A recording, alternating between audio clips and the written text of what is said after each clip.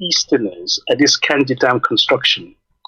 This was one of the sites of the worst slaughters for people of Eastern origin. This is what happened. It was a combined operation between the police and the civilians. The most important witness was somebody called Clement Biafra, who recorded what happened to the situation. So it's not a hearsay, an eyewitness. On the 29th rather, and 30th of September, there was mass killing, which has continued to the worst of them to be in Kandy Dam police station, in front of police station. And this is what happened. A police van was fitted with a loudspeaker. It went round the town, informing any Easterner who wishes to go back to the east to assemble at the police station in order that the necessary arrangement could be made for them to be evacuated. This piece of news, of course, spread, was received with joy for all those of us, according to him, this witness, who wanted to escape. They thought this gesture was, in fact, made in good faith. It was otherwise, as their subsequent experience was to show, was the opposite. So when the remaining Easterners they haven't killed have heard about there will be a possibility of them being evacuated, so they assembled at the police station with all their loads, and they sat down waiting for further instructions for their repatriation. Little did they know that they had come to face their death. So it was, in fact, an appointment with death, according to him, for the next moment. What happened then, a group of unruly HAUSAs, that's general term for those in the north, appeared once more with their death weapon, chanting war songs, grinning at us, and positioning themselves strategically around the building. After a time, the policemen arrived in great numbers, and they asked us whether we were now ready to go back to the region, to our region. Of course, we joyfully answered yes. Then one of the house's civilians stepped out, mockingly asked us if there was anything we could do if he began to shoot at us. Now, before he had time to answer this question, he had already let go of his gun in our midst. So therefore, a frantic scramble to escape ensued. The police participated in the killing of many of us. During this shooting, I lost a relative, Mr. Ralph Nwa BC, who was aged 26, a motor driver with Impreglio FEA Kanji. The looting of our property started simultaneously with the killing. From a corner where I was, I could see the police helping the civilians to make away with our property. All my properties were carried. So it's not enough to state all this. This person now had to be cross-examined in front of a judge. And the question is, this massacre at the police station, Kandy Dam, what date would that be? He said on the night of the 29th September. Remember, back in Lagos, they were having a meeting after the July killings to have a discussion on how to move Nigeria forward. There was a meeting going on, and then the killing broke out again in September. Okay, so this was the background. Now, around that time, the thing then in the court was, at what time? He said around 9 o'clock and 10 p.m. when the whole thing started and continued. The next question was, would it be correct to say that Easterners were tricked into assembling at the Kandy Dam police station to enable them to massacre you? The answer was yes. And then he was asked again, and the trick was practiced by, he said, well, it was performed by police. The question, you, law-abiding citizen, trusted the police as your protectors? The answer is yes. Would it be correct to say that were it not for practice on you by the police, perhaps these vandals might not have had the opportunity to slaughter you as they did. They say they might not have had the opportunity to slaughter Easterners en masse. That's true. Now, immediately before the attack on the 29th, how many Easterners will you estimate gathered at the police station? Or you said very many. Give me an idea. Said about 2,000. Now, during the lengthy cross-examination that followed, the witness gave further details of the police civilian formation and preparation for the attack. Let me cut this story long, which is a bit long, short. Basically, these people brought in new, fresh police officers from a different region in Nigeria to surround the police station and remove the ones they were familiar with, and they were used in addition with mob to kill the people. They went around asking, assemble at the police station if they want to get back to the eastern region. So that's one of the repulsive bits of the killing of the eastern. They were lured into the traps, okay? And so it's not the first time they've done that trick. In Kanu, which we're going to look at shortly, they use the same trick because they say, oh, the train will be leaving such and such a date, so you all gather, and the act made it easier for them to slaughter many more, okay? So that's the trick was being used, and the tribunal uncovered this. So the next, I'm going to move now to Kanu at the time. Kanu, as you know, is it's a very, very busy ancient city in the north. It has a national airport. Okay? So this one was witness called Okpawa, your pardon, P.I. Okpawa. Is witness number 125. So what happened to him? He said, I was shot from the back. They raised the occiput, which is the back of your head, back of your skull. And he fell down and lost consciousness for a time. Had that bullet gone a little deeper, his brain would have been, of course, blown out, and he would have died on the spot. On the other hand, had the wound been a shade slight or less, then he would have lived, and he would not have lost consciousness, and of course the army would have come and shot him like the other people. So this is the part of the story which he told us that happened to him in Kanu. He said, one soldier ordered us outside and asked me, this was in the actual airport when they appeared. The other story was that all the big wigs, they came with their white agbada, all the politicians,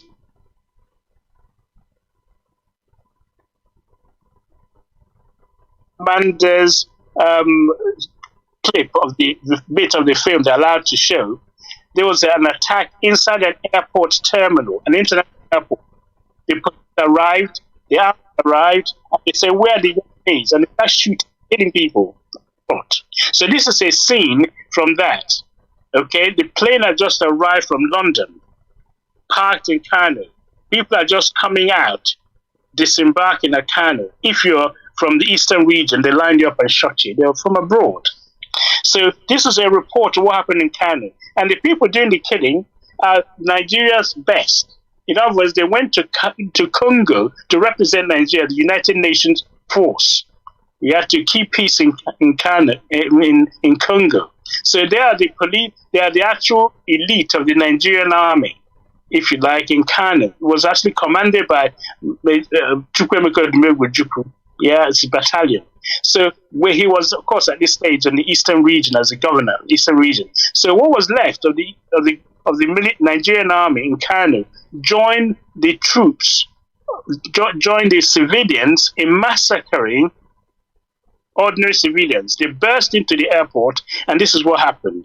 So one soldier ordered us out and asked me where I was from.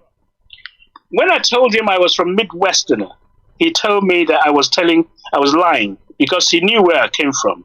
What I heard was a bad turn, quick march. I heard a shot behind me, and I fell down and passed out. How long I was there before I came round, I could not tell. But when I became conscious, a heap of dead bodies, men, were on top of me. Some still breathing, the others stone dead. It took me some time to extricate myself from the dead bodies heaped upon me. I crept over other dead bodies and I tried to hide because soldiers were still shooting people down in the hiding places in the airport. Presently, I found myself in a big kitchen, and the whole length of the breadth of that was littered with dead bodies. 2 HAUSA stewards in the kitchen refused me entry until I paid them £5. And within seconds of my entry, about 5 armed northern soldiers entered the kitchen, shouting, "Are there any more Opera brothers left to be shot?"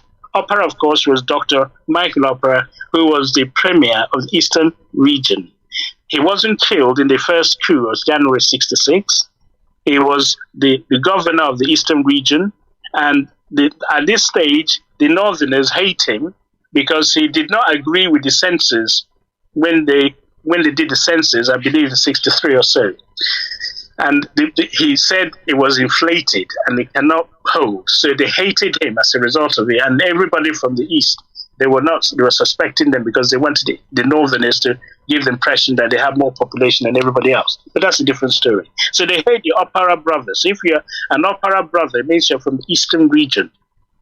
So they will go around literally hunting them down and shooting them. So he said, "Are there any Opera brothers left to be shot?" Okay, I was again saved because I lay among the dead and pretended to be dead also. So when I could no longer hold out, I got up and walked to the table where one of the stewards was sitting. I shouted, "Please take me to the soldiers." At this stage, I was getting fed up. So he said, "I can no longer stand this strain." Now somebody emerged from under the big table on hearing me. It was Mr. Lekiti. Mr. Lekiti is a Ghanaian who apparently was hiding from the savage soldiers. He decided to give ourselves up to the soldiers. He was my uncle, and I was his nephew. That was the plan. This strategy worked wonderfully. And when the soldiers heard of us, they shouted in unison, "Why were you hiding?" He said, "We don't want to be killed. We don't want to kill Ghanaians. So why are you hiding? They are our friends. Yorubas, Effiks, all are our friends. We are after Opera's brothers." So they're specific. If you're wondering about the definition of genocide, you would normally target a specific ethnic group. So this is an example of it, soldiers themselves declaring that they're after Opera's brothers. Now, we are going to finish them off, he said. They took us upstairs where we saw more dead bodies, some of whom I recognized. Now, Mr. Lekiti and myself gave the soldiers £10 for drink.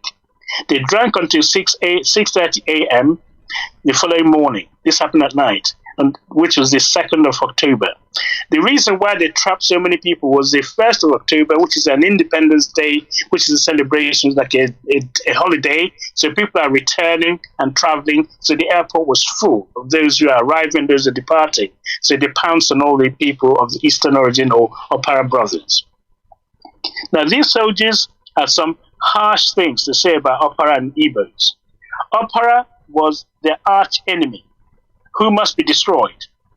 Why did they kill our leaders while Opera Zik Osadebe were left out? If I wonder who Osadebe is, Osadebe was the one who was the governor of the Midwest, and his name suggests Igbo. Zik, of course, Azikiwe, who was the president, was like a queen equivalent of the first Republic of Nigeria at the time. He wasn't in charge, but he was the first, he was like the queen, the governor general equivalent. So you have Opera who is Igbo, Zik who is Igbo, and Osadebe who is Igbo. They were left out of the January 15 coup. And this was really irking them and really annoying them so much that they want to kill everybody who is from Igbo. Okay, so Mbadive, they said, was the only Igbo man who would be spared on this march to Eastern region. So we're already planning to march to Eastern region. Okay, so this killing was happening in end of September, first week of October, 1966. They are planning to march to Eastern region because he was a good man. They're saying Mbadiwe is one who had the opportunity to make Enugu an international airport. Instead, he messed up and moved it to the north, as usual. Now, all other Igbos must be destroyed. Of course, that's the impression they give. If you're good to them, then they try and spare you for the time being until they get to you in the end. Now, at 7 a.m. that same Sunday morning, they asked Mr. Lekiti and myself to get ready because we are going to show you how we have dealt with opera brothers and sisters. So the soldiers took Mr. Okwawa, who is pretending to be the nephew of Mr. Lekiti, who's a Ghanaian. They took us to the railway station in an armed Land Rover, an army Land Rover. And there we saw a sight which I would never live to see again to my dying day. Over 600 men, women, and children have been mowed down. They have been killed while they were waiting for a train to take them to our region. A few of the children were still creeping over their dead mothers, shouting, "Mama, I am hungry. I want to drink." Some were sucking at their dead mother's breasts and left them to suck on. It should be borne in mind that 3 days earlier, this is the annoying bit, 3 days earlier, before this unprecedented massacre, it was announced over the Radio Kaduna, some called Radio Fusion Kaduna Network, that a passenger train would be leaving Kanu for Eastern region on the 2nd of October, and that all those wishing to travel should report to on 1st of October at the railway station.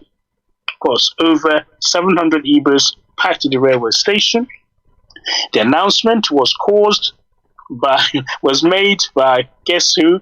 A Mr. T. George. Mr. T. George is a senior train officer who incidentally is a native of Idoma. He was educated at Methodist College in Uzakoli. So he was a member of the Nasarawa Club and attended all the meetings where they made the decision to kill all the Igbos in the north. Now, when all the Igbos had entered the railway station, he ordered that the gates should be locked, so they couldn't get out. They drove us to the local running shed. So I just showed the background. We tell you what happened at the Kanji Dam. The police went to the siren. Everybody who wants to go, come to the police station. Here, they made on the radio Kaduna very popular by somebody who they are familiar, hearing their voice, someone from Idoma, who was at the Uzakoli, which is in the east, where he schooled.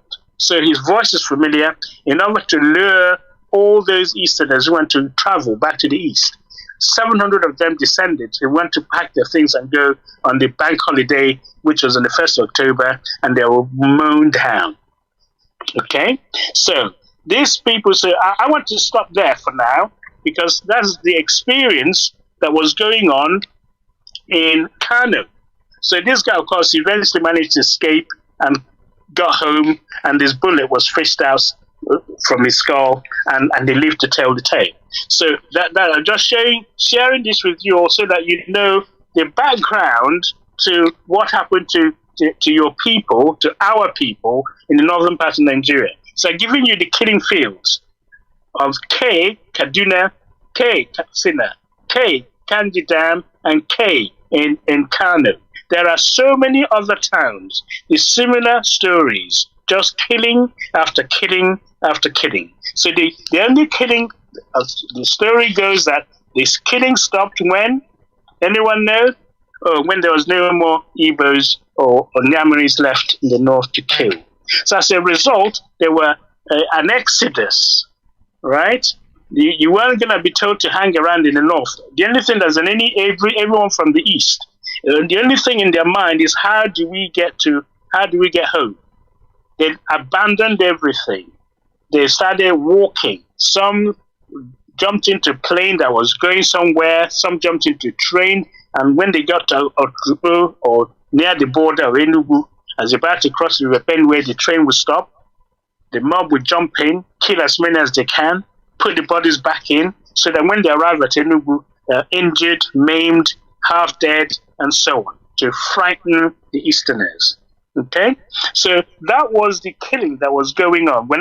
I'll now quickly speed up and take you to the scenario then of what happened when the Igbos or the Nyamalis left the north. Yeah, it would be interesting to know where the houses, the Sabungaris, what actually took place. What happened then? Now you got rid of all the people of the eastern region. So, as evidence, I present before you a report from New York Times. Somebody called Lloyd Garrison, who went back to the Sabungari in the Kanu. Yeah, he went there on the 7th of December to report what was the state of affairs after the Igbos have left Sabungari. Yeah, it's good to look at it now from the other side.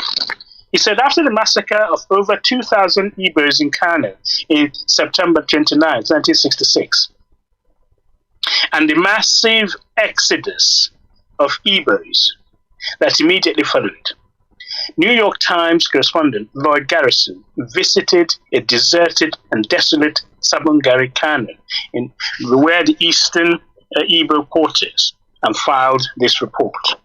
Okay, so you understand the background. The killing has now stopped because no more Nyamaris to kill. Okay, now somebody needs to go there and find out what has happened.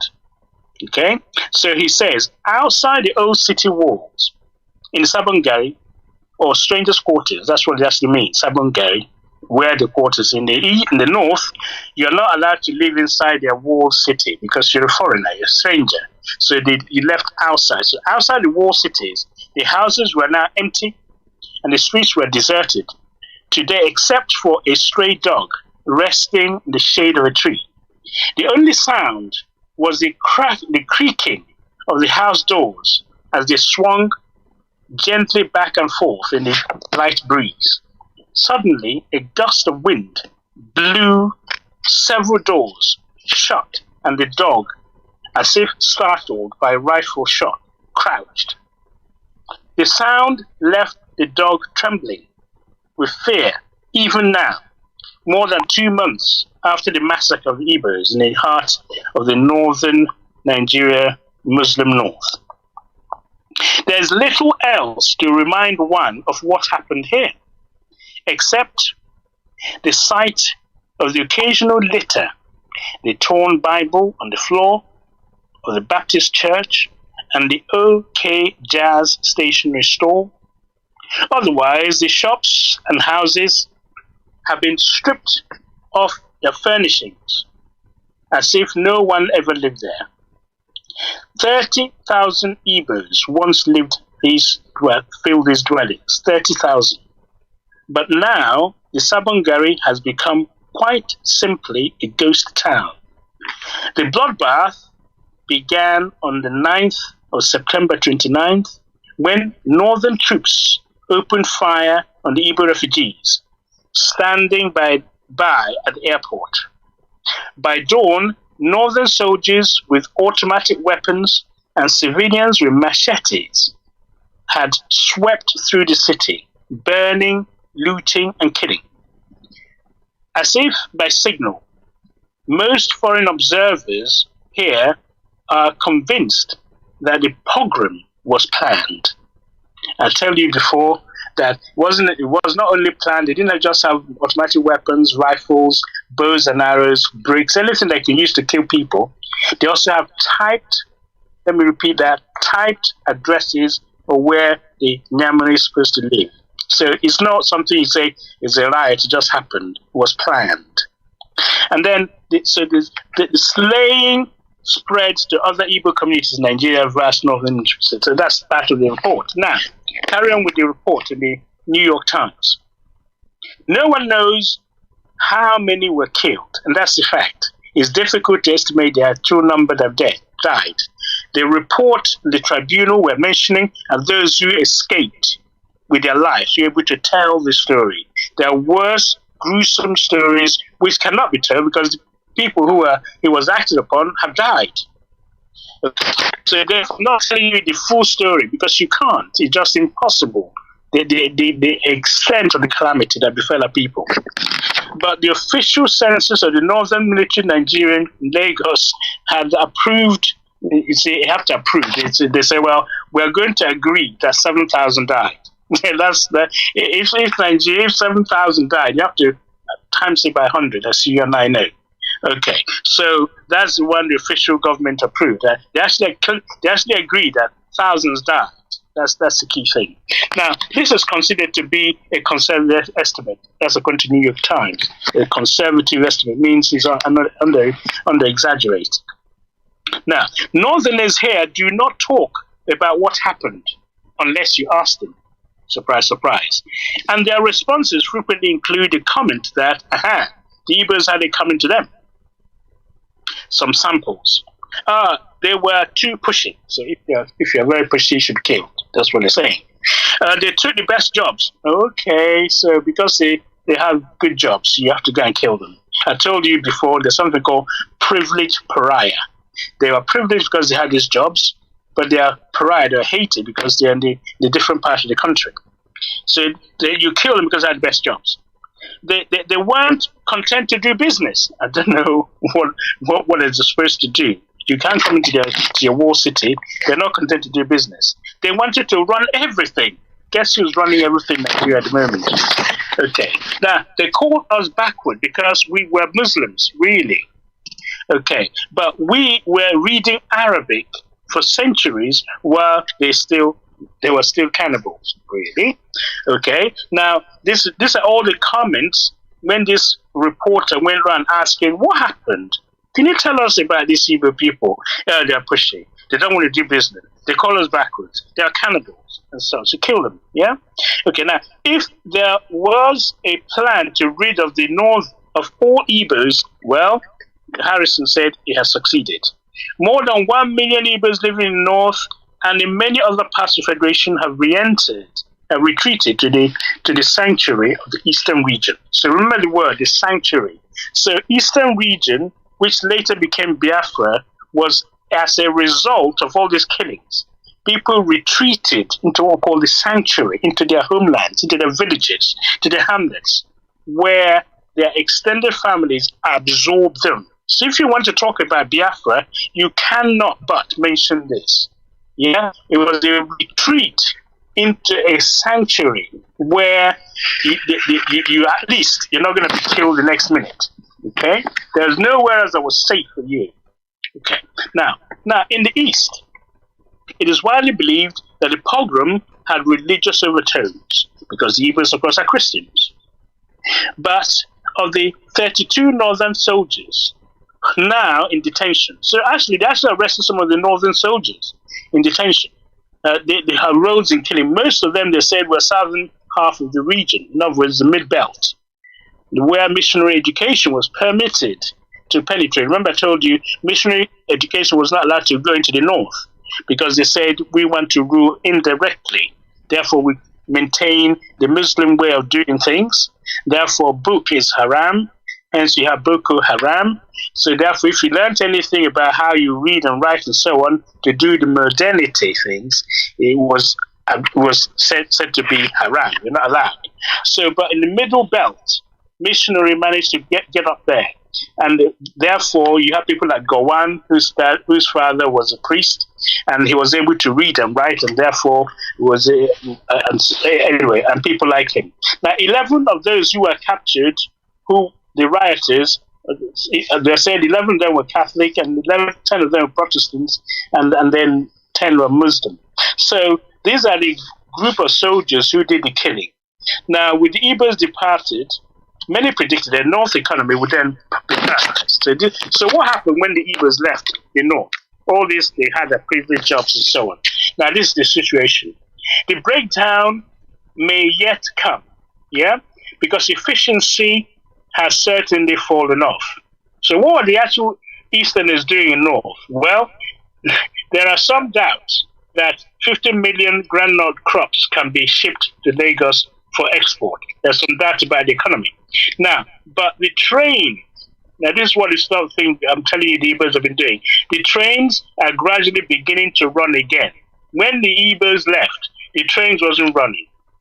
So they had to get European engineers okay, to help run the trains. Before that, they didn't need foreigners to run the trains, unless you see Easterners are foreigners, of course.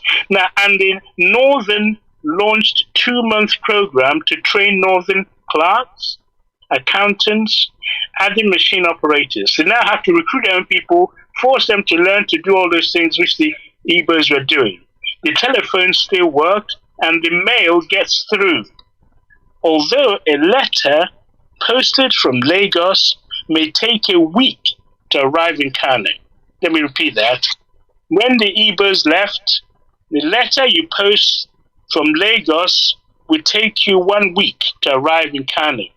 It used to take 2 days. So that is the type of efficiency the Easterners were providing to the Nigerian economy. 2 days from Lagos to Kanu, your letter will be in your hand. Okay? When they left, it took a week. So Nigeria went backwards when it comes to running its commerce. Okay, now for too long, says Aminu Kanu. Aminu Kanu, one of the politicians, said for too long, we've been letting outsiders do things for us while we sat back relishing our traditions. Now, he says, now we will have only ourselves to blame for not advancing into the 20th century. But we must do it ourselves. So he recognized that there was some issue between them not being in touch with modernity. They now have to wake up and start doing things which the so-called Nyamuris were doing for them. Okay, so I parked that one side. So that is the background which I'm trying to bring to you to appreciate what has happened when the Igbos left the northern part of Nigeria at the time, between, October to December. So there's an issue before Biafra is launched, what was happening to Nigeria. So in the north, they have emptied the north of Igbos. Okay, in the west, although some stay behind, the majority of them are run back to the east, to this sanctuary we're going to call Biafra. Now, so the same reporter, Garrison, okay, Lloyd Garrison, for New York Times. What did he do? He went to Enugu, the receiving end, where the Igbos are run to, went to know what was happening on that side. He said, after over 1 million Easterners from the north poured into Enugu, this is a report, on the 9th of December 1966. So now, he says, there's an estimated massacre of Igbos in the north, in Kanu, for example, and other parts of Nigeria. New York Times correspondent Lloyd Garrison visited all right, Enugu. Mazi, I need to ask you some questions. As you know, I have to interrupt you now and then. It might look a bit rude, but we have to do that. Listen, Mazi, I am so I don't know how to describe it, because I'm busy listening to you, knowing as a person who was born after the war, this whole thing for me is a nightmare. Now tell me, what is it about our people that we will wait for the last minute till when the knife is on our neck, we will not run for our life? And I mean, it is not just then, even today, we know that we have millions of our people in the north. And if anything has to happen today, it will be back again to history. Please go ahead. Okay, to answer that one, you have to also understand the background to how Nigeria was in the 60s.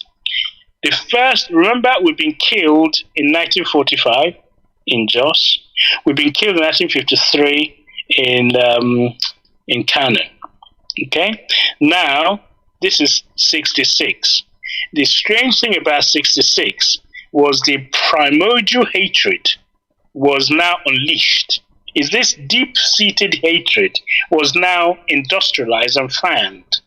The emirs was at it. The soldiers were joining in. The civilians were joining. You can't call it a riot anymore. In fact, it was planned to empty the north of anyone from the east. So that is this now an industrial scale killing.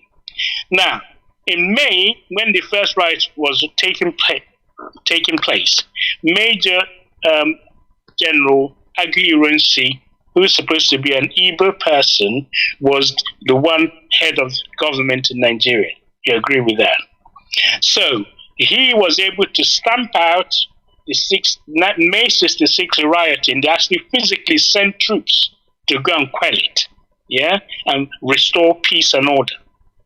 Ojukwu told those people who managed to escape, it's okay, you can all go back now. There'll be no more killing. This is the last bloodshed we're going to have, so that we will, there'll be peace. His friend, Emir, Bayero Emir, who he made the chancellor of, University of Nigeria and Nsukka, much to the consternation of Nnamdi Azikiwe. Nnamdi Azikiwe helped to form the university. Okay, Ojukwu made a northern emir a chancellor. Okay, at the heat of the '66 when he became the governor. So now this friend of his reassured him that there'd be no more killing. Okay, so people, particularly from Newi, then went back because they listened to Ojukwu. Then went back to the north. Then what happened? They got killed again.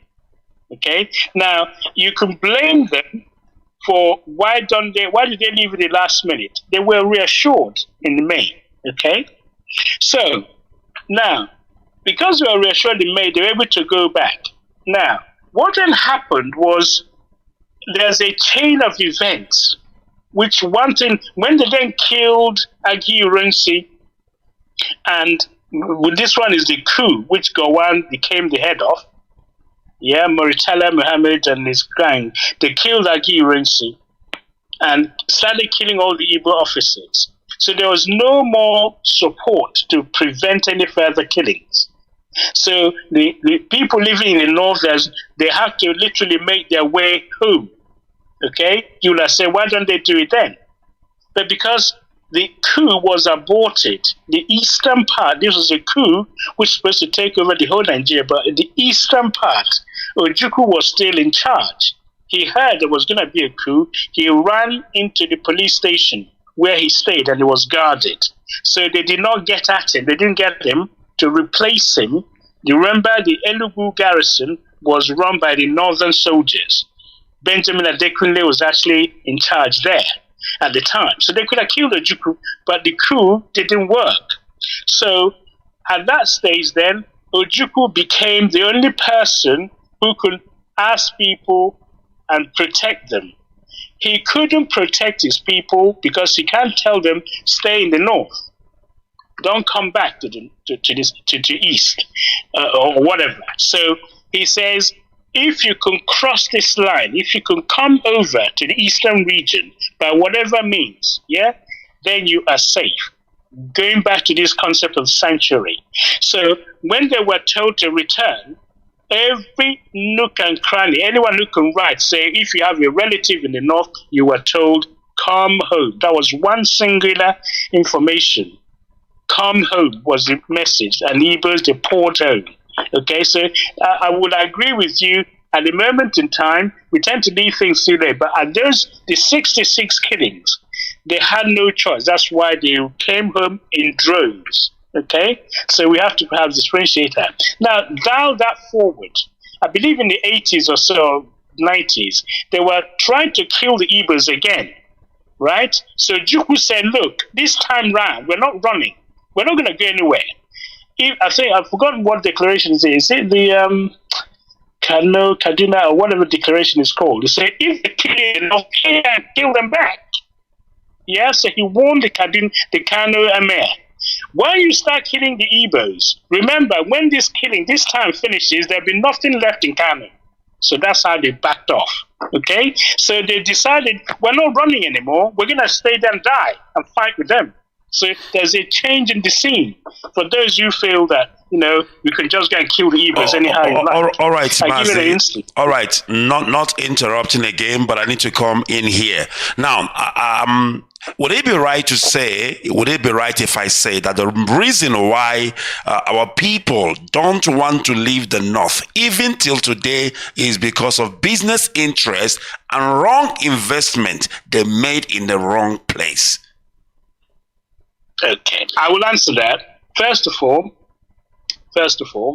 there's also, in addition to what you said, there's this concept that they have built a house, they have a hotel, and so on. So if you join Biafran struggle, we're going to lose those hotels, we're going to lose those houses. There we go. It's an erroneous, it's an erroneous understanding, because as of now, this very minute, your house, your business, whatever it is you build in North cannot be guaranteed.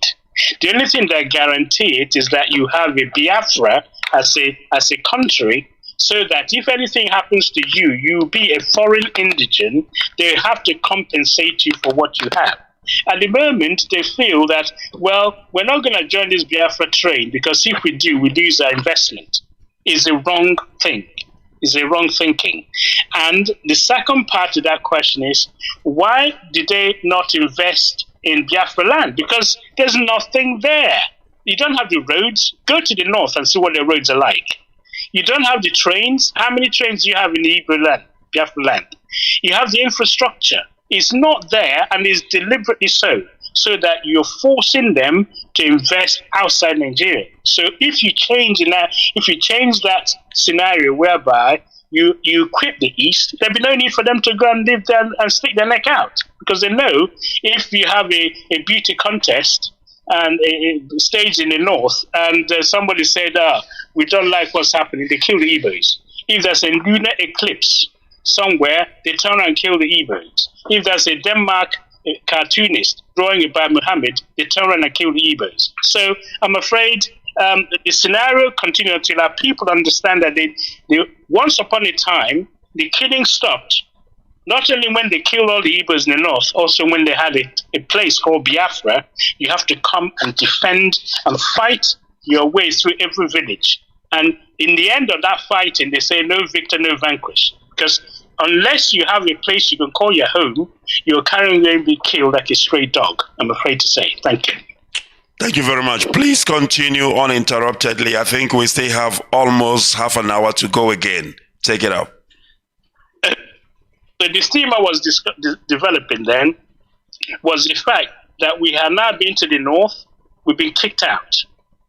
The report from the garrison, from these garrison guys, this is the background in the north. Things are not running as efficiently as they think they're good at. Yeah?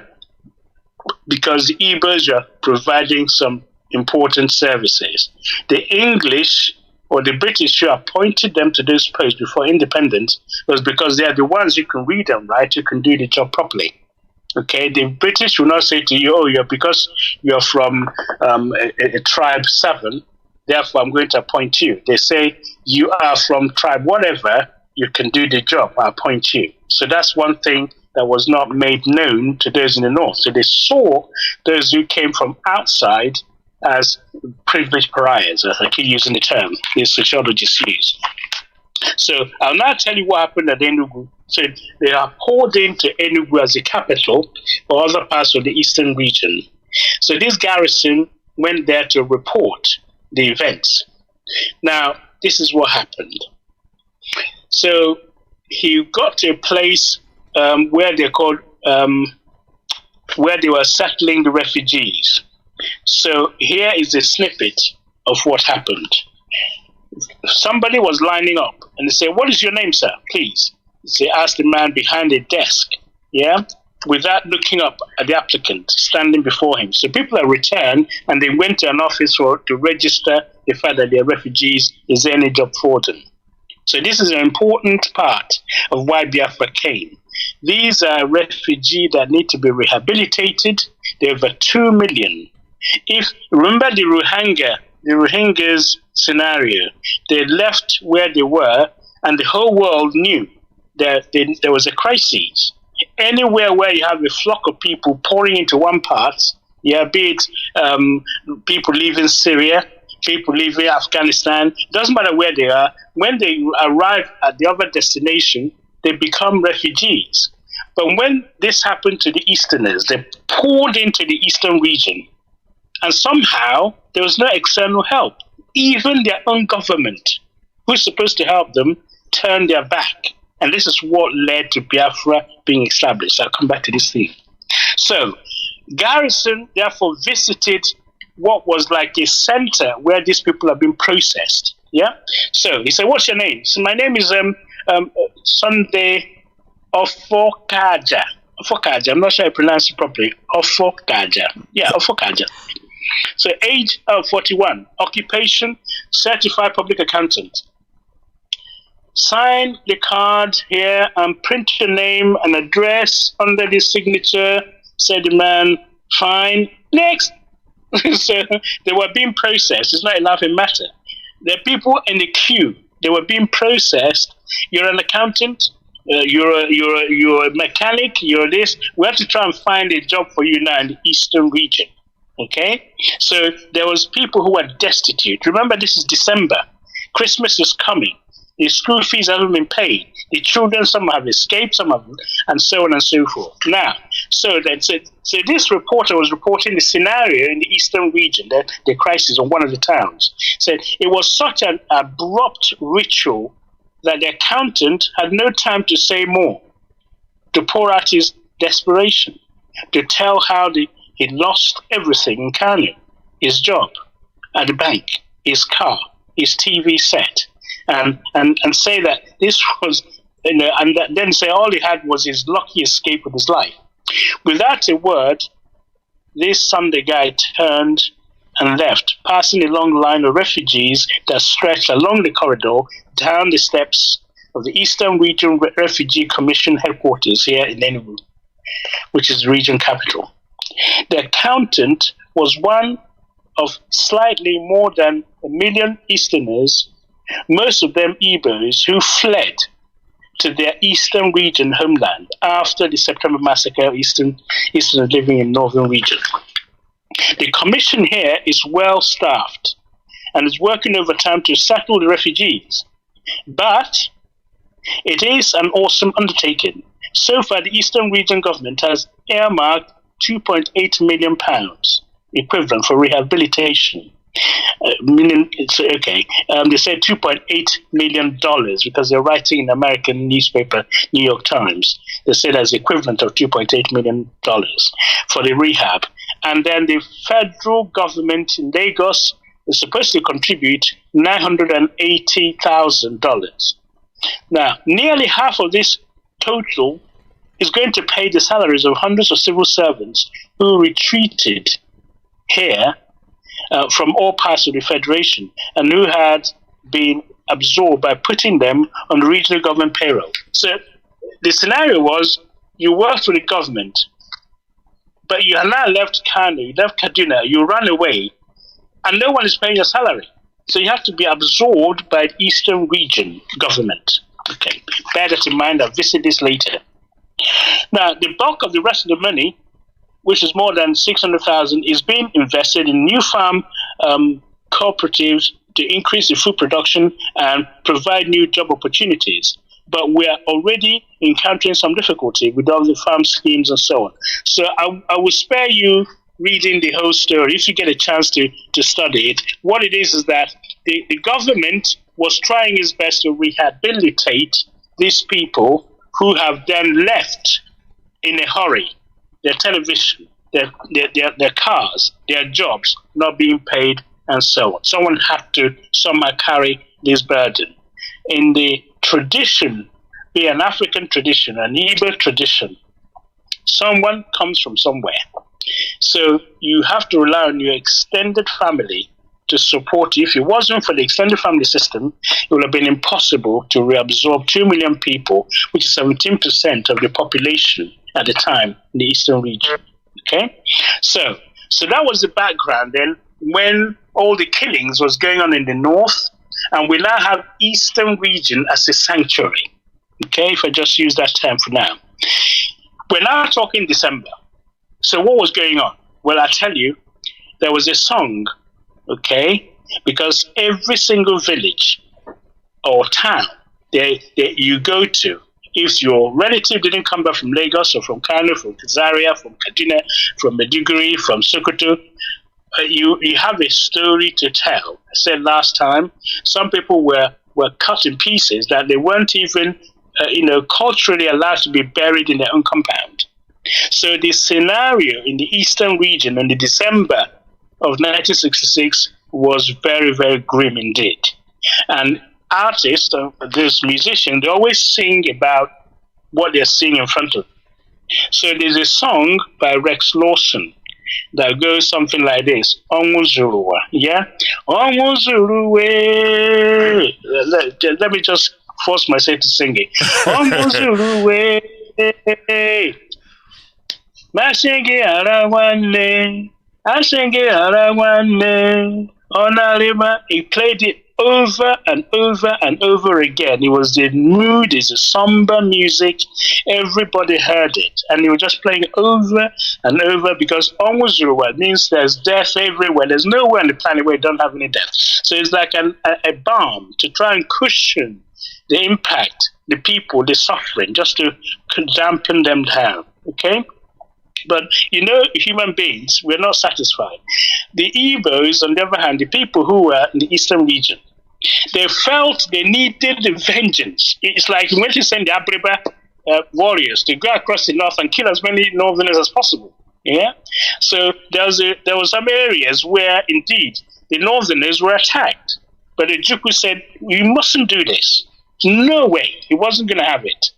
So you needed some strong leadership at that time. Otherwise, you have internal killings everywhere. So Juku forced them to remain calm. And in fact, he went and rounded the northerners and spoke to them in the Hausa language, asked them to pack their things, and they would be escorted.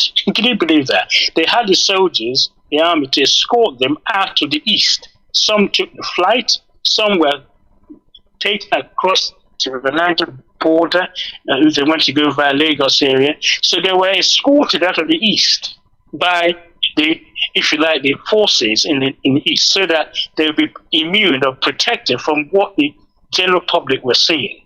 Okay, so it took strong leadership to be able to dampen the anger that was welling in the eastern region. Okay, so this was around December.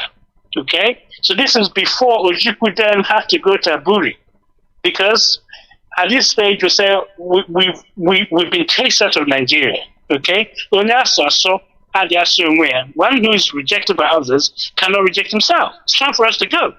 We're going to lose a lot, but it's time for us to go. And this is what Ojukwu has to tell them.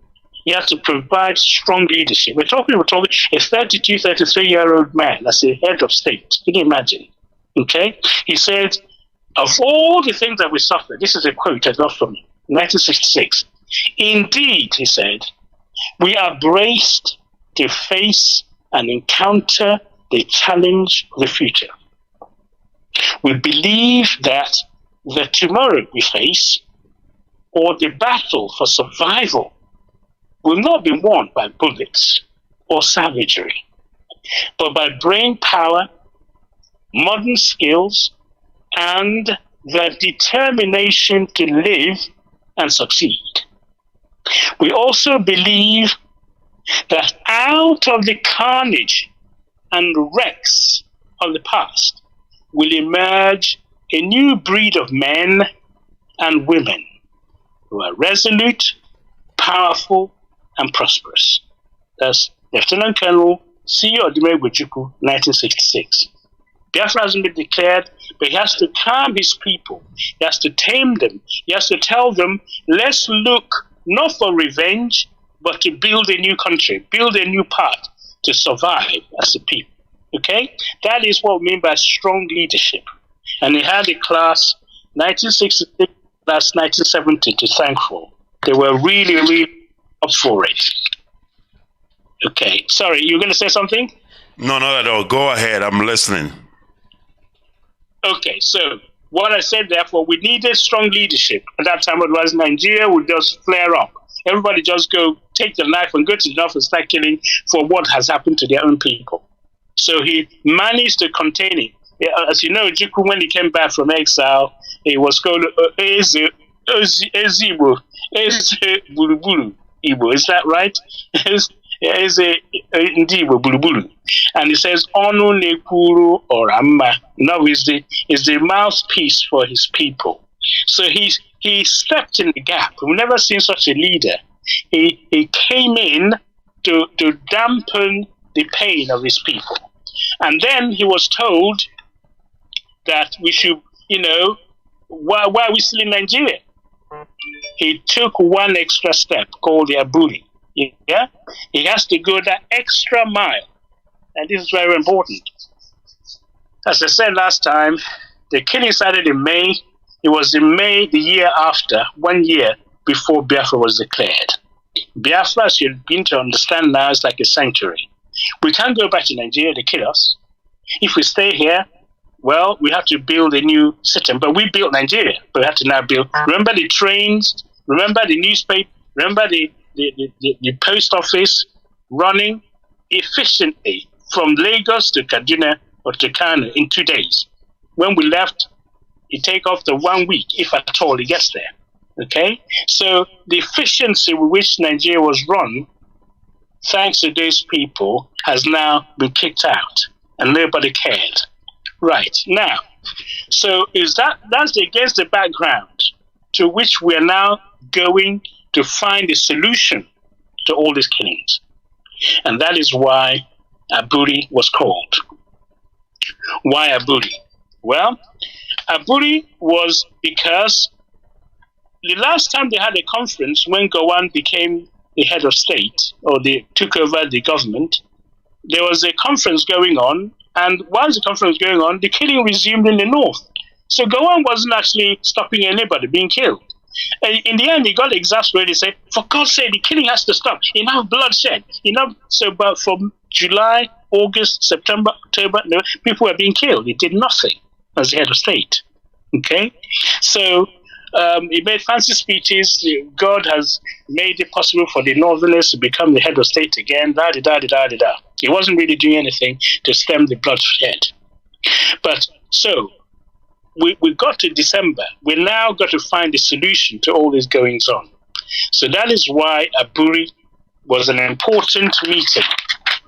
The Aburi meeting, I bring the British in a bit. The Brits were looking for where we're going to have this conference.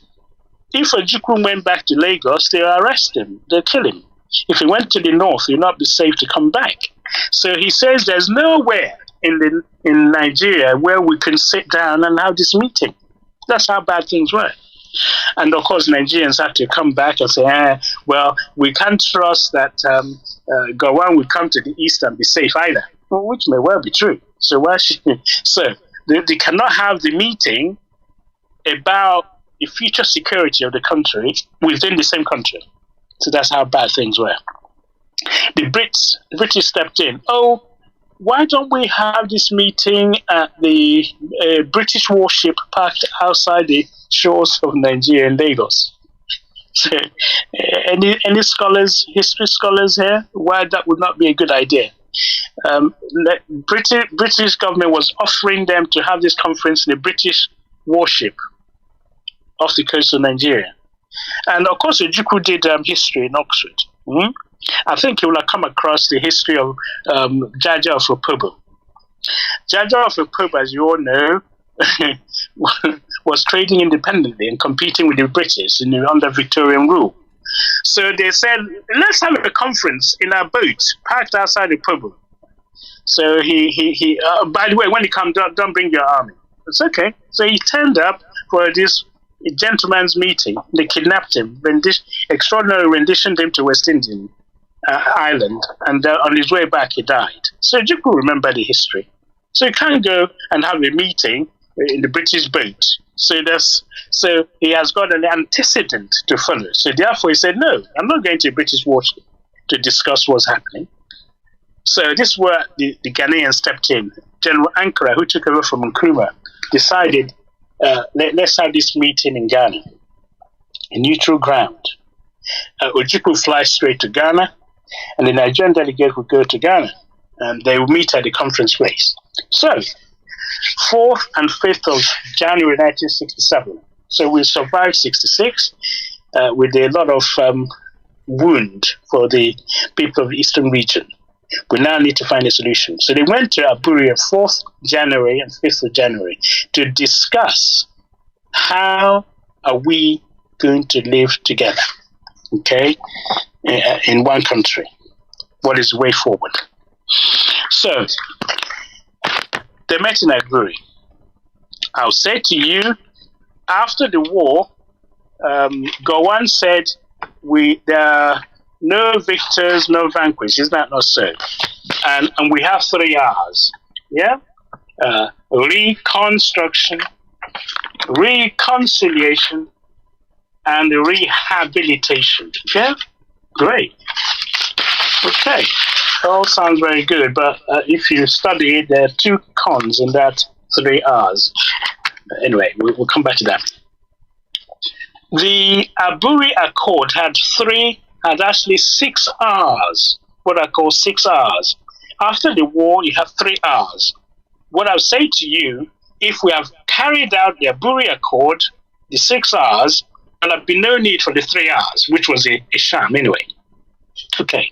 The first R of the Aburi Accord was the renunciation, okay, of the use of force to settle Nigerian crises. That's the first R. Yeah? We are not going to use military force or any other force to sort out Nigerian internal problem. Renunciation of force was number 1. They agreed to that.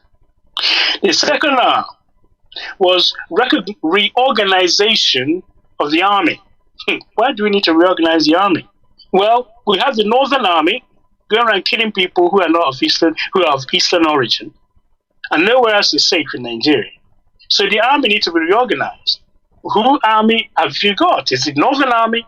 Is it Nigerian Army? Is it Yoruba Army? Or is it Eastern Army? So the army needs to be reorganized, and they need to stay in their own station, their own regions. Because if you're an army officer of Eastern origin and you go to the north, you may not come back, and vice versa. So the army needs to be reorganized. That's the second R. The third R is what they call the regional autonomy. Yeah, you have to return to the regions, because the whole rioting, they say, UNC brought Decree 34 and tried to force everybody into becoming one country instead of their regions. We want to have our regions. So all the decree, when the military came in 1966, was rescinded, and they returned to regional autonomy. That's R number 3.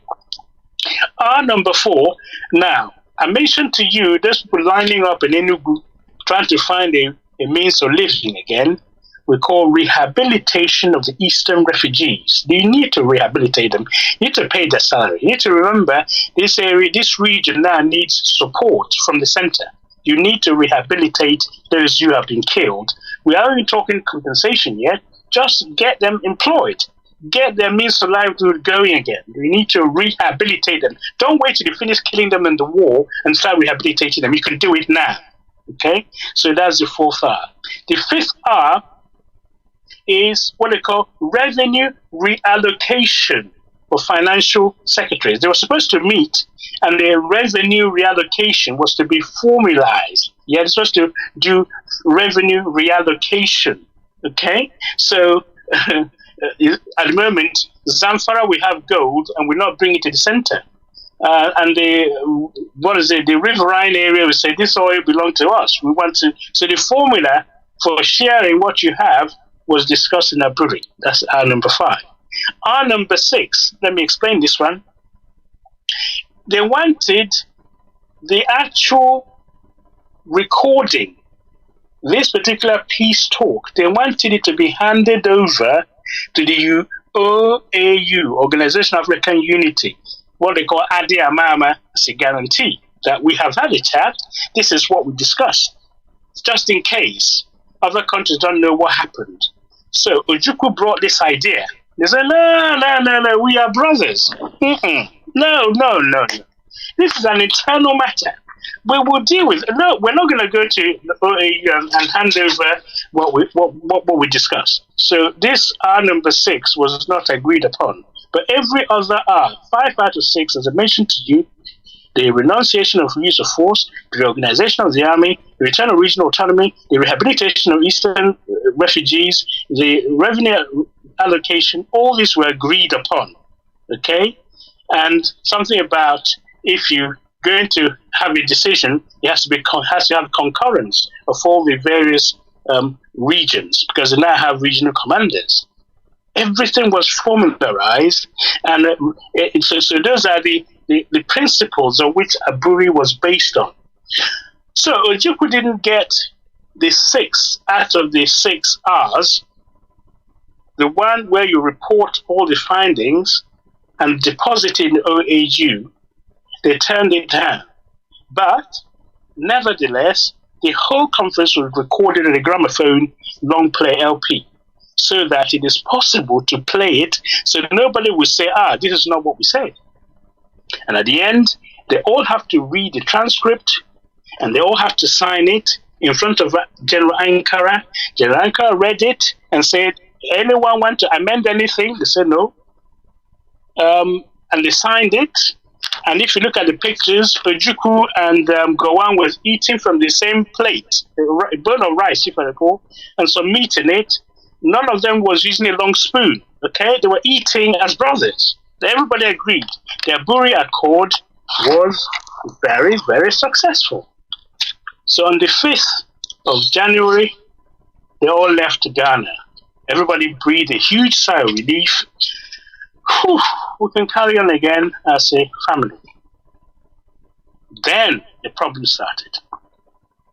The problem started because when Gowon got back, the permanent secretary started saying, did you know what you signed? Do you know you signed away Nigeria? Really? We're going to be a confederacy. What's that? Well, Ojukwu have confused you people. You know, he went to Oxford. Very, very sad. And maybe I'm over dramatizing this. This is very serious. The highest authority in the country went and had a conference. They signed a form, which they should abide by, and then one side decided not to agree with it any longer. This is where Nigeria was destroyed. Okay? So not only were the Easterners kicked out of the Federation, they tried to come back in a way that will accommodate everybody. Okay? And this was turned down. Gowon, instead of announcing, this is what we have done, this is announcing to the nation, this is what we agreed at Aburi, this is what we're supposed to do, he decided, maybe I gave away so much. So what exactly did you give away? Yeah? What did you give away? Yeah? Did you give away the fact that renunciation of force as a way of solving the problem is not a good idea? Is that what you gave away? What about reorganizing of the army? What have we got now? We've got Boko Haram in the army. Yeah? So-called repentant Boko Haram in the army. The Nigerian army, who are they protecting? The army is not reorganized. If it was reorganized in 66 or 67, we wouldn't have this mess. We'd have an army which is neutral and able to respond to any threat to the nation.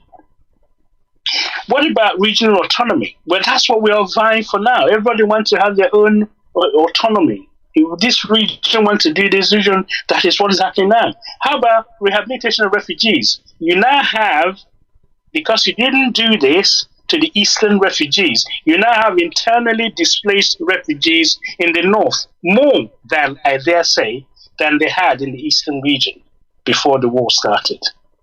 So failure to rehabilitate the eastern refugees have left you with more internally displaced human beings in the Nigerian than they had. So another failure. Okay? Revenue allocation. Well, Zamfara will discover gold and will not bring it to the center. And those who have oil bring it to the center. And how long when this run out? Nobody wants to contribute. Everyone wants to take from the center and not allocate accordingly. Okay? So there are issues then as a result of the failure to carry out the 5 R's on Aburi Accord. You ended up with a war, okay? Because renunciation of the use of force was abandoned, and you used force to force people back in to the country. So that's a failure number 1. Because of that, renunciation of force was not applied. Officers and gentlemen, you ended up asking for 3 R's. You ended up having to reconstruct areas where you destroyed in your 3 hours. You have to reconcile with the enemy. Yeah, your brothers and sisters supposed to have been in the same country. You need to reconcile them. And then you have to do rehabilitation. We should have used the funds to rehabilitate those refugees in the first place. But the rehabilitation, which you did after the war, was a joke. Because rehabilitation started, or reconstruction started in Festac town in Lagos. You built a brand new stadium, and then you carried on. It's not coming to the east. You moved it to build a brand new capital in Abuja. So the area where you had the war, you just ignored it. So there's a lot to learn from Nigerian history about what happened at Aburi. And they're still thinking about it. The failure to implement Aburi is what led very, very rapidly to the nosedive that created Biafra. All right, this is where we headed in the first place. So January came. Mazi, can you hear me? Everybody, Ojukwu got back and celebrated. Aburi was a success because you remember he was being told, "Don't go because there's nothing to. We can't trust these people any longer." You told us to go back when they killed us in May. They didn't. They carried on killing us. Now Aburi, you brought Aburi. What do you think will happen if Aburi is jettisoned? Do you think Ojukwu will ever be trusted again? Okay, so all right, Aburi, Mazi, can you hear me? Yes. All right. I'm going to give you a 5 minutes break, and we'll take a break this side. I mean, you've been talking for more than an hour, and that's not an easy, it's an act. So I want you to get some water, and we will come back in the next 5 minutes, and then, of course, you will start wrapping up. I feel like you can talk the whole day today. That's the mood I am in. But I'm willing to give you even another 15 more minutes. But let's take a 5 minutes break, and we'll be back. All right. Thank you very much. Thank you very much. Okay. All right, we will take a quick break and we will be back. We are talking Biafran History 101, Part 4. And with me, of course, is Dr. Okachi Lewis, all the way from the United Kingdom, telling us our history. Bob Marley said, if you don't know your history, then you're lost. You will not know where you're coming from. And also an Igbo adage says, and I quote, and this is Constructive Argument with Mazi Ikechukwu on Radio Biafra. This is Constructive Argument on Radio Biafra with Mazi Ikechukwu. Bring your argument, and we've got the solution. Constructive Argument. We hit below the belt. Radio Biafra. We've got you covered.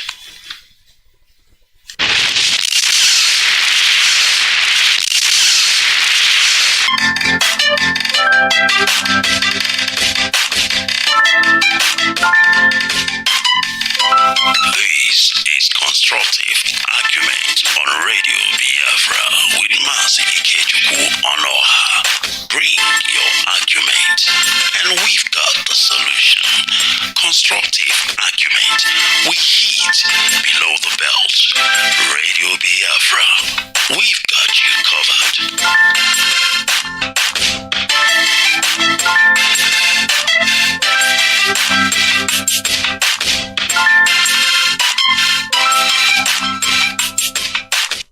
Now, this is a live program for those of you who might think it's a recorded. It is live, it is direct. I've got my pen, my paper ready, and I'm learning, and I hope you are. Let's go back to Dr. Louis Okachi. Mazi, can you hear me? If you can, please take it away, and I will give you 15 more minutes to the top of the hour, and we will call it a day. Please go ahead. Thank you very much. Can you hear me? Loud and clear, and the whole world is listening. Let's do this. Okay, so we just quickly remind ourselves, we just talked about Ojukwu going to Aburi as the last resort, and his people are waiting with bated breath to see whether that will help them survive the killings they endured. So Aburi was hailed by those who were there, including by the Ghana head of state, as a success. It was done behind closed doors without any outside interference. But when they got back, those who were supposed to take the decision as the Supreme Military Council, who were the highest authority in the land, somehow decided to backtrack. They said, what we signed is not really in the best interest of the nation. I'm not sure which of those R's they want to change. So January came, Ojukwu announced that on Aburi we stand. Aburi is something his people hope will allow them to have some catch their breath from all the killing. But even then, remember what I said, he told them in May to go back, everything will be okay, they got killed. Some who stayed got killed, so there's nowhere safe. They went to Aburi as a last resort. Now, instead of implementing Aburi Accord, they're now dragging their feet. They're going back. So January came, the 4th and 5th, after the conference, nothing was implemented. They started leaking some of the information from Aburi, which wasn't accurate. The Ojukwu had to counter it by releasing the gramophone play of what the conference was. And of course, if you're trying to fool the Igbo people, you just ask to hear what one person has said. They want to hear the other side. So they have listened to the Aburi Accord on the long gramophone play, and they printed a shirt on Aburi We Stand. Yeah, that's really it. The Ojukwu also made a stand on Aburi We Stand. So they printed a T-shirt on Aburi We Stand. So that started selling a hot cake. But what was happening is as January rolled into February, there was a suspicion that Gowon was not going to carry out the implementation of Aburi. It's really a kick in the teeth. So there was, if you like, it's always good to look at outsiders' recording, not Eastern region or a Biafran person, an Igbo person. New York Times stepped in on the March 8th, 1967. They reported that Ojukwu has addressed the press meeting, about the increasing difficulty the Eastern region was having with Lieutenant Colonel Gowon, who was the federal government. Referring to the differences, he said, Ojukwu said, I cannot see us bridging seeing them bridged, the differences between the Lagos government and the Eastern government, because they're not implementing what we said. Okay, it's now 2 months. Remember, it happened in January. 2 months since the Aburi Accord, the government therefore moved, concerned about the deteriorating situation. So it was the Ghanaian government was now really getting concerned. So what was happening was that after that meeting, and implementation was not going on, so Ojukwu started stating that, look, if you're not going to carry out all that we have said, okay, it is going to be necessary for us to take alternate measures to safeguard the security and safety of our people. So when he said something like that, it became like a warning shot to Gowon. So Gowon was saying, hang on, we're going to resist any invasion. We're going to resist any secession. But no one is threatening secession. But Ojukwu was saying to him, we have a problem. The people who have run away from the north, from other parts, need to be rehabilitated. You're not doing anything about it. And it's part and parcel of the agreement. So they say, well, if the East secede, this and that and that. So Ojukwu said the East is not going to secede, but we'll see if attacked, of course, we will defend ourselves.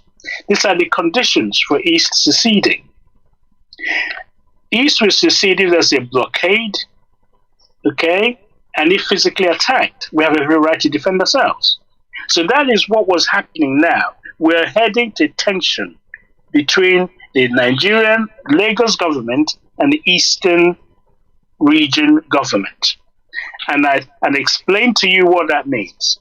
Ojukwu said in February that if by the end of March 31st, the Gowon has not started paying some money towards the rehabilitation of all these people and implement their Buri Accord, then he, Ojukwu, will have to do something to secure his people.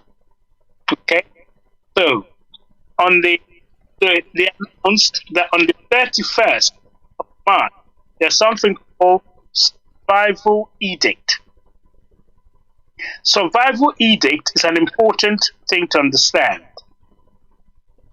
It means that every tax collected in the eastern region, right, instead of paying it to Lagos, you now paid that tax to the eastern Nigerian government, which you're going to use to pay for rehabilitating people where you have extra places in schools, extra hospital requirement, all the infrastructure you need to do for the 2 million are poured into that part of the country.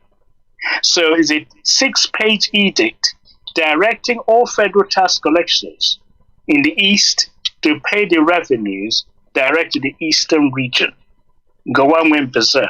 So you can't do that. He blockaded the eastern region. He sent a gunboat to blockade them so they can't transmit anything outside.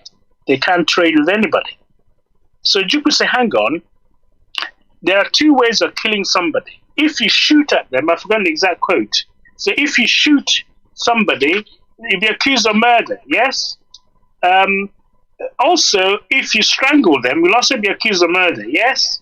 So it says the East will succeed if attacked. A physical attack, which is or an economic blockade. He said, we all know when you pick up a pistol and shoot a man, it is called murder. And equally so, when you strangle him. So what Ojukwu is saying is that if you're going to strangle our trade, yeah, so that we can't trade, then we're not going to be able to survive as an entity. And I can tell you for free, before the war started, commodities like salt immediately started becoming expensive. So we're already on economic blockade before the war started. People don't know this. So Nigeria imposed a blockade in the east because Ojukwu was saying, I'm going to collect the tax in the east. I'm not going to send it to Lagos because they're not using it to help rehabilitate these people who are desperately in need of rehabilitation.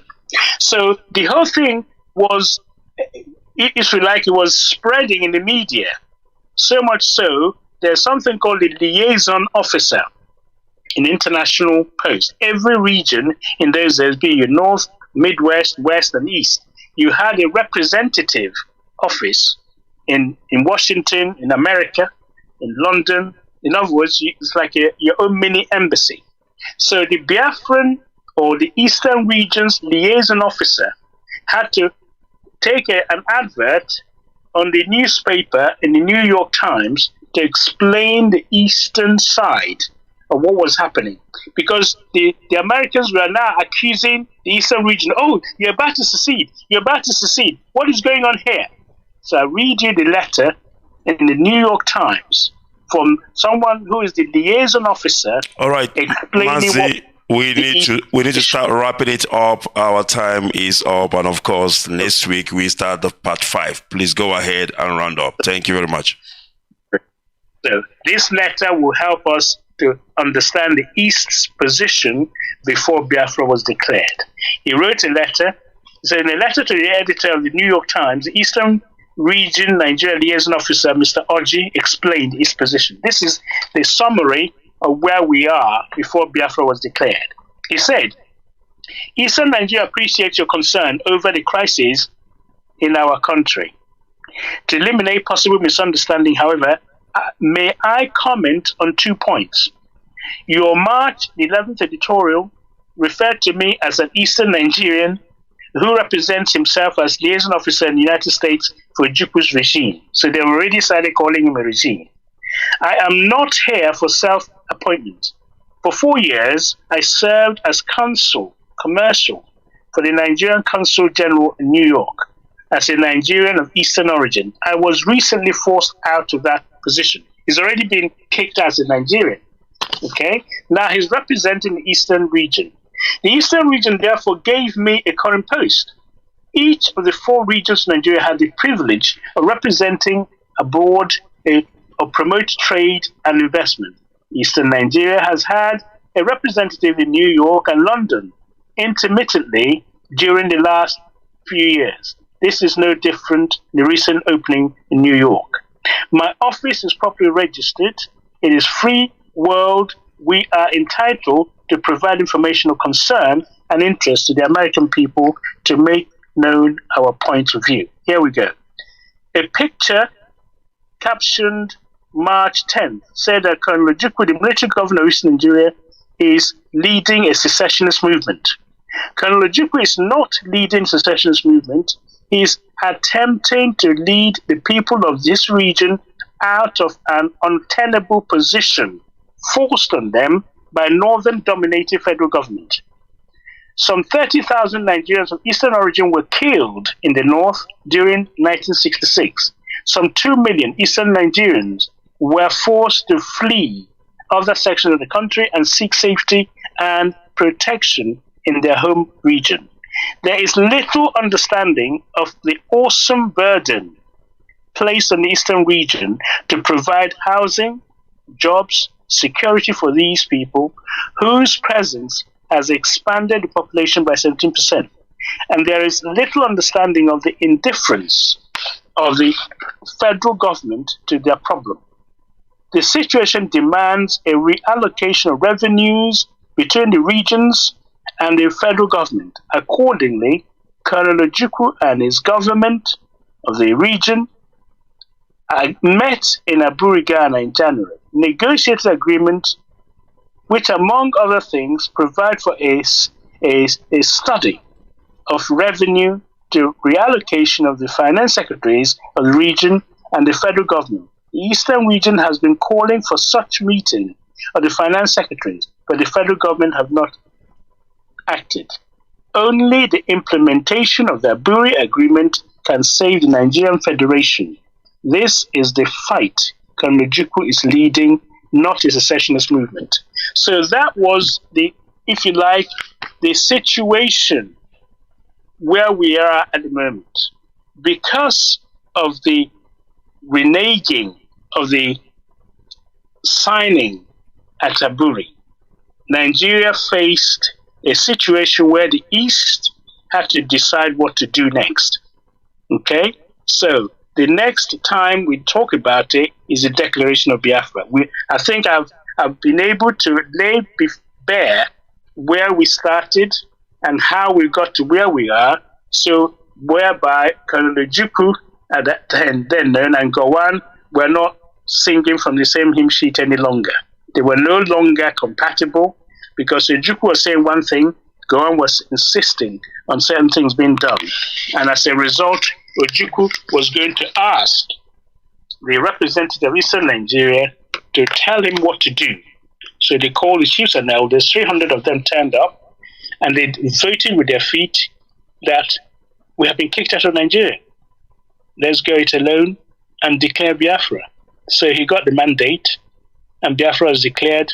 Nigeria invaded on the 6th of July 1967, and you have Biafra, Nigeria war. Thank you very much for listening. Stunning. Awesome. All right. Next week, Friday, if God permits, and of course, if your time permits, we're looking at part 5. So what should we be expecting Biafran History part 5? I will think about it. It will be the declaration of Biafra. Absolutely. All right. And why Biafra was declared.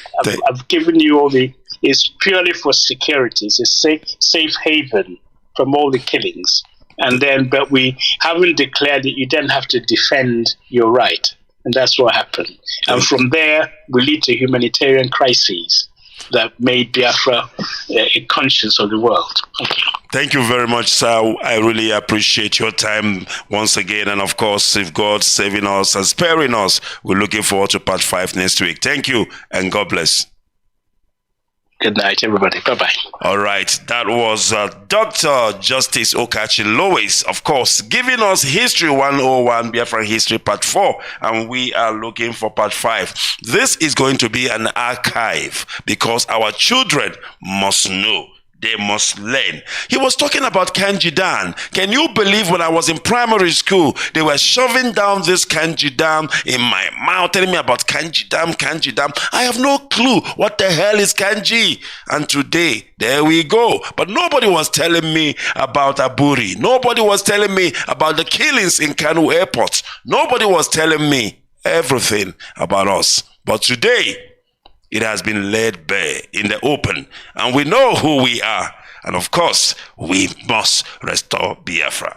All right, that has been constructive argument on Radio Biafra with Mazi Ikechukwu. Of course, led and read by Dr. Justice Okachi Lewis. This is constructive argument on Radio Biafra with Mazi Ikechukwu. Bring your argument, and we've got the solution. Constructive argument. We hit below the belt. Radio Biafra, we've got you covered.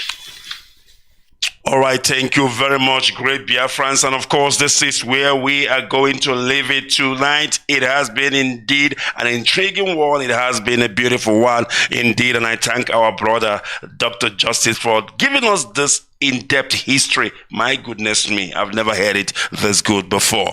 And of course, we are going to leave it here, and if God sparing us next week, we will be back again.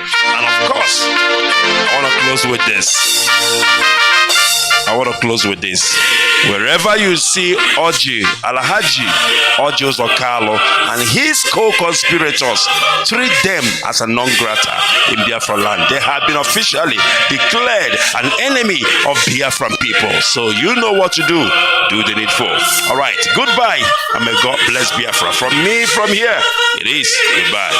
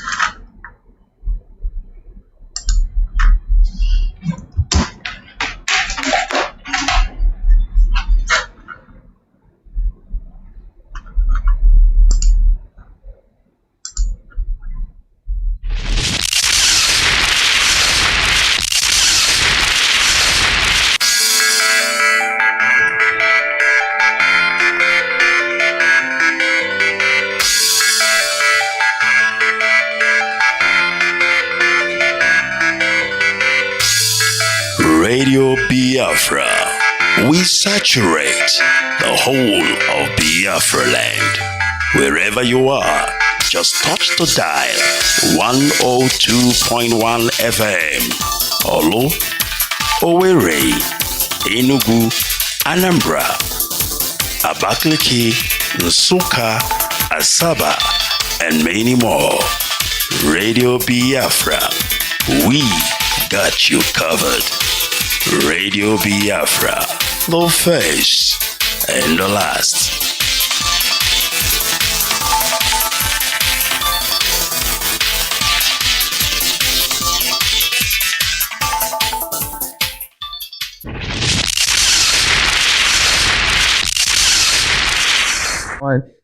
So we have a very, very, very special guest with us today, Dr. Uju Anya.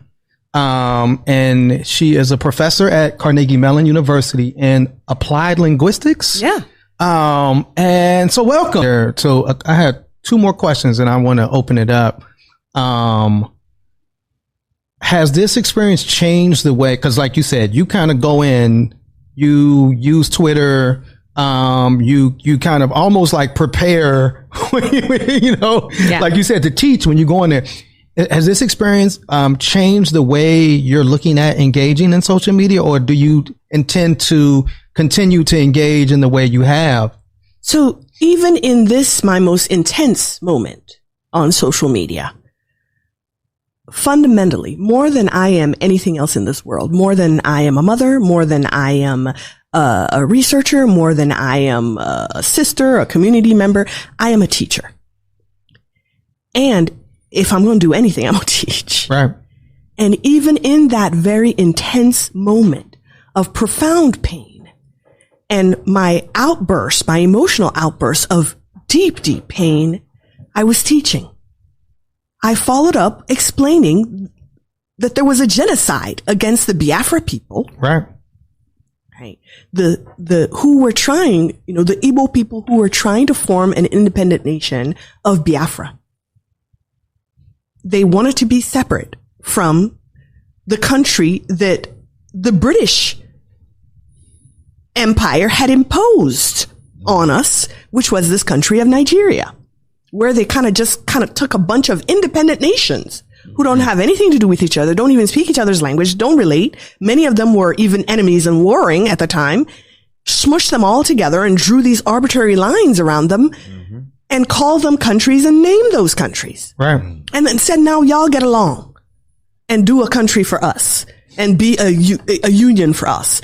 And then go through, contentious, bloody independence processes that never really yield any real independence. You're still part of a commonwealth afterwards. True. And you have the eternal meddling in your affairs and the eternal extraction of your resources.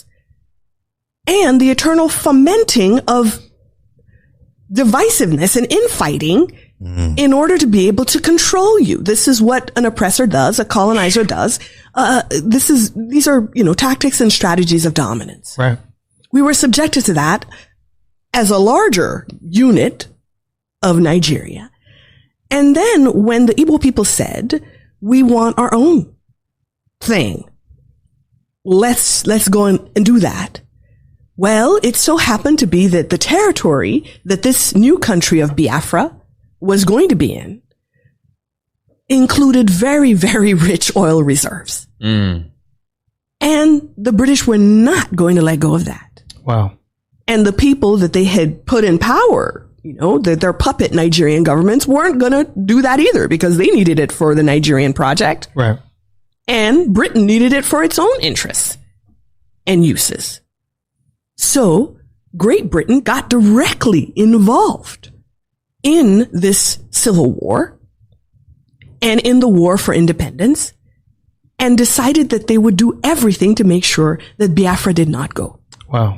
And this everything meant directly funding genocide of the people of Biafra. This is what happened. This is the historical record. I'm not saying anything that's in doubt or in question, right? Yeah. Even when it was happening during this period of 1967 to 1970, the BBC themselves were producing documentaries decrying it, covering all the protests that were happening in Great Britain. This is recent. Yeah, this is very recent. My sister, for example, is turning 60 this month. And my sister was alive at that time. She was like 5, 6. Right. My other brother was alive at the time. And my second brother was in my mother's belly. She was pregnant during this time. Running from village to village to escape the bombs that they were throwing at villagers. So when we tell you that 3 million people, some people have said up to 5 million, 6 million, or some people quote low. So the sort of average agreed upon number that you really cannot contest is about 3 million. When you think of a Holocaust, right, this is a Holocaust. Absolutely. Now, the Holocaust that we typically were most familiar with is the most famous one against the Jewish people. Yes. Where they, 6 million of them were massacred. Absolutely. So at the most sort of conservative estimation, they did half of us. Right. Half that number. Civilians. These are non-combatants. And more than 1 million children alone starved. Wow. The British paid for that. And Queen Elizabeth II was ruler. She was monarch at that time. This was the government that she was supervising. Now, I don't buy this notion that she was just a statue, if you will. I was going to ask you that question. Or a decorative plant. Right. Or, some kind of, I don't know, tchotchke sitting on the shelf. Right.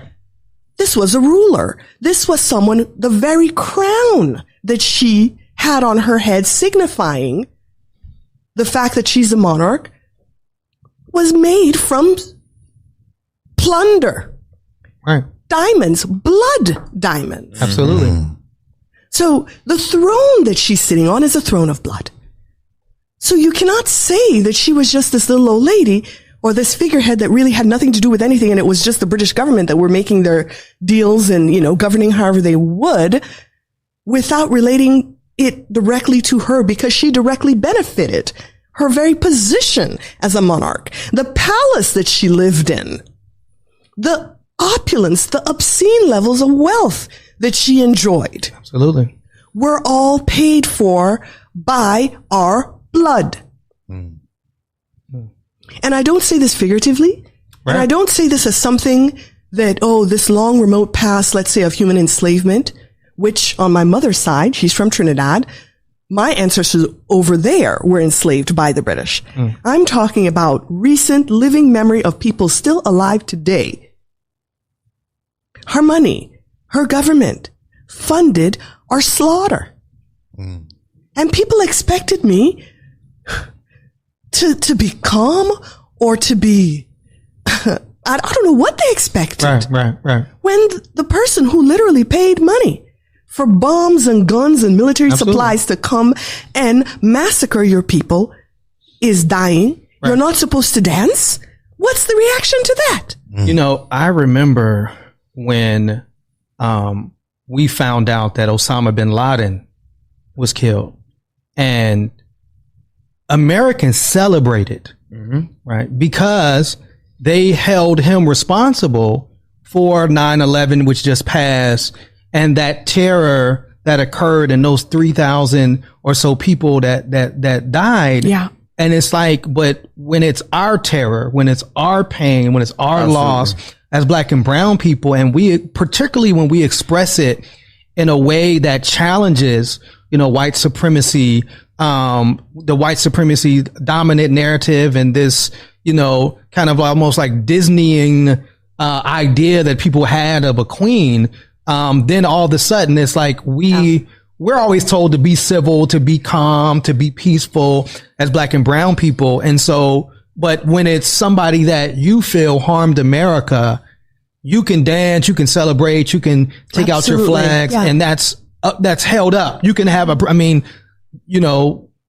lynchings were celebratory things in the history of the United States of America, where they would have a parade and party and take children. Question before we close out, because I saw in the wake of Queen Elizabeth's passing and this conversation around colonialism, a call for reparations, right? I think Jamaicans were saying, like, instead of having more, like, we need reparations. Absolutely.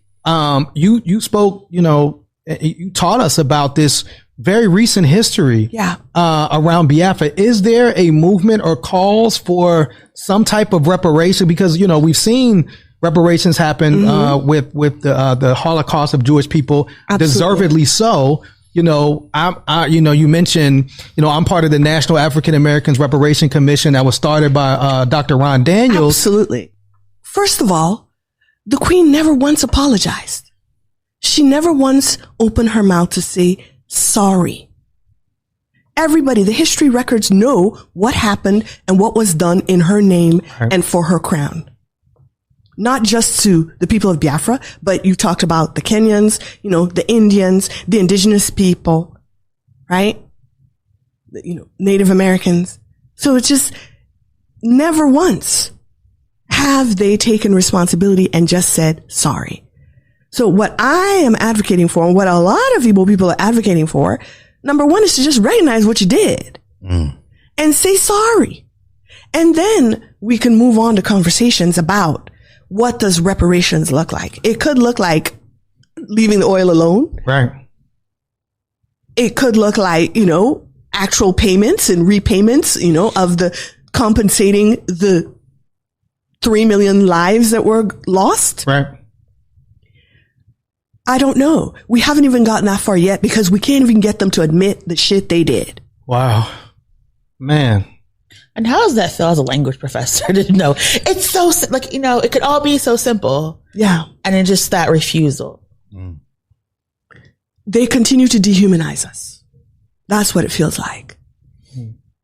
We are not even human enough to them to sit down with them as equals and say, this is what you did to us. And they recognize it and say, yes, this is what we did. And we're sorry. Even though it's open record, the fact that they never open their mouth and sit down with us and say it shows that they continue to view us as less than and undeserving of the common acknowledgement of our humanity and our dignity to say, yes, we harmed you and we're sorry. Powerful, a powerful way to end, and that's why we call it This Week in White Supremacy. Absolutely, yes. This is a perfect synopsis of the theme of this show. And the article we're going to share as our white pages is a recent article. Dr. Anya just wrote "Critical Race Pedagogy for More Effective and Inclusive World Language Teaching."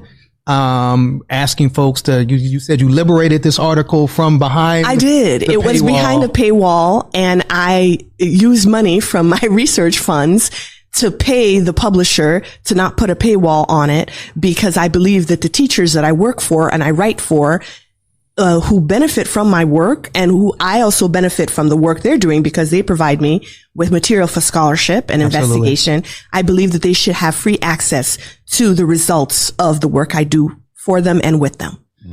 Well, we greatly appreciate you doing that and appreciate you taking the time. I know you're busy. I know you've been kind of bombarded with media requests that you would take the time to come and sit with us and be so passionate, so vulnerable, and so open about this journey.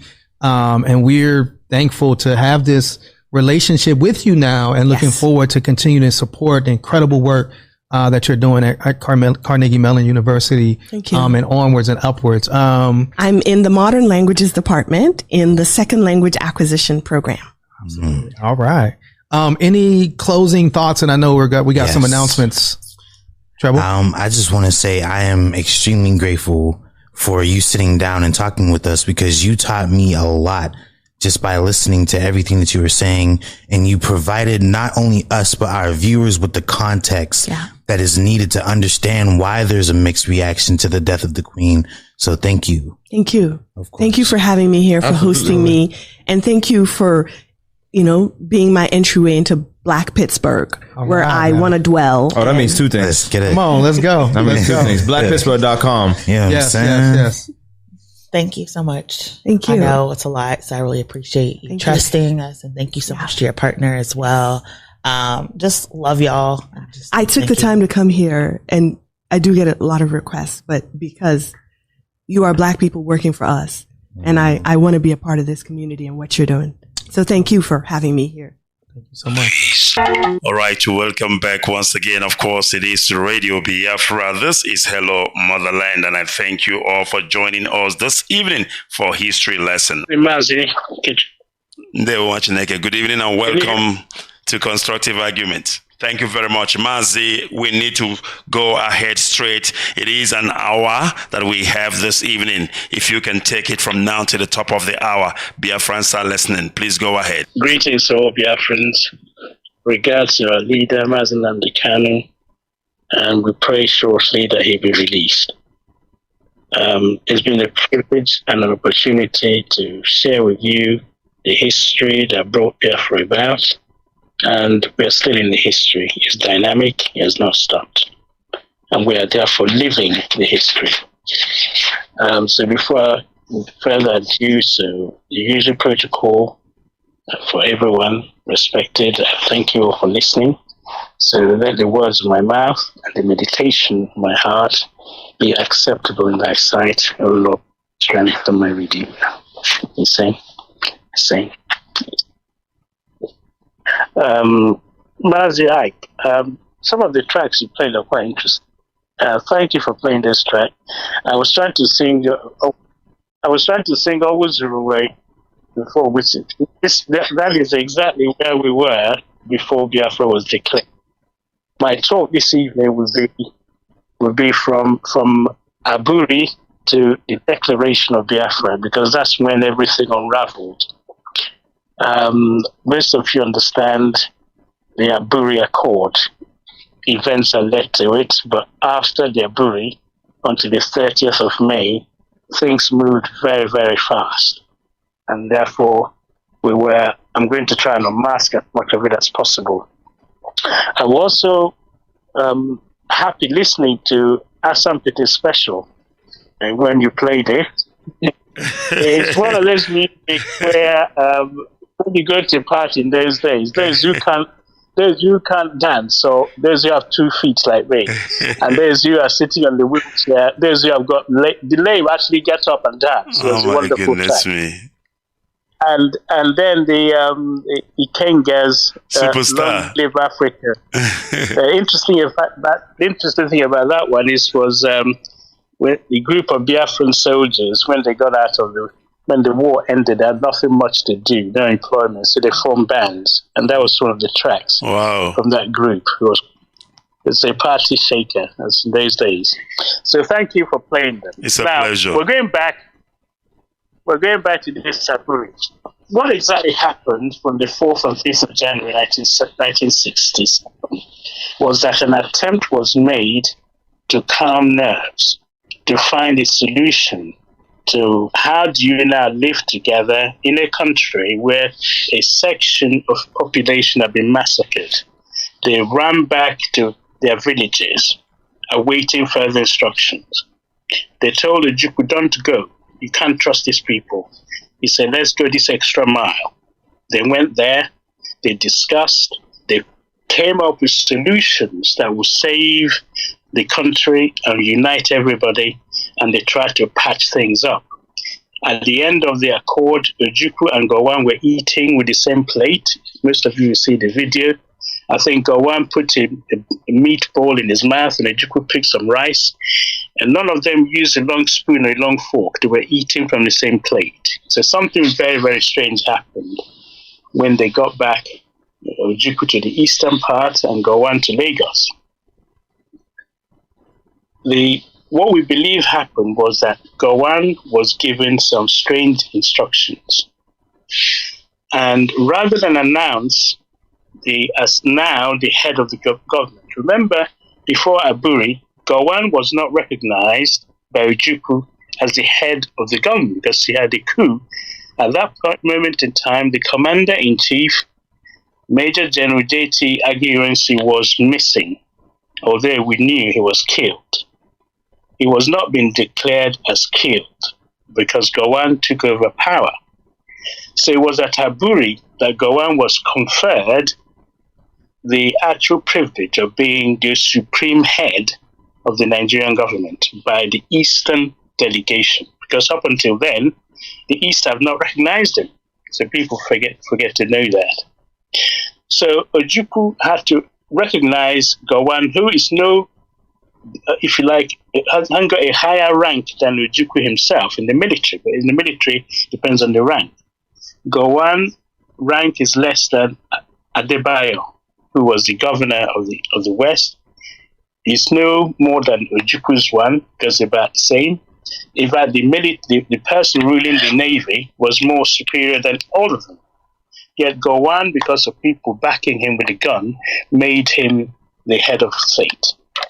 So at the gunpoint, he was made head of state, but it was the Aburi that they all agreed, including Ojukwu, that he should be pronounced the head of state. When he got back, therefore, Ojukwu couldn't announce everything that was decided at Aburi. He had to wait for Gowon to do so. On arriving, rather than announce it, Gowon gave the impression he was ill. He had a cold. He couldn't make the announcement. People were looking at Ojukwu, what did you guys discuss? People say, well, you just have to wait. It went well. We're okay, and so on and so forth. So days passed by. Nothing happened. A few days further, nothing happened. So Ojukwu began to think, what is going on? So this is really where Nigeria unhinged.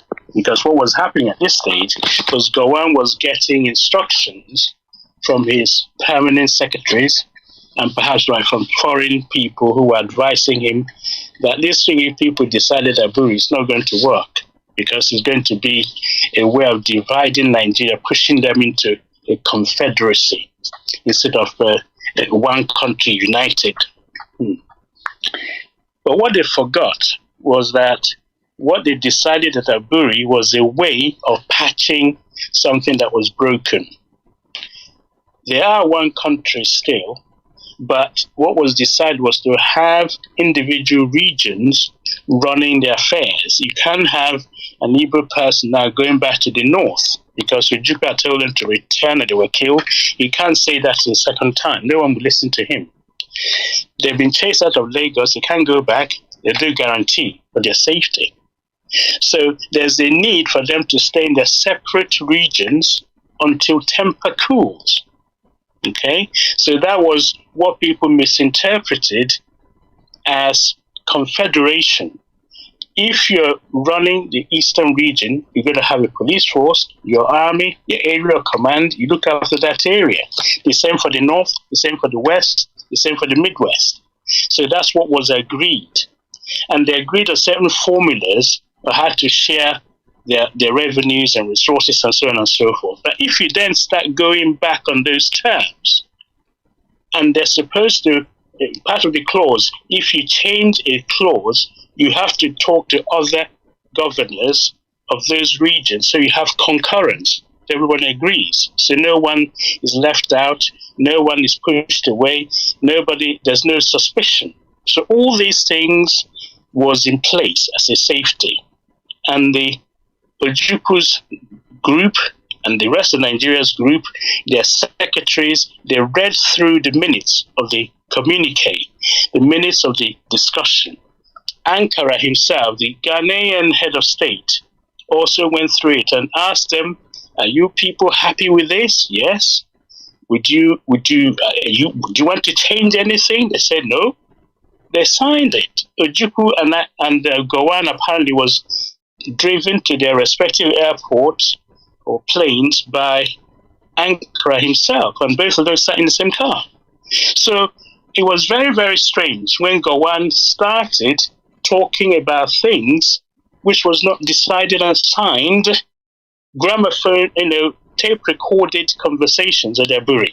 So I've been emphasizing this Aburi because if Ojukwu tell people to go back to the north and they were killed, he can't say that again. He goes to Aburi and they make a statement, and then you don't agree on or honor that statement, they're not going to listen to him anymore.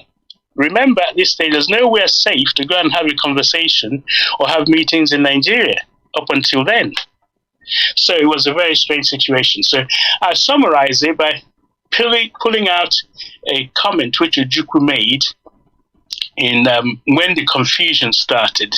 Gowon eventually made a statement and started retracting, changing what was published in Aburi.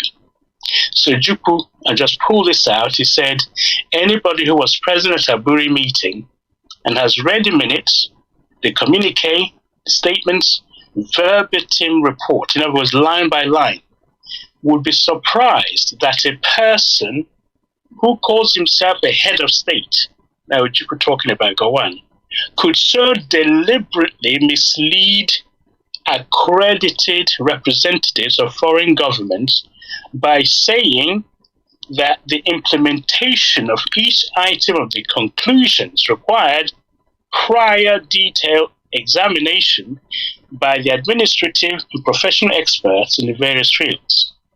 Put in a simple language, you as head of government, the highest authority in the land, have gone and made a decision. You then come back, it's like the cabinet in UK.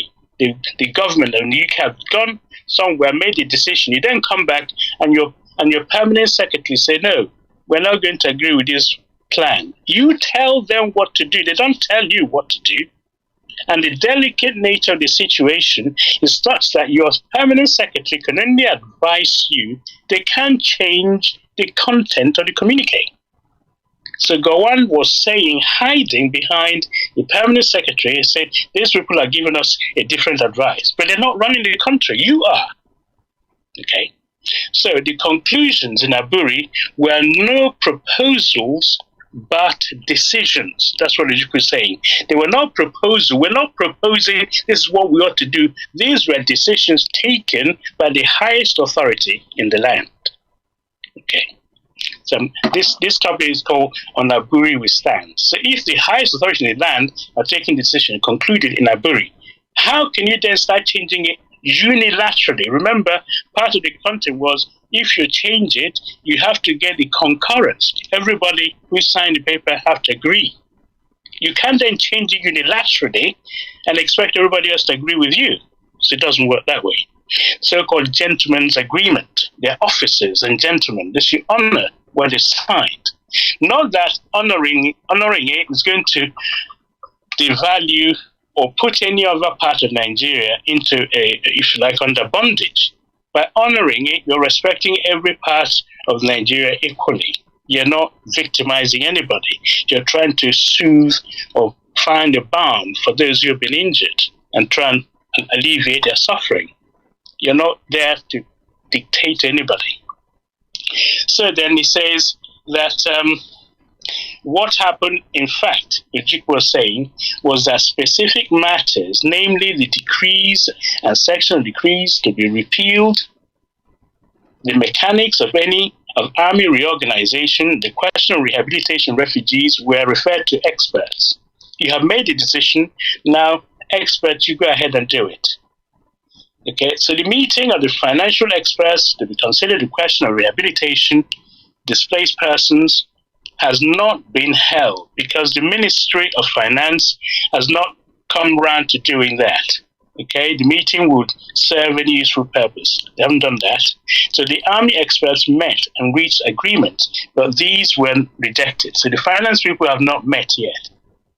Then Ojukwu continued to say, Lieutenant Colonel Gowon told the heads of missions, now this is very important, you are the head of government, so people want to know what happened in Aburi. Remember, the British want to get hold of this information because Nigeria was created by them, Nigeria is owned by them. Whatever decision you made, it's like you're having your own constitution. Every constitution prior to then was made in London. Your 53 constitutions, Macpherson's, Richards, all these constitutions were made outside Nigeria. Now this one, you're making it in Ghana. And you came back, it's going to alter whatever the British have organized. They don't want to hear it. They want to make sure they understand it. So, Ojukwu said Lieutenant Colonel Gowon told the heads of missions that the agreement about returning the regions to the position before January 17th, that also meant, in effect, that the federal government in Lagos will continue to carry on its function as before. That is right. In other words, what they did in Aburi was to say all the decrees issued by the military since January 66, we're going to repeal them. We're going to cancel them. Because Aguirre wanted the country to be united and unitary, Decree 34, but they've decided that Aburi, we're going to cancel all those, okay? We're no longer going to go ahead with those. But then Ojukwu said that Gowon failed to inform the world that the decision taken at Aburi, the federal government meant no more than the Supreme Military Council. Okay, no one, of course, who knows the sort of advice Gowon was receiving in Lagos would be surprised by the suppression and distortion of the truth. So he said that Gowon has already started changing what was decided. So he says the actual Aburi decisions, for those who are following the history, reads as follows. Members, Ojukwu said, agree that the legislative and the executive authority of the Federal Military Council government should remain in the Supreme Military Council, to which any decision affecting the whole country should be referred for determination, provided that, were it possible for the meeting to be held, then the matter requiring determination must be referred to military governors for their comments and concurrence. If you make a decision, you got to allow all the governors to come together and make a decision. Okay? I'm going to go very quickly because there are various things Ojukwu said in this statement which is rebutting what Gowon was saying, dishing out to the foreign press and saying, this is what we talked about in Aburi. So Ojukwu said, no, these are not what we said. And he therefore decided the best thing to do is to come up with the idea of playing this long gramophone if necessary, okay? So that everybody would know what was decided. He said it's a clear statement, the questions are prepared to distort the verbatim. So it is clear, he summarized, that Gowon was prepared to distort the statement, okay, of the verbatim report of a Aburi meeting. And therefore to help the public informed the Eastern Nigerian Broadcasting Service will be playing the tape records, yes, and proceeding live at scheduled times.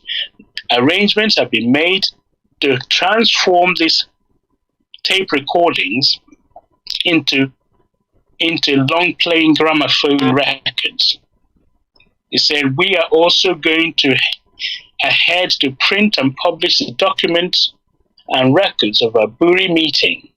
We in the East, he said, are anxious, and that's to say the least, to see that our difficulties are resolved by peaceful means and that Nigeria is preserved as a unit.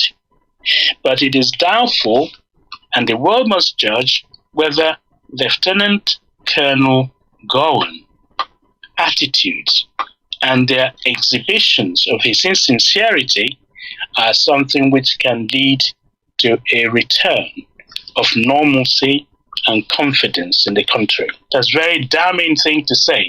He said, I must warn all Easterners once again to remain vigilant. The East will never be intimidated, nor will she acquiesce, in other words, agree, to any form of dictation. It is not our intention to play the aggressor.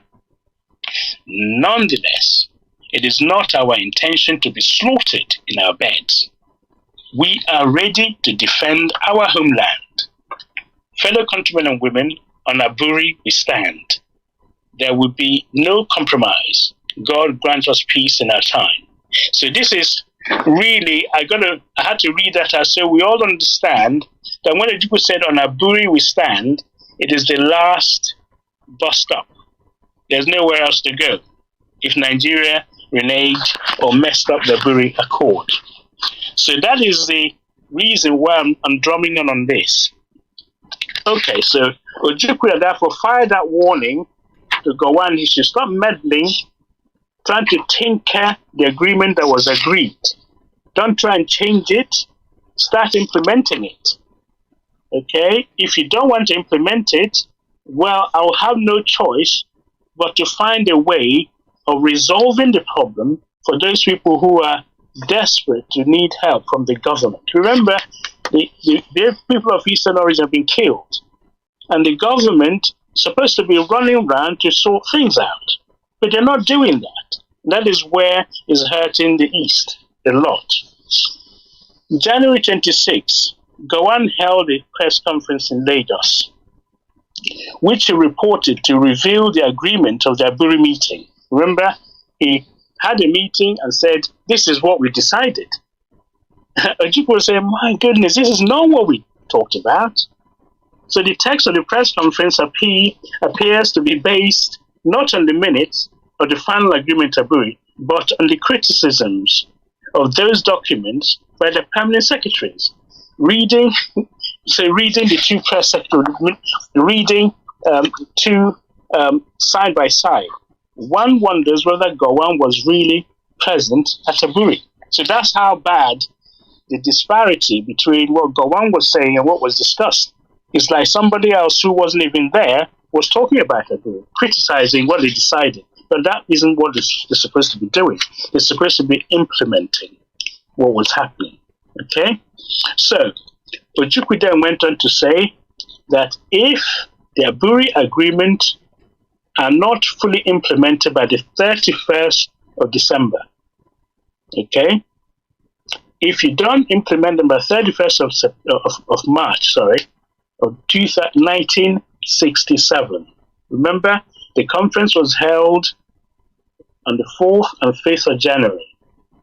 February went, March just faffing around, doing nothing, exchange of words, playing with press. So Ojukwu said if by 31st the agreements we decided have not been acted upon because it's the eastern people who need most help, the refugees need rehabilitating.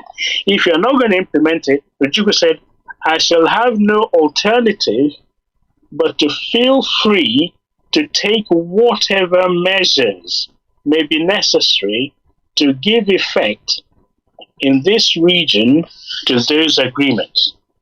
What is he saying?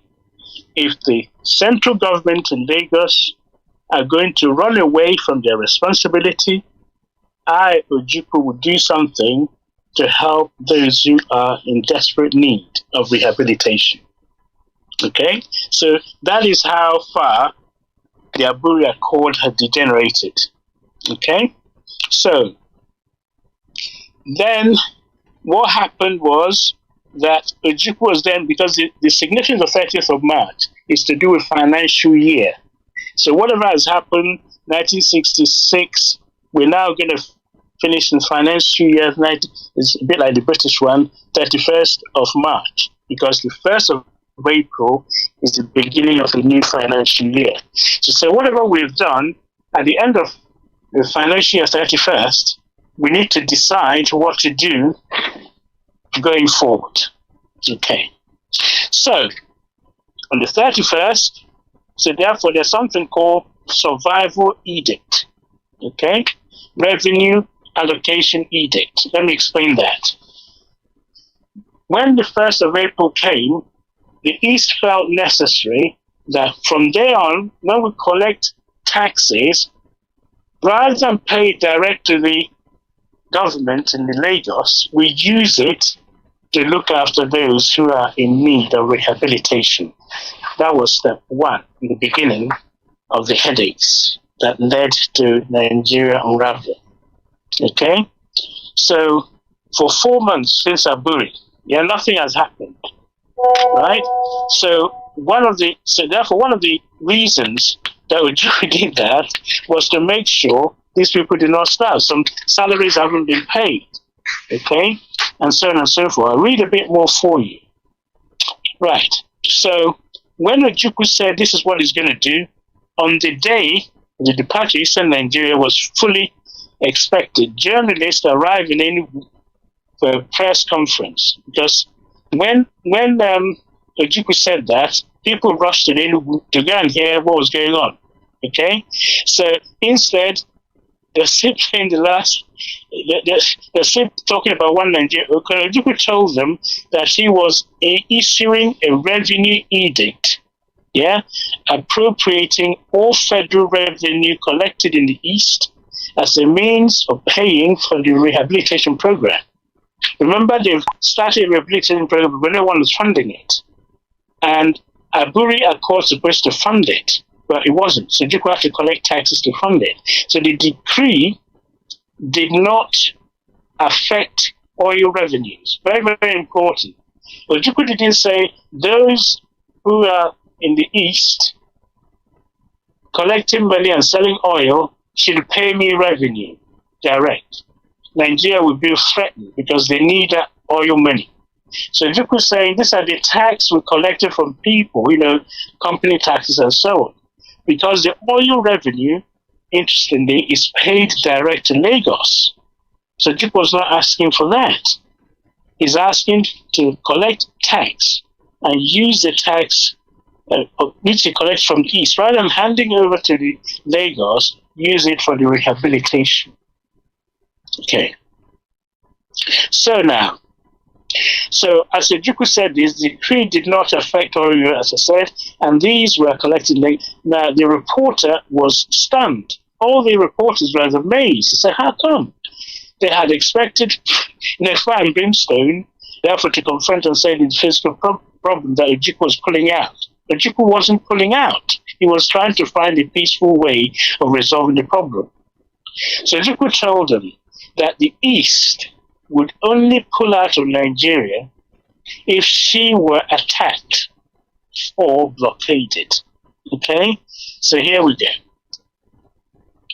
People rushed in to go and hear Ojukwu when he says, if by the 31st nothing happened, we'll do this. So they came and they want to hear, when are you pulling out from Nigeria? When is he seceding? So said, we're not seceding. But we will consider, we'll pull out of Nigeria if we are attacked or blockaded. Remember, the people in the East are now mixed up of those who have returnees from Lagos, from Ibadan, from Ilorin, from Sokoto, from Kanu, from Kaduna. They've all run back and with nothing doing, most of it. So the federal government, instead of doing something about what Ojukwu was saying, they gave their own decree, Decree 8. They issued a fresh decree, Decree 8. That's a document that appeared at first glance to implement major points of constitutional arrangements agreed in Agburi. Now this is very tricky. They brought out a paper saying, this is what we're going to do. When you look at it, you think, oh, they're going to agree, they're going to implement Agburi Accord. But it is not the fiscal arrangement. The Decree 8, like Agburi, vested the legislature and executive powers of the Supreme Council. And what it did, the decisions was made. Vital matters could be taken only by agreement with all military governors. But however, it gives autonomy. The federal government have the final say of what they did or who did what, which is against what Agburi said. Agburi said we'll all have to agree as a way of removing suspicion. But if you then bring out a decree saying the federal government have the right to veto and decide what to do, you're no longer going in the spirit of Agburi. Remember, there's tension in the country. So, what then happened is this. 4 months after the Agburi, they printed a new version, and it's very, very clever. Skillfully, they worded that, and it looks harmless indeed when you look at it, but you have to look at the main paragraph. It says, one of the extra clauses was that the fact that the regional governors could not exercise their powers, right? If you're Ojukwu, you're not allowed to exercise your power so as to impede the prejudice, the authority of the federation. Translated, it means Ojukwu cannot do anything without the prior consent of Gowon in the central government, and anything that the central government feels is going to undermine them, they will not allow it to go through. So if Ojukwu wants to feed his people, and the central government says, I'm not going to allow you, then it will not go through. So they'll be dictating to the East, which is not what agreement was reached at Agburi. So the next one, so Gowon decided precisely what he would impede. So Gowon is the one who decides what would impede or what would prejudice authority. It's like a rule you made, you haven't decided what is actually inside it. But you say, I have every right to change this particular rule. But you don't tell us what the rules are. Okay. Another section of the Decree 8, which was brought out after Ojukwu decided to collect tax from his region. And the federal government, Decree 8, said to take over the authority of the regional government, which was endangering the continuance of the federal government. And again, the creation was, the criteria was again apparently Lagos. So there's another part of this new clause, which Gowon issued unilaterally, that within it, the central government have the right to take over any region if they deem that they're going away from the dictates of the center. It's like imposing a dictatorship, and which they have not decided at Aburi. The next one, most menacing of all, the Eastern Eyes. And this is important. The important thing here was a paragraph under which a state of emergency. Now, this is very critical. Remember, Tafawa Balewa government used state of emergency in the Middle Belt, state of emergency in the Western region, just to bring the army and start shooting and killing people and causing all sorts of chaos. You have wild, wild west as a result of state of emergency. Now, Gowon is bringing that within this Decree 8, the government in Lagos has the right to declare the state of emergency, right, on any region when, with the agreement of only 3 of the military governors. Why only 3? Remember, there were 4: Northern, Western, Midwest, and East. So you don't no longer need concurrence of all the people. You can only now use only 3. So what that means, you're isolating the East. So if they go it alone, 3 of you will gang up and declare state of emergency. So that is what made the East very, very suspicious. You have now brought in a new decree without concurrence, without discussion, and saying 3 governors, if they agree, to go ahead. Okay? And the other 3 governors, they are not independent. The governor in the West has northern soldiers camped in his country. The Midwest hasn't got enough firepower. So whatever the center says, Gowon says will go, because the others cannot say no. So Juku was being isolated. So Juku saw this as being specifically anti-East. So that decree was not saying anything to alleviate the suffering, the burden of refugee, the rehabilitation program, but everything was against the East. So he therefore rejected the decree. So therefore, there was growing unpopularity of Gowon's regime, okay, is now causing the southern part of Nigeria to actually become one, because they're looking at him and said, what is going on here? We went to Aburi, and you're given a new order without any instruction to anybody beforehand.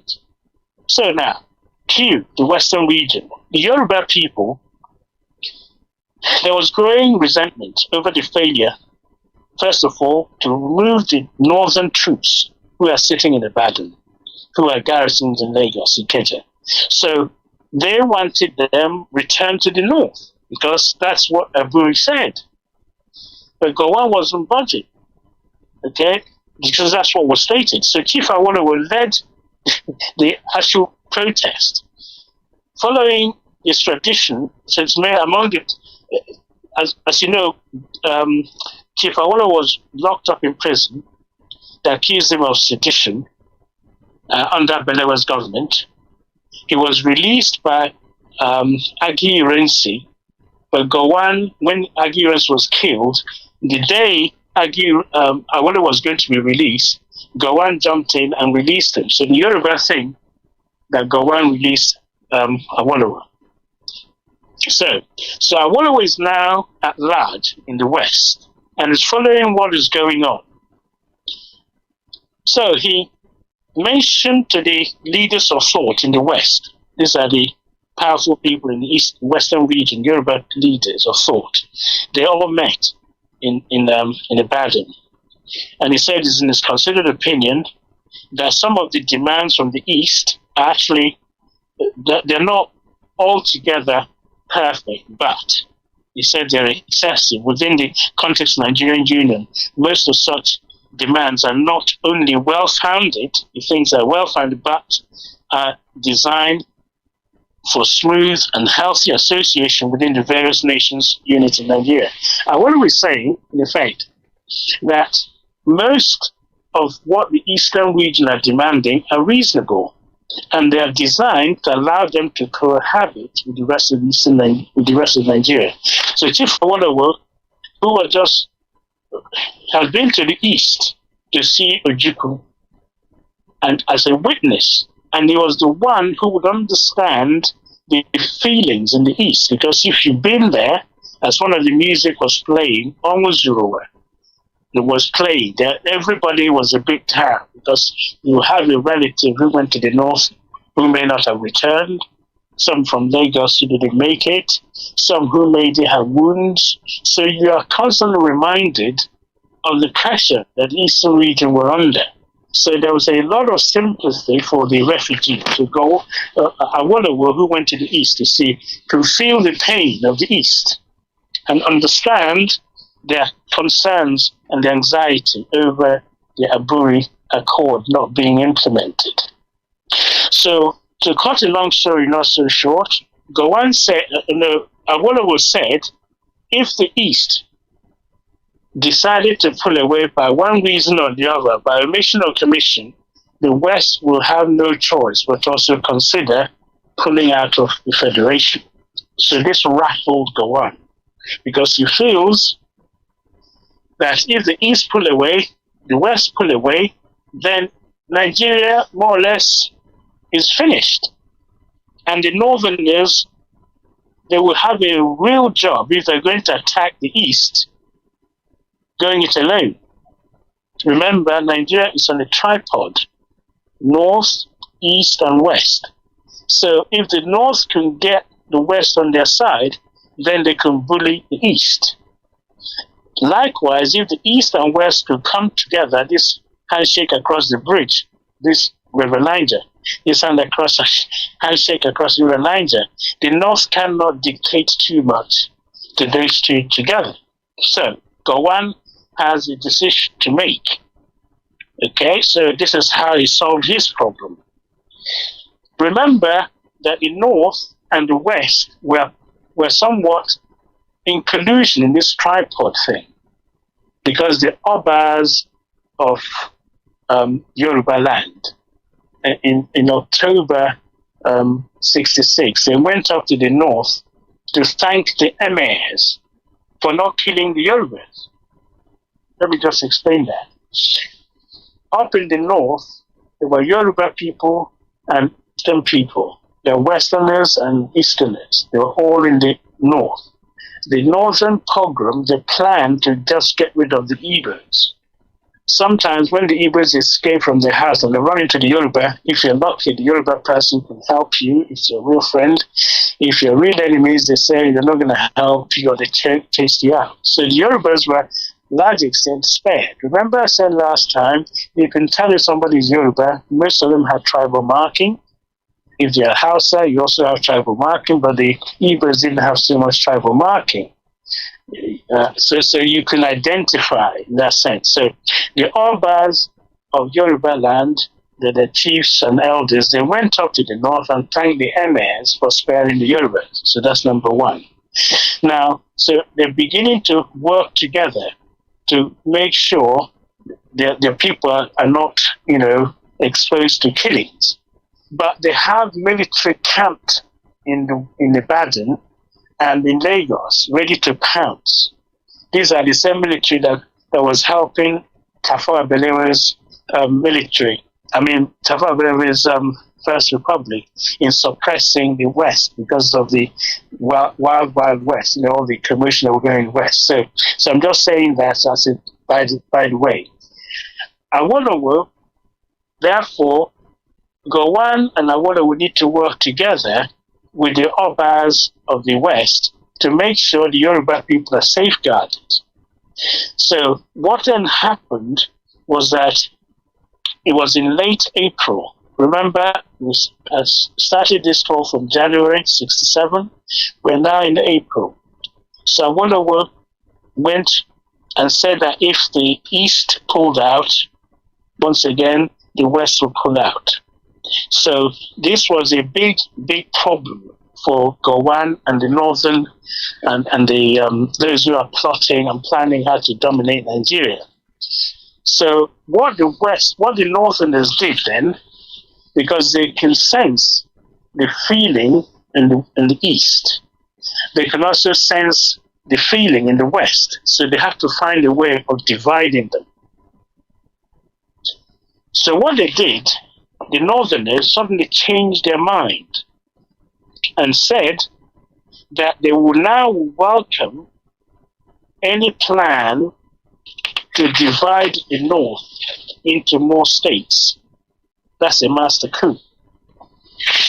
If you say you're going to now make the North, allow it to be divided in many states, this is exactly what Awolowo was looking for, because the North was like a monolith, one block. If you have a way of dividing them so they have different states, that will weaken them to allow someone like Awolowo, the East, to operate. The North has always refused dividing the North. So the leaders in the North came up with this idea. Okay? They were, before that, irrevocably committed. They were not allowing any sense of talking about Middle Belt or Far North or whatever. So for the first time, they decided they're now committed to creation of states. I don't know if anybody really appreciates the significance of this. So with that, that is the carrot that Gowon needs to weaken the growing link between Awolowo and Ojukwu. Okay? Because Awolowo loves to hear that the North could be divided into states. And the Northerners said this like carte blanche. North should be irrevocably committed to the creation of states, whether or not they are created elsewhere. Let me repeat that. They don't mind the northern region being divided into various states, and that is whether or not other states in other regions are divided into states anyway, because one of these states is bigger than the East put together anyway, if they divided them. So, on the basis of the stability of the North, also the entire federation, to urge the federal government to take immediate steps to set in motion the machinery for the creation of these states. So we are now around, I think, April 67. So the Northerners suddenly decided, we don't mind states being created, by the way, and you can create them without creating states everywhere else. So Gowon picked up on this complete change of heart. He picked up on that and decided that it would be a good idea to create new states. So Gowon now started talking about new state creation. This appealed or appeased Awolowo's sentiment. On top of it, Gowon approached Awolowo and made him the Commissioner for Finance and the Deputy Chairman of the Supreme Council in this new government, where he's bringing some civilians into government. So it's like a military, civilian, if you like, government. But no one from the East, of course. So you have in the federal government, Gowon bringing Awolowo in, and then he went and found Chief Enahoro, who was in prison with Awolowo. He's also been released. Chief Enahoro is from it's a minority tribe from the Middle West. So he brought him into the government. He brought in Joseph Taka, who is the mid-belt, actually, TV's, it's not the core North. So what Gowon did there was to widen and weaken the broad base in the North by pulling in, bribing Awolowo with the finance ministry job and chairman of this government, so that Awolowo is no longer going to go close to the East. He's divided them away from the East. In so doing, he isolated the East and pulled the government of Nigeria into one. So you have the North with the military and the Western part now singing from the same hymn sheet. So that isolated the Ojukwu and the East. Having done that, he would then turn to the east. So let me go a little bit quicker. So what then happened is that when Ojukwu decided from the 1st of April to collect the revenue for survival edict and pay to people in this region who are suffering, need rehabilitation, what Gowon did was to cause an economic blockade in the east. He stopped the postal service. He did the postal orders, the cables, the telephone, the telex. So there's no form of communication. Why? Because it all goes through Lagos. So you can't communicate outside eastern Nigeria to other countries. So he cut that off. He brought the boat and is sure nobody should sail into the east. So he blockaded. So the east is now being cut off and the war hasn't even started. And as I mentioned in some of the talks, things like salt started becoming a scarce commodity because you're not importing anything. So Ojukwu, who's collecting tax to help rehabilitate his people, now finding there are no boats coming in and you can't phone outside to complain to anybody. And then on top of it, the planes coming into the east were also cut off. You're not allowed to fly in. Nigerian Airways was also banned from flying to the east. So you're already being surrounded and cut off. So Ojukwu then had another press conference with Reuters. And he said, I think we are now rolling downhill. Yeah? So he said it would take a great deal to halt the momentum. We are very close. Very, very close. What that means is that if you're now going to cause an economic blockade in the east, remember what Ojukwu said, there are two ways of killing somebody. You put a gun and shoot them, or you can starve them to death, which is in a way prophetic, because that's exactly what Nigerians use. They use starvation as a weapon of war. He's blockaded these people already, cut them off from international contact, and the war hasn't even started. So Ojukwu was saying, if they invade us or blockade us, we will succeed. It's like Gowon is taking, each time Ojukwu says something, Gowon tightens the noose and try to push him towards secession. It's like he's being pushed away from Nigeria. But Gowon at the same time is securing the Western part to support him in this coming war. Okay? Someone would ask what's happened to the Midwest. Well, Midwest said they were going to be neutral. Ejo was neutral. Ejo is the military governor of the Midwest. He wasn't getting involved. He wanted his zone to be neutral. So, we're now May 20th. So, what then happened is that there were still people, just as Ojukwu said, we're now very close. They were pulling apart. So, last-ditch effort. To be fair, this time it was the National Conciliation Committee, headed by the new Federal Chief Justice, Sir Adetukumbo Ademola, is a Yoruba person, and then including Awolowo. They visited Ojukwu for the last time, the 7th of May, 1967.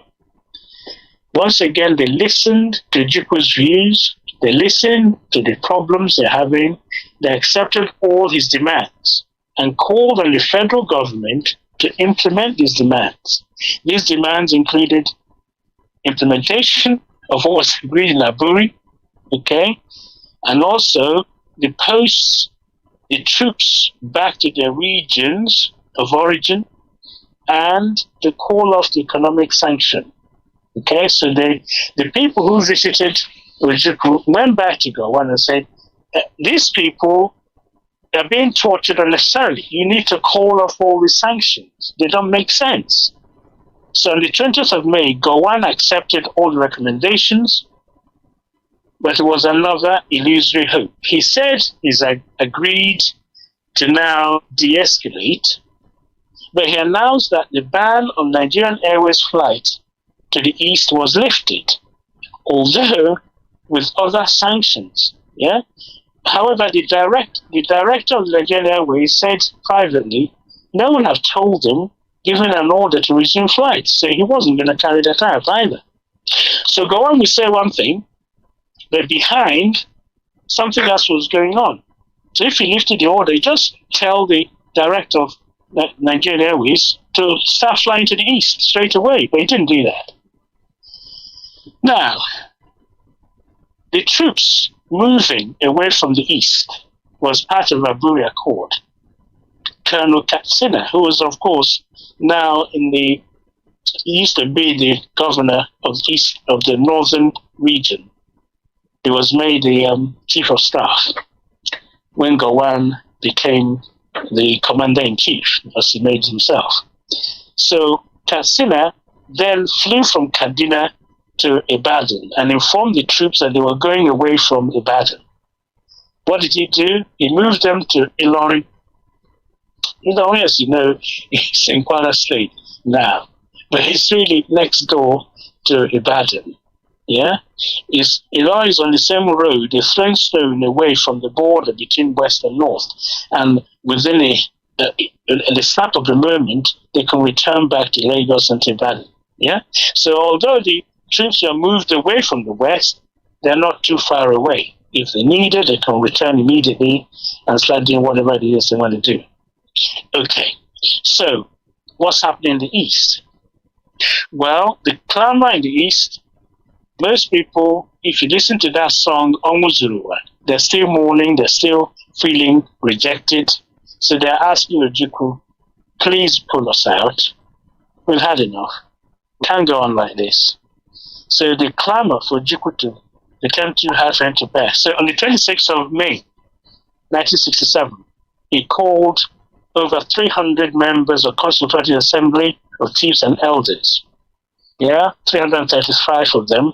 They all gathered in to find out, what do we need to do now?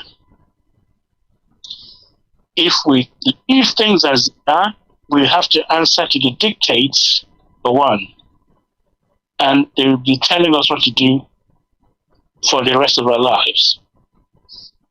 If we assert our autonomy, it's going to be tough, because there's going to be a lot of hardship. So Ojukwu gave them all the options that if they assert their autonomy and declare self-independent, it's going to be hard going. But that's the only way, if you like, to consider surviving.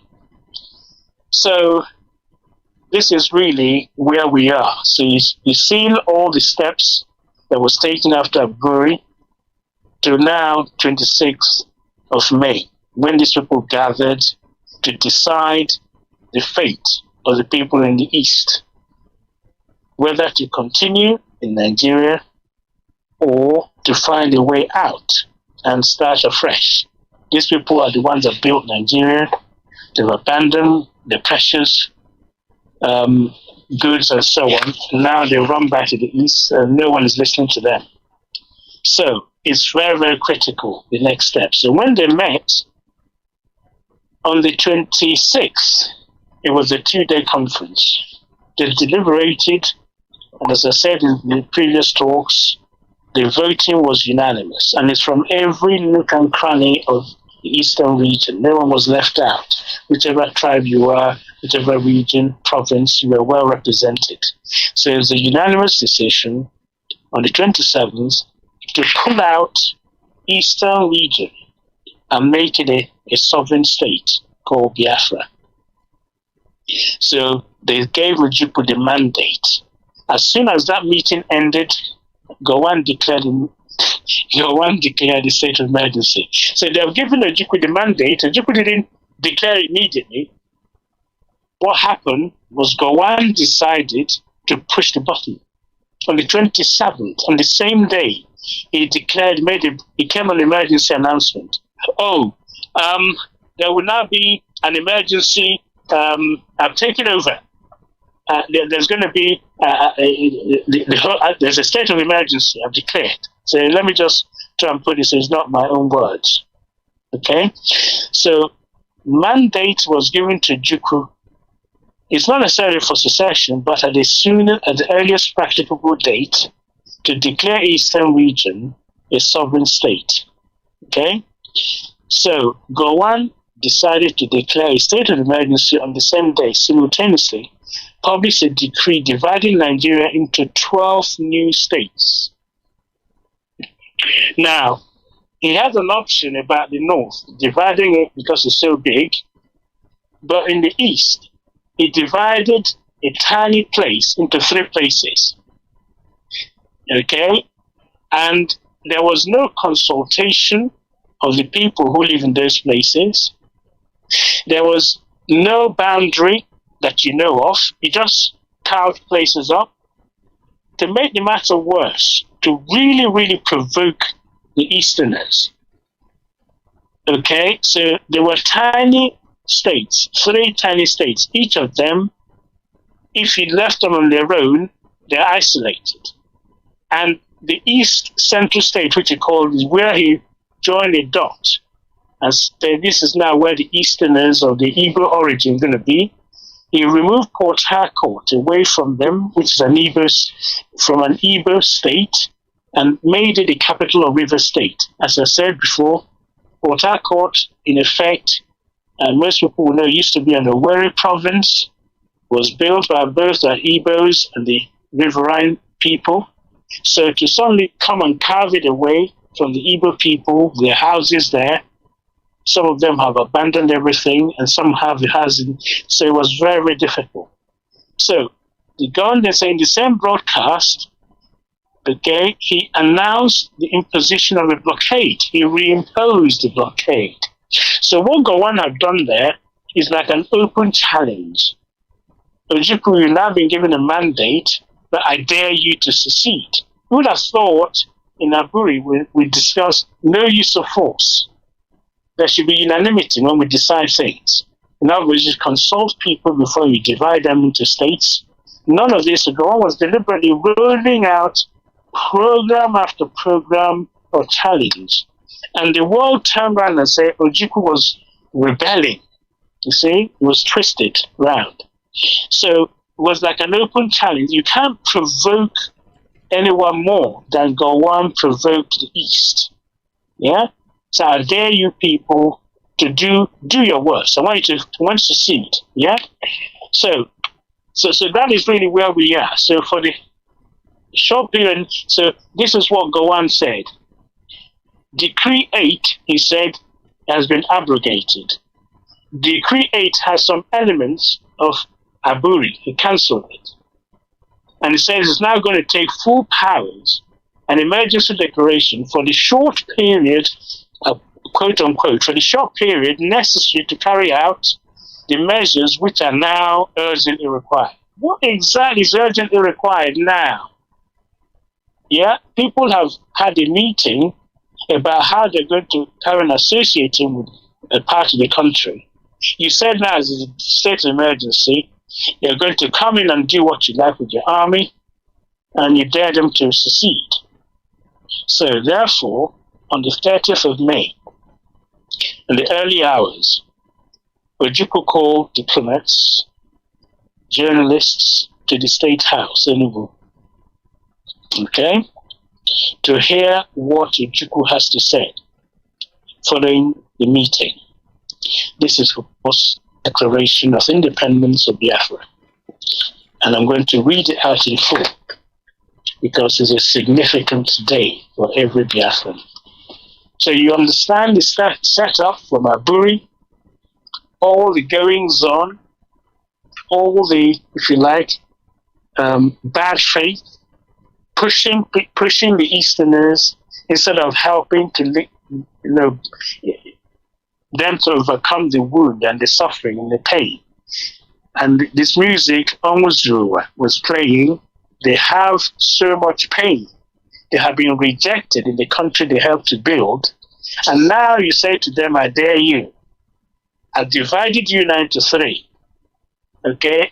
I didn't ask you where the boundaries are. I'm just going to say from now on, your river states, your cross river state, your East Central State.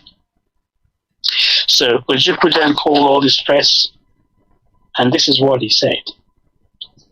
Fellow countrymen and women, you, the people of Eastern Region, Nigeria, conscious of the supreme authority of Almighty God over all mankind, for your duty to yourselves and posterity, aware that you have that you can no longer be protected in your lives and in your property by any government based outside Eastern Nigeria, believing that you are born free and have certain inalienable rights which can best be preserved by yourselves, unwilling to be unfree partners in any association of a political or economic nature,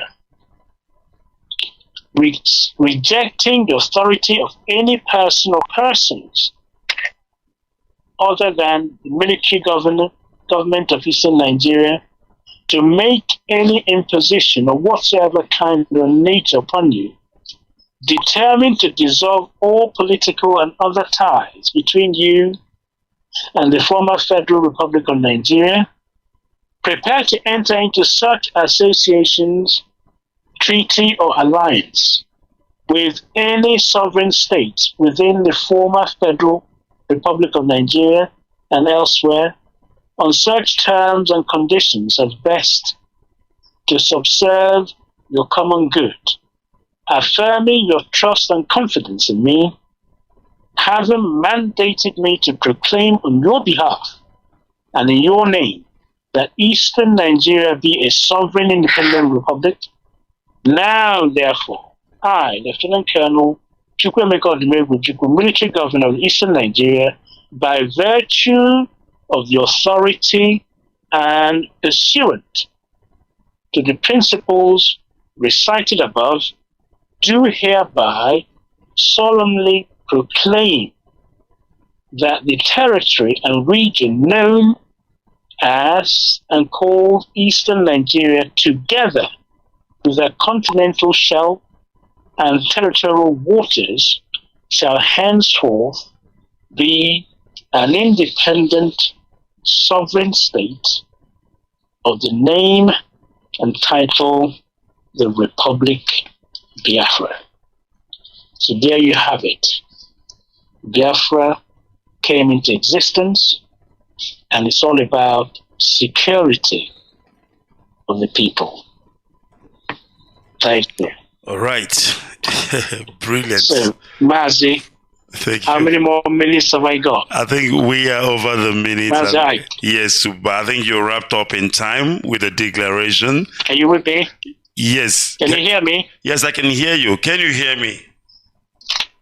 Oh, all right. Mazi, are you still there? Let me unmute myself. Just a second. Yes, you can hear me now, right? Yes, we have declared Biafra. Yes, it's come into existence. Yes, and we are going to declare. Right. We are going to declare it again for the second time. Thank you very much, Mazi. And we are going to leave it here for today. The time is yes, and then of course I don't know what you're gonna be touching on next week on part 6. Okay, I'll talk about what happened after the war was declared. All right. Because the next step is the war, isn't it? When the war starts. All right. Okay. So grateful. Thank you, everybody. Thank you very much, Mazi. Thank you very much. You don't know, this means a lot to us. We are unlocking, many years of history, and that indeed counts for all Biafrans. Thank you very much. Thank you. Thank you. So all right. There was euphoria. It just cleared. Everybody was so pleased. You can now start afresh. Thank you. Thank you very much, sir. And of course, I will fulfill your last request again, which is the second song. I'm sure you will listen on the background. Thank you very much, Mazi.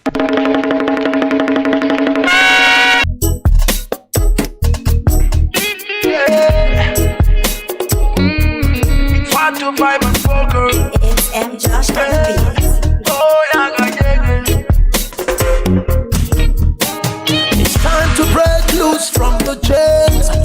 stand for our freedom. Africa. Cause we can never let them negotiate our freedom. No. Hundreds of years is gone. No Messiah came for the black man. Told us that Jesus died for us, for the black man still they suffer. The truth be said, Africa will rise at the right time, and the time we're waiting for is right now. No one can hold the truth for a long time. Oh no, so stay awake.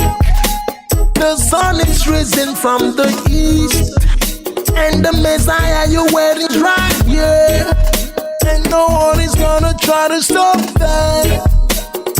I can hear a great call for justice. Freedom, let the sun rise. Freedom for Biafra. Freedom, free Nnamdi Kanu. Oh, song of salvation. Freedom, let Africa rise. Freedom for Biafra. Freedom, free Nnamdi Kanu.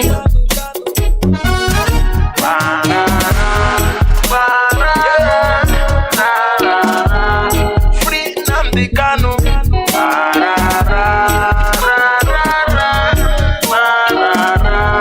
Freedom for Biafra.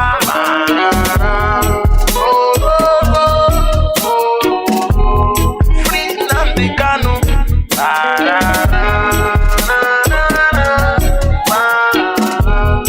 Freedom Africa.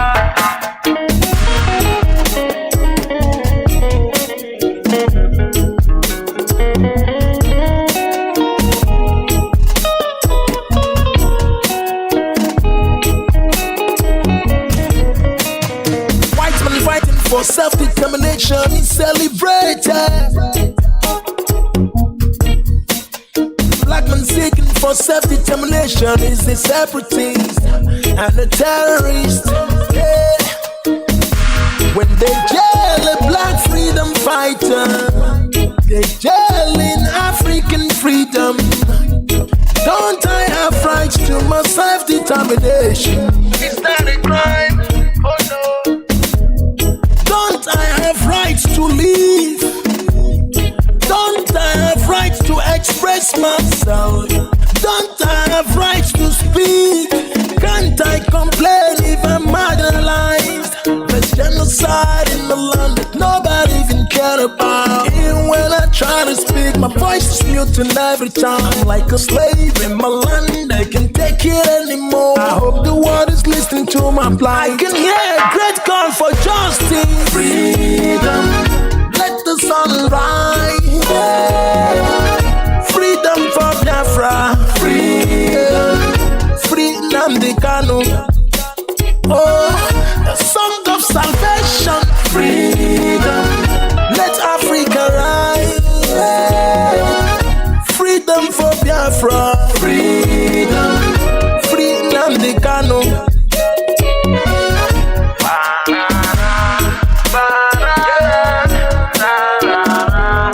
Free Nnamdi Kanu.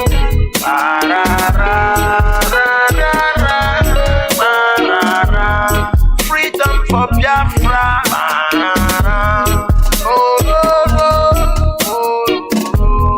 Free Nnamdi Kanu.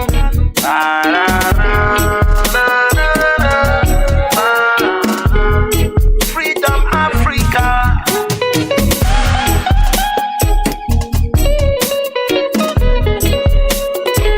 Jewishness.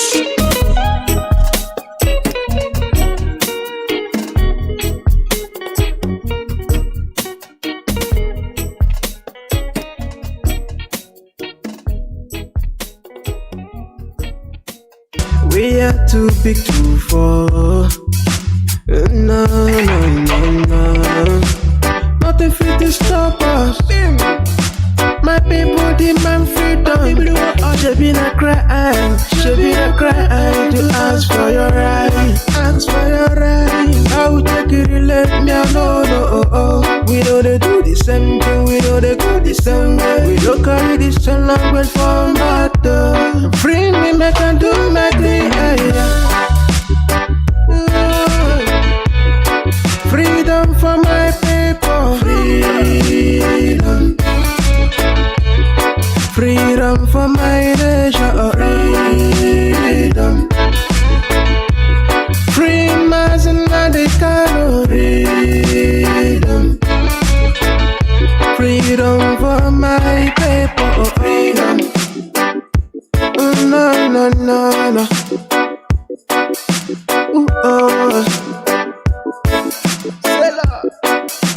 Yeah, yeah, yeah, yeah, yeah. We don't pay for the struggle. Yeah. So many people don't go there for the struggle. It's hard time to get our right. All we have for our freedom, we can never, never stop. Biafra is a spirit. Let me swing away the flag. Freedom for my people. Freedom. Freedom for my nation. Freedom. Free Mazi and Kanu. Freedom. Freedom for my people. Freedom. My people, listen. I am that I am. I will bless whoever blessed you, and I will curse whoever cursed you. War against the kingdom of darkness that stands against God's people of Biafra. The more you try to stop us on this united movement, the more we unite with more great people, and more real brave people keep multiplying up. Revolutionary blast the Babylonians, for the Biafrans came from Israelite. Tell us how this Ababa came from. Destroy the invention. Make sure you destroy every being that stand as destruction obstruction. Damn the demon incarnate hiding under the umbrella of American and British world power. The blasphemous.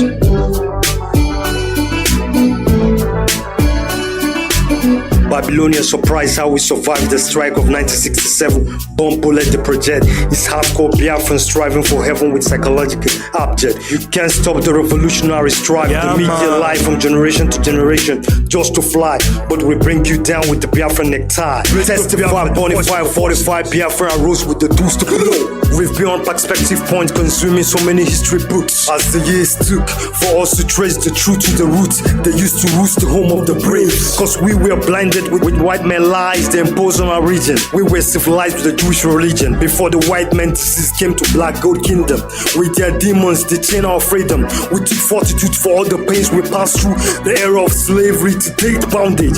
General Dumegu Dike Ojukwu, greatest in charge of all time, retired but never get tired of the struggle he took. Prophet Nnamdi is anointed with the struggle. More nothing to lose. Let the era of IPO be burned till they're all gone to see them no more. Back in the days when I was blind like you, struggling for better days hope. Used to hide from cops to smoke in the cemetery. With my infantry friend dying in conspiracy insurgency. Now time is necessary to pray with my brethren in the territory. For the nation of Biafra must be restored. For our enemies don't deserve the love. For so many scores is a huge war. The only language Ishmael lineage understood is shedding of blood. Soon the angels saw we descend on Babylonia. And the arena of bastard saboteurs trying to be heroes. But they're going down zeros. IPO became with unused skills, broke the code on the globe like virus on control. You don't even know. We spoke and poke out your indigenous people already say no to ethanol and tobacco. White men blood. Our soul have reconciled with our God for the Biafran exodus. For IPOB don't go for illegal money. When their brothers' eye closed like those hanging out late night like ghosts with useless hope, waiting for brown envelope to kiss your brother's souls. Like when the Biafran fighting Cold War. White Britain shipping Biafran black gold. Or one is indeed, but mine is dynamic. You will never know who love you the most. And that's why many made wrong choice when presenting them roles. We are untouchable, unstoppable, unseparable folks. We must cross to our promised land of blessing and riches. You can die, rest in pieces, you snitches. Saved by the indigenous witches, for we got a key. Time has come that the land soil will reject you all and your dead bodies. We believe on nobody but Tetragrammaton. For this is the end of Islamic Zoological Republic of Nigeria. It's become the throne of demons since the amalgamation. All the families have soldiered up on the Papa Green land. on black boot and push. Don't use skill soldier up ever ready to go. For they've wake up dead people from sleep of no return till we get it done. Like a revenge of America of September 11, when God of Israel had a soul petition from heaven. So shall he digest it through the hardcore Biafra squad. The way they treat us like a stranger in a fatherland. No good calling on the global world. The way they treat us like a stranger in a fatherland. No good calling on the global world. Make way for Biafra. We suffer multicultural slavery, full ownership to the new world. Britain came in, the game changed, more horrible. Introducing Biafra to ethanol, alcohol, damaged by the system, and tobacco, nicotine causing cancer. Biafra nation was established by Lord Afra, 8500 BC. And Britain came in, destroy our ecosystem king. Lord Lugard for kill our fathers to amalgamate us with Nigeria contraction to be Muslim since 1914. 1929, killing of about women riot. For so long they have been killing Biafrans till date. Britain brought MSTs to deceive. All they done for us don't to trace our origin back. They don't give a fuck about our hurt, rather value Biafran world. Don't bomb babies were beheaded, lynched in the street, set ablaze in their homes. Children taken from school and executed with impunity. And guests were taken from their schools to leprosy. And other people with other diseases keep raping them. Beheaded pregnant women were chipped to death, and their unborn babies taken out of their stomach and killed as well. Men and children of all ages were thrown into the well of less bread, steady screaming, crying for help, but the rest of the world act deaf. The Britain and Nigerian government fill up dead to 40 food with heavy stones. Some were forced to eat feces and drink urine with no hope. They bombed civilians in the hospitals, markets, churches, and at their homes. Biafra homeland became a rain of skulls and bones. The ever worst war crime in the whole world after the Jewish Holocaust. Still the blood wasn't enough for the beast warmongers. British sent troops with warplane mortars, grenades, executing innocent blood of Ayakarom in brutal cancer. Currently 4 weeks Buhari integrated. He used helicopter and napalm bomb Akwa Ibom coast using AK-47 war guns shooting Calabar people in the night. All Nigerian armed forces execute IPOB in Aba in Oyiwo using AK-47 war guns shooting Calabar people in the night. All Nigerian armed forces execute IPOB in Aba in Oyiwo. 30th May Memorial Day of Fallen Heroes. Turn bloody. They broke into the churches with no respect to God. Start arresting, executing people, raping Biafra women. Using Boko Haram trained by Saudi Arabia among their 84 terrorist group. And America did nothing at all. So many unforgiving sin till thy kingdom come. We will never forget this till thy kingdom come. For the properties the states giving us 20 pounds. After warfare, for the welfare of our world, they ripped in pieces. Sending us to open new market in the forest with 20 pounds. Now you call it Alaba International Market.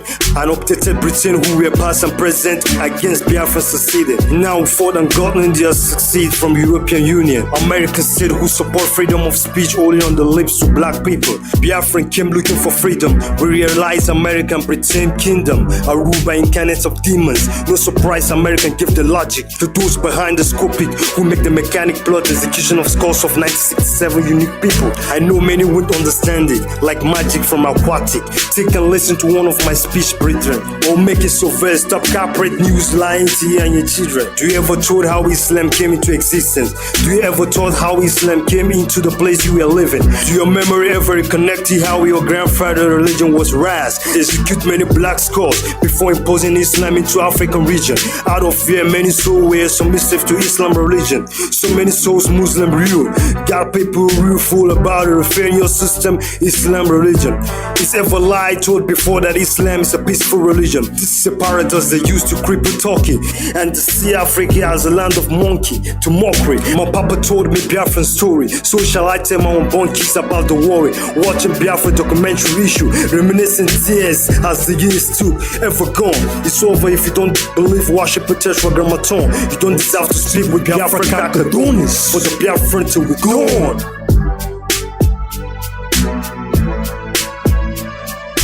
Look how you treating my people, it's too bad. Why you really acting like you too late? Look how you treating my people, it's too bad. Why you really acting like you too late? Look how you treating my people, it's too bad. Why you really acting like you too late? Look how you treating my people, it's too bad. Why you really acting like you too late? The way they treat us like a stranger in a fatherland. You know good, calling on the global world. The way like a stranger in a fatherland. Hey, no good day. Calling on the global world. Make way for Biafra. I know I can't speak like you all, but you all understand me well. For the black people hemisphere, you soak in the red, and you sleep comfortable on bed. Soon the reward of death will visit you all from hell. For the petition of people you sent to the grave, half answered by God of the braves. Caught you all of a worry bird memory of imperialism, slaverism, colonialism, religion, terrorism. Ever since the end of Biafran defense war, agreement was made, no victor, no vanquish. Promises was made for Nigerians to build infrastructure and rehabilitation for Biafrans. But when Biafran came for pledge redemption, Nigerian government gone. This picture is never wrong. They don't want us to live on. They thought all the hard cores are dead gone, but they get it wrong. Nnamdi Kanu overthrown the white and black man dragon with 50 million resurrected hardcore Biafrans with machine guns. Testify ready to die even to keep the bullet fly. For we are born, raised in the bomb area, condemned by the Catholic Church. We understood the mystery behind such, but to rather unite IPOB meant much for our souls, sold not for gold. For so long, constantly searching for knowledge from a distance. Instantly, wisdom was there before civilization came into existence. You can reason up the circumstance. Why Biafran from ages always stand famed for resistance through our system of transistence persistence. Even though most of us locked up in the cage like Roman Empire details before technology came to mankind knowledge. The Roman Empire under Illuminati one goal, stole God religion and painted it illusional, made people wallowing in the bloody satanic ocean of fire. So much unwaste damages to date. Nobody give a fuck about protecting my race. So I hold on with AK on the revolution face to bring down the disgrace. For we're going to school to be nobody's slave. They want us to keep living in the dark life. Look around, poor healthcare, no warfare, always warfare against us and hemisphere. Word unfair, people get disappeared, and the mouthpiece of the sea are living in fear. The rest acting deaf ear on our bloody tears. And politicians dress us each time they execute our blood with euphemism speech. They have sunk our organic hemisphere with the human blood and destroy our aquatic species with chemicals entitled with aftermath of getting cancer. And our chieftains and elders are blind, telling us to listen to the saga. Conspiracy going on and laid by the inventories. They infiltrate for us to go for war instantly, with none of the children serving in infantry. Religious war is the reason primarily. African territory has become cemetery for terrorism. We are Muslims executing innocent Christians and Jewish mercilessly. And American power did nothing to Saudi Arabia of sponsoring and supporting 84 terrorist group in the era of 21st century. Only sanction in Russia for Western power to get easy access to all and beyond former USSR geographical territory under their control watch. But we bring the truth out to our people who are still blind of the search, like during the expository essay of the Holocaust of the Jewish. And if you stand in my way of getting freedom through, my tools will blast you so hard it will get next bastard. Beautify next to use tiny screw. And I salute on my loyal black boot to my Biafran revolution crew, standing with my symbolic flag. We Biafran build America. Now people who doesn't know how the basic foundation of United States of America, they migrated from different parts of universal base, enjoying our labor and our sweat, faces, and origin people who build Americans still suffering today. Only option left for us is death. But I promise my Biafran pillars to deliver no shiver till they stop calling us niggas. Look how you treating my people is too bad. Why you really acting like you do too late? Look how you treating my people is too bad. Why you really acting like you do too late? Look how you treating my people is too bad. Why you really acting like you do too late? Look how you treating my people is too bad. Why you really acting like you do too late? The way they treat us like a stranger in a fatherland. Hey, no good day. Calling on the global world. The way they treat us like a stranger in a fatherland. Hey, no good day. Calling on the global world. Make way for Biafra now. Biafra's struggle can never be unrewarded struggle. Remember, after rain, there comes sunshine. I remember for every dark night, there is a bright day after that. So it's afternoon now, but I say good morning to my Biafrans. The sun has risen and shining where there is no light, and that's the symbolic meaning of the sun appearance in the Biafran flag. Do remember, danger is real, but fear is the choice. But don't be victim of kingdom that will never last your freedom. We receive Western education just to know the basics. No mortal can change the past, and no mortal can make the future. You are just an instrument to be used by the Universal King. Remember, just like you have the power to manufacture and control minimum and maximum seconds under your wristwatch. There is someone above your origin, creates and has dominion over you and your strange functional and sectional object you made. So life never comes by chance. It goes to you, a taste. So remain resolute, because when comes confusion, reality becomes illusion. Letter to my Biafrans. The best African revolution ever strategized is the Biafran, one of the world top first-class revolution ever exemplified in the history of mankind, ever known to extend the man. Politics and corruption on the hip-hop industry silent my speech, but Biafra brought back my voice to strike and project on the psychological object. So why trying to blame us? So many lies was told to our brothers and sisters that were sold out to slavery. But I'm here to delegate the truth at the time. We did not land on the white man Plymouth land, but the white man landed on black people Plymouth land. So what I'm saying is, we on our own when the white man disease came into our existence, bruised and ruined so many souls of the black people. But Biafrans are here one more time to restore the real nomenclature of the real mechanism or framework of the true worship of Yahweh, Chukwokika Abiyama. On this revolution project with no mind to accept evolution anymore. This is not voluntary, but it's mandatory only if you realize who you are and what you are as human being. I think no need to tell the rest of the world that we are blessed with the best. So I have sacrificed my life, Biafra or dead. Biafra! What? Fuck all yo! It's time to go home, brothers and sisters. Biafra, Kakadoni, signing out.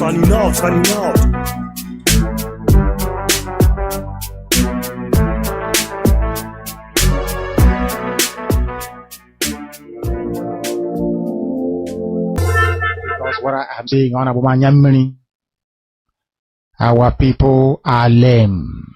They are weak. I am struggling to count how many men there are in Biafra land. There are no more men left in Wokanozi. Weak, docile, and imbecilic. Weak. I don't know how we can take such people to war. I don't know how we can take men who are not men into battle and win. I am ashamed. Very, very ashamed. Nonetheless, we must preach this very gospel because man did not ask us to come. Chukwu Abiyama in heaven mandated that we should come. If not, that I was called to do this very work, I will not speak to any of you anymore. But Chukwu Abiyama said this very gospel must be preached, and we must preach it. I have prayed since yesterday up until now. My request is very simple. The same prayer I made in secret, I will make out here in the open. Chukwu Abiyama Biko, since it is your intention that your kingdom will be restored upon this very earth, I need men. I need men. I did not say boys. I said I need men. Those of them that you created to restore your kingdom, they should come forward now, not tomorrow, not next year. Chukwu Abiyama. You must bring them now. I did not say tomorrow.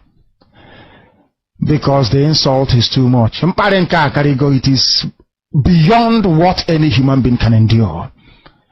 We want to go and get Biafra, or we die in the process, because we are better off dead than witness some of this nonsense going on.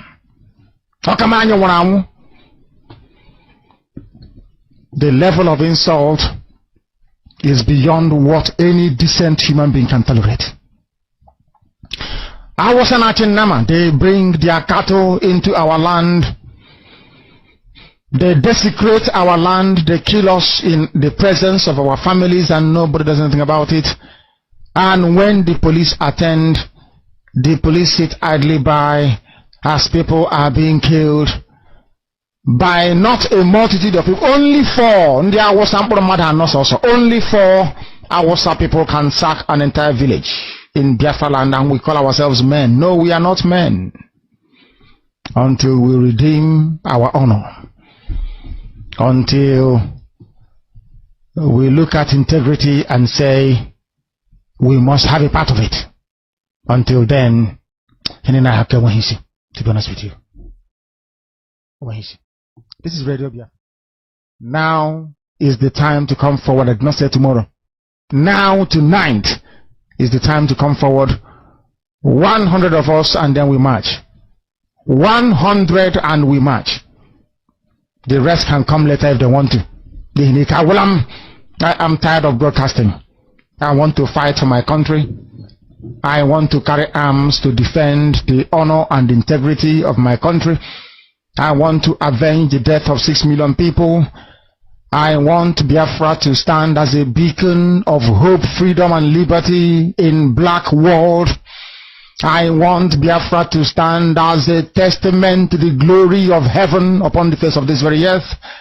I want Biafra to stand because my obligation to the dead outweigh that which I owe to the living. That is why Biafra will stand, and Biafra will come. 100 men, that's all. And we march. The rest can come later on. I no longer give a damn. The disgrace and the insult is too much. We must go and meet our enemies even if we have only machete and hoes. It is far more better for us to go and meet them and die with a semblance of dignity than with this very humiliation which we encounter every blessed day. We must assemble as quickly as possible. So we have a very, very, very special guest with us today, Dr. Uju Anya, and she is a professor at Carnegie Mellon University in applied linguistics. Yeah. And so welcome. So I had 2 more questions and I want to open it up. Has this experience changed the way, because like you said, you kind of go in, you use Twitter, you kind of almost like prepare, like you said, to teach when you go in there. Has this experience changed the way you're looking at engaging in social media, or do you intend to continue to engage in the way you have?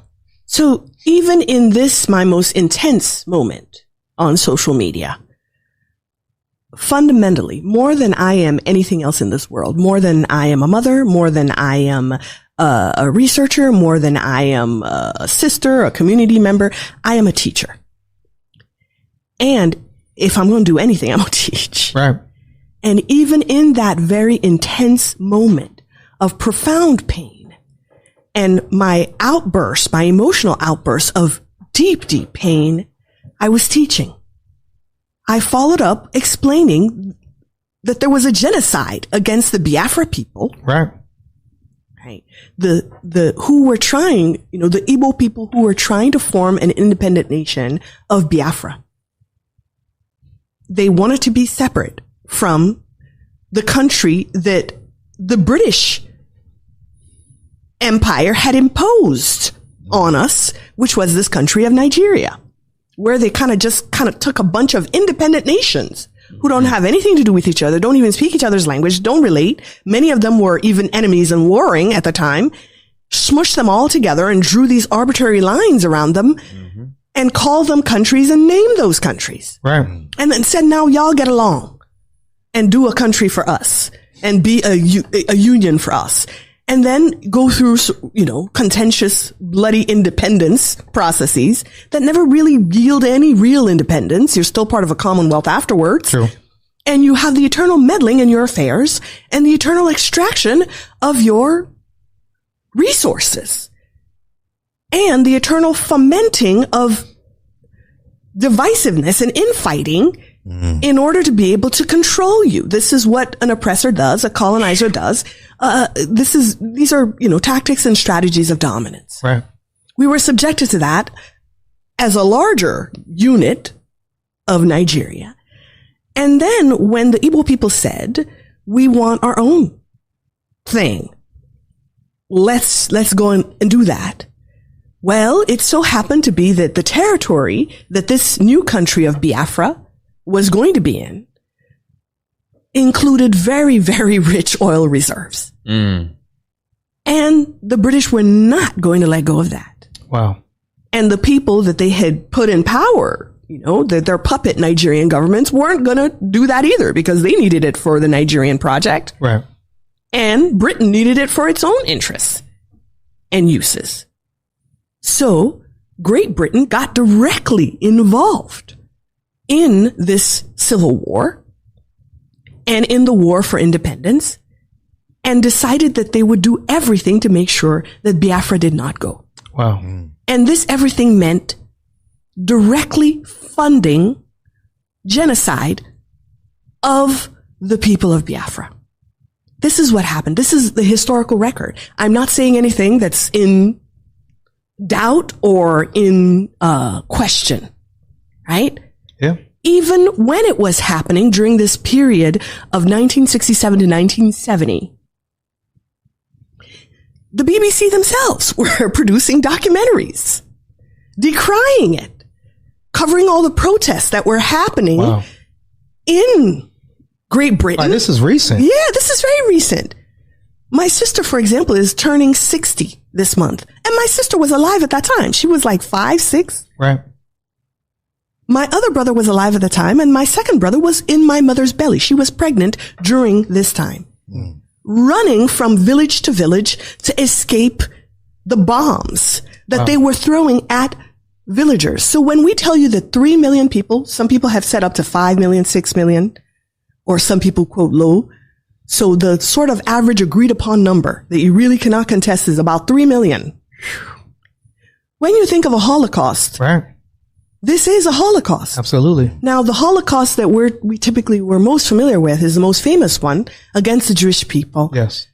Where they, 6 million of them were massacred. Absolutely. So at the most sort of conservative estimation, they did half of us. Right. Half that number. Civilians. These are non-combatants. And more than 1 million children alone starved. Wow. The British paid for that. And Queen Elizabeth II was ruler. She was monarch at that time. This was the government that she was supervising. Now, I don't buy this notion that she was just a statue, if you will. I was going to ask you that question. Or a decorative plant. Right. Or, some kind of, I don't know, tchotchke sitting on the shelf. Right.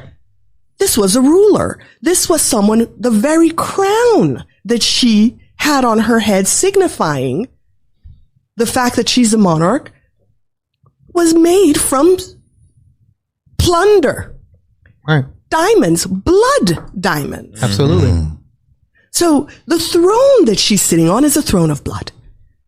So you cannot say that she was just this little old lady or this figurehead that really had nothing to do with anything, and it was just the British government that were making their deals and, governing however they would, without relating it directly to her, because she directly benefited her very position as a monarch, the palace that she lived in, the opulence, the obscene levels of wealth that she enjoyed. Absolutely.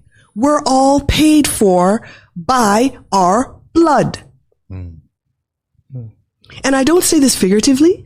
Right. And I don't say this as something that, this long remote past, let's say, of human enslavement, which on my mother's side, she's from Trinidad, my ancestors over there were enslaved by the British. I'm talking about recent living memory of people still alive today. Her money, her government funded our slaughter. And people expected me to be calm or to be, I don't know what they expected. Right. When the person who literally paid money for bombs and guns and military supplies to come and massacre your people is dying. Right. You're not supposed to dance. What's the reaction to that? I remember when we found out that Osama bin Laden was killed, and Americans celebrated, right? Because they held him responsible for 9/11, which just passed, and that terror that occurred, and those 3,000 or so people that died. Yeah. And it's like, but when it's our terror, when it's our pain, when it's our loss as Black and brown people, and we, particularly when we express it in a way that challenges white supremacy, the white supremacy dominant narrative, and this, kind of almost like Disneying idea that people had of a queen. Then all of a sudden it's like we're always told to be civil, to be calm, to be peaceful as Black and brown people. And so, but when it's somebody that you feel harmed America, you can dance, you can celebrate, you can take out your flags, and that's held up. You can have lynchings were celebratory things in the history of the United States of America, where they would have a parade and party and take children. Question before we close out, because I saw in the wake of Queen Elizabeth's passing and this conversation around colonialism, a call for reparations, right? I think Jamaicans were saying, like, instead of having more, like, we need reparations. Absolutely. You spoke, you taught us about this very recent history around Biafra. Is there a movement or calls for some type of reparation? Because, we've seen reparations happen with the Holocaust of Jewish people. Absolutely. Deservedly so. You mentioned, I'm part of the National African Americans Reparation Commission that was started by Dr. Ron Daniels. Absolutely. First of all, the Queen never once apologized. She never once opened her mouth to say sorry. Everybody, the history records know what happened and what was done in her name and for her crown. Not just to the people of Biafra, but you talked about the Kenyans, the Indians, the indigenous people, right? Native Americans. So it's just never once have they taken responsibility and just said sorry. So what I am advocating for, and what a lot of people are advocating for, number one is to just recognize what you did and say sorry. And then we can move on to conversations about what does reparations look like. It could look like leaving the oil alone. Right. It could look like, actual payments and repayments, of the compensating the 3 million lives that were lost. Right. I don't know. We haven't even gotten that far yet because we can't even get them to admit the shit they did. Wow. Man. And how does that feel as a language professor to know? It's so, it could all be so simple. Yeah. And then just that refusal. They continue to dehumanize us. That's what it feels like. We are not even human enough to them to sit down with them as equals and say, this is what you did to us. And they recognize it and say, yes, this is what we did. And we're sorry. Even though it's open record, the fact that they never open their mouth and sit down with us and say it shows that they continue to view us as less than and undeserving of the common acknowledgement of our humanity and our dignity to say, yes, we harmed you and we're sorry. Powerful way to end, and that's why we call it This Week in White Supremacy. Absolutely, yes. This is a perfect synopsis of the theme of this show. And the article we're going to share as our white pages is a recent article. Dr. Anya just wrote "Critical Race Pedagogy for More Effective and Inclusive World Language Teaching." Asking folks to, you said you liberated this article from behind. I did. It was behind a paywall, and I used money from my research funds to pay the publisher to not put a paywall on it, because I believe that the teachers that I work for and I write for, who benefit from my work and who I also benefit from the work they're doing because they provide me with material for scholarship and investigation. I believe that they should have free access to the results of the work I do for them and with them. Well, we greatly appreciate you doing that and appreciate you taking the time. I know you're busy. I know you've been kind of bombarded with media requests that you would take the time to come and sit with us and be so passionate, so vulnerable, and so open about his journey. And we're thankful to have this relationship with you now and looking forward to continuing to support the incredible work that you're doing at Carnegie Mellon University. Thank you. And onwards and upwards. I'm in the Modern Languages Department in the Second Language Acquisition Program. All right. Any closing thoughts? And I know we got some announcements.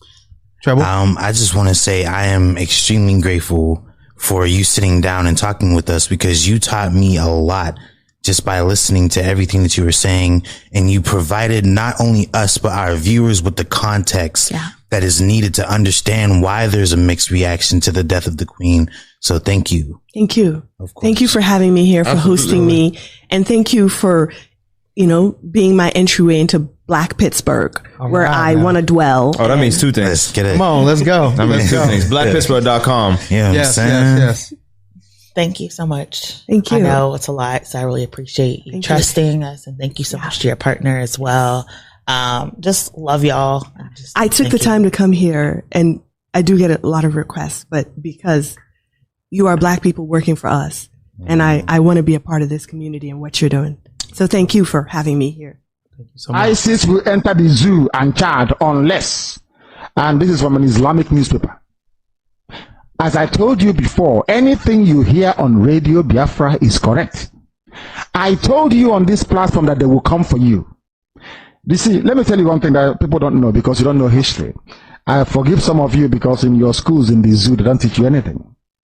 I want some people to actually go and sit down and study the history of Islam. Islam is the only religion that has never stopped growing. Islam is the only religion that has never stopped expanding through militancy and war. Others have stopped, only Islam. Christianity is based on convincing people, telling them about the message of hope and restoration of Yahweh Yeshua. Of course, immensely corrupted, that we know for sure. But Islam believes in expanding through war, and that war is coming. Now, I must be put on record, and we can play it all the time for our people to also understand and listen very carefully. And I will say it tonight. And if you come to me in the future, I'll refer you to the broadcast of the 8th of June, 2015. And that I made this very comment I'm about to make now at precisely 10 minutes to 8 p.m. in the evening. If ISIS comes down into the zoo, of course they are part of Boko Haram anyway. If they because they have forged an alliance already. If they launch any attack with the name of ISIS on the zoo soil, if you come to us to give us weapons, I will decline it. I will allow them to kill all of you before we mount any counteroffensive. Let me tell you one thing that you don't understand. Some of you claim you went to school, but you didn't go to school. Because if you went to school, you will understand how Islam works. Islam is coming for you. They must come for you. It's a M-U-S-T, must. There is nothing anybody can do about it. Only you can defend yourselves. This headline here is a confirmation if you need one. I think Abubakar said it yesterday. Today is being confirmed that ISIS is coming. Not just Boko Haram, but the real bad people that are coming. They need access to the oil, and they will get it to secure their financial base for their continued expansion within the whole of sub-Saharan Africa. The zoo is seen as pivotal. And Biafra land is where the resources that they're looking for is lying in. They don't trust Buhari anymore. Buhari was their godfather, they no longer trust him. I mean Boko Haram in this instance. Buhari, they thought, would give them Sharia immediately. Buhari saying, I don't belong to anybody. From that day, they intensified their bombing. Some of you cannot reason, you cannot see very well because you're blind. But at least you're lucky. You are listening to Radio Biafra. Very, very lucky indeed. I'm telling you the truth. Or else, I can in your blindness. It is that darkness we've come to shed light on, that you can see properly. If they enter the zoo, I will not command this army. And I need guns and I have the men. I need guns and I need bullets. That's all we need. And then we win. I have been sounding this warning. I've been telling you, you think we are joking. They are coming. Your mothers will be raped. Your sisters will be married off as slaves. I'm telling you that now. Right as I speak, write it down. Biafra land will be decimated. Unless we equip this army to defend us.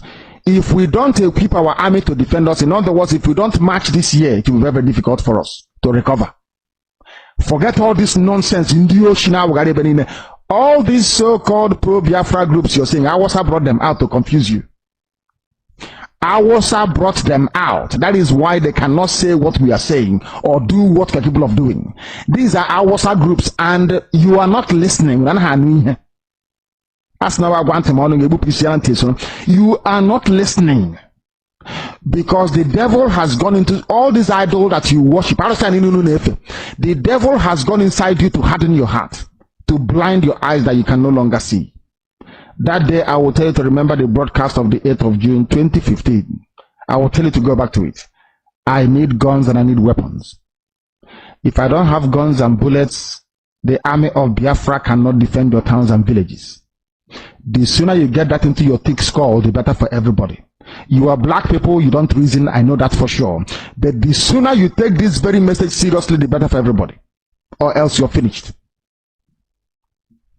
ISIS is coming. They will enter the zoo and Chad very, very shortly. Not as Boko Haram, they are coming in as their franchise and as their name dictates. ISIS is coming. If you like, you make haste while the sun is shining, or if you like, you can continue to be dumb and stupid. That is entirely up to you.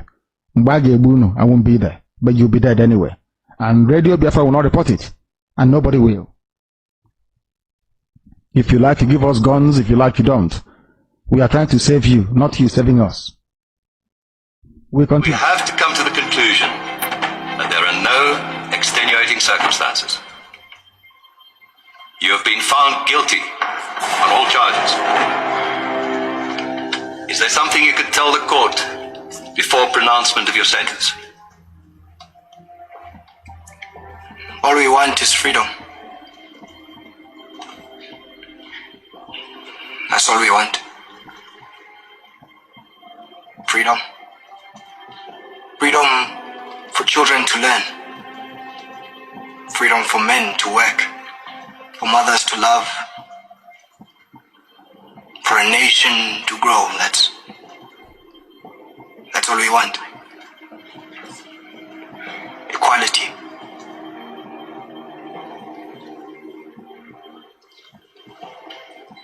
For everyone. You see, I am just one of many. A foot soldier. There will be many, many more to follow. So, there is no court of law, no police force, no army that will stop the tide of revolution from turning.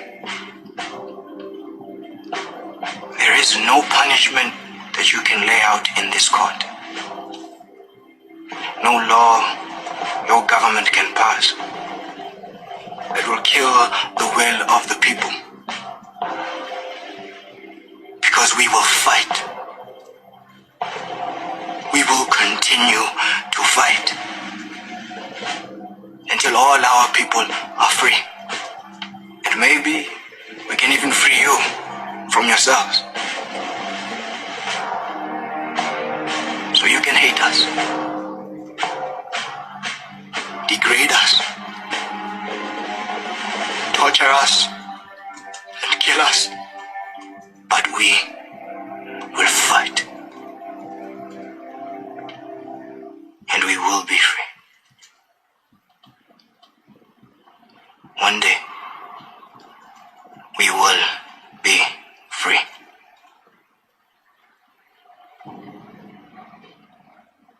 Amanda!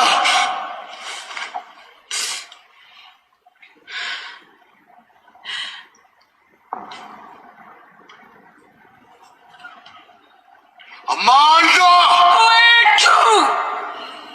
Solomon Kalushi Mashlango. You are hereby sentenced to death. You will be taken to Pretoria Central Prison on a date to be set, and you will be hanged by your neck until you die.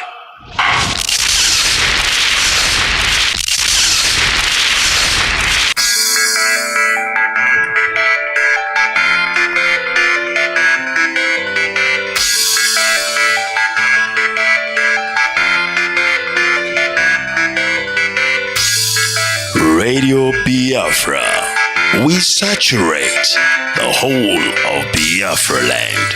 Wherever you are, just touch the dial 102.1 FM. Olu, Owerri, Enugu, Anambra, Abakaliki, Nsukka, Asaba, and many more. Radio Biafra, we got you covered. Radio Biafra, the first and the last.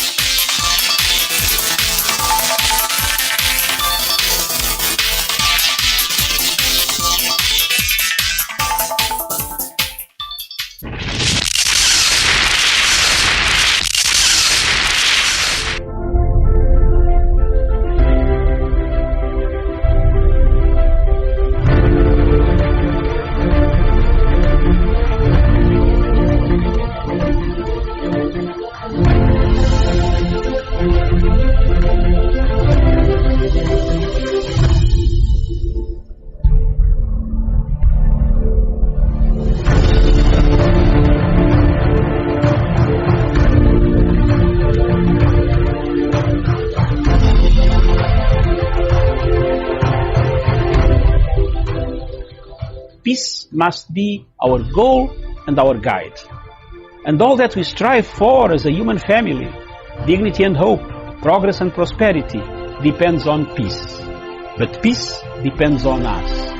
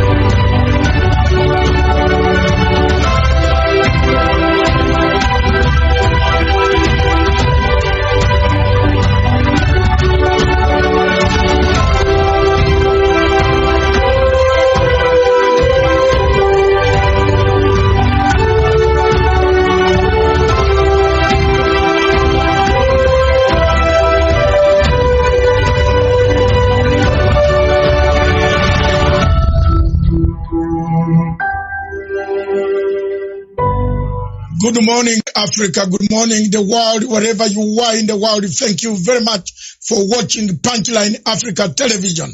This is the only television in the world, in Africa, in sub-Saharan Africa, that talks about Africa. What ails Africa? What kills Africa? Where are we? Why are we the continent with perennial conflicts? Why are our people abusing human rights? Why are people being killed? Why is there Boko Haram? Why is there Al-Shabaab? Why is there a war in northern Mozambique? Today from Cairo to Cape Town, Dar es Salaam to Lagos, Lagos to Abuja, Abuja to Port Harcourt, Gabon. Today from Maputo to Rwanda, Kinshasa, Accra, Tripoli. What is happening in Tripoli makes Africa look a very bad continent. My show this morning is a simple show. I'm going to see what we can do for Africa. I have stood firm for the last 5 years. I've stood firm on this television station, stood by the people of Biafra. I am not going to be intimidated, but I will ask the questions that are supposed to be asked. General Buhari has not answered my questions for the last 5 good years. I have sent messages for them to answer why people in that great nation of Africa with a population of 220 million people, why are people dying? Why are human rights abuses taking place?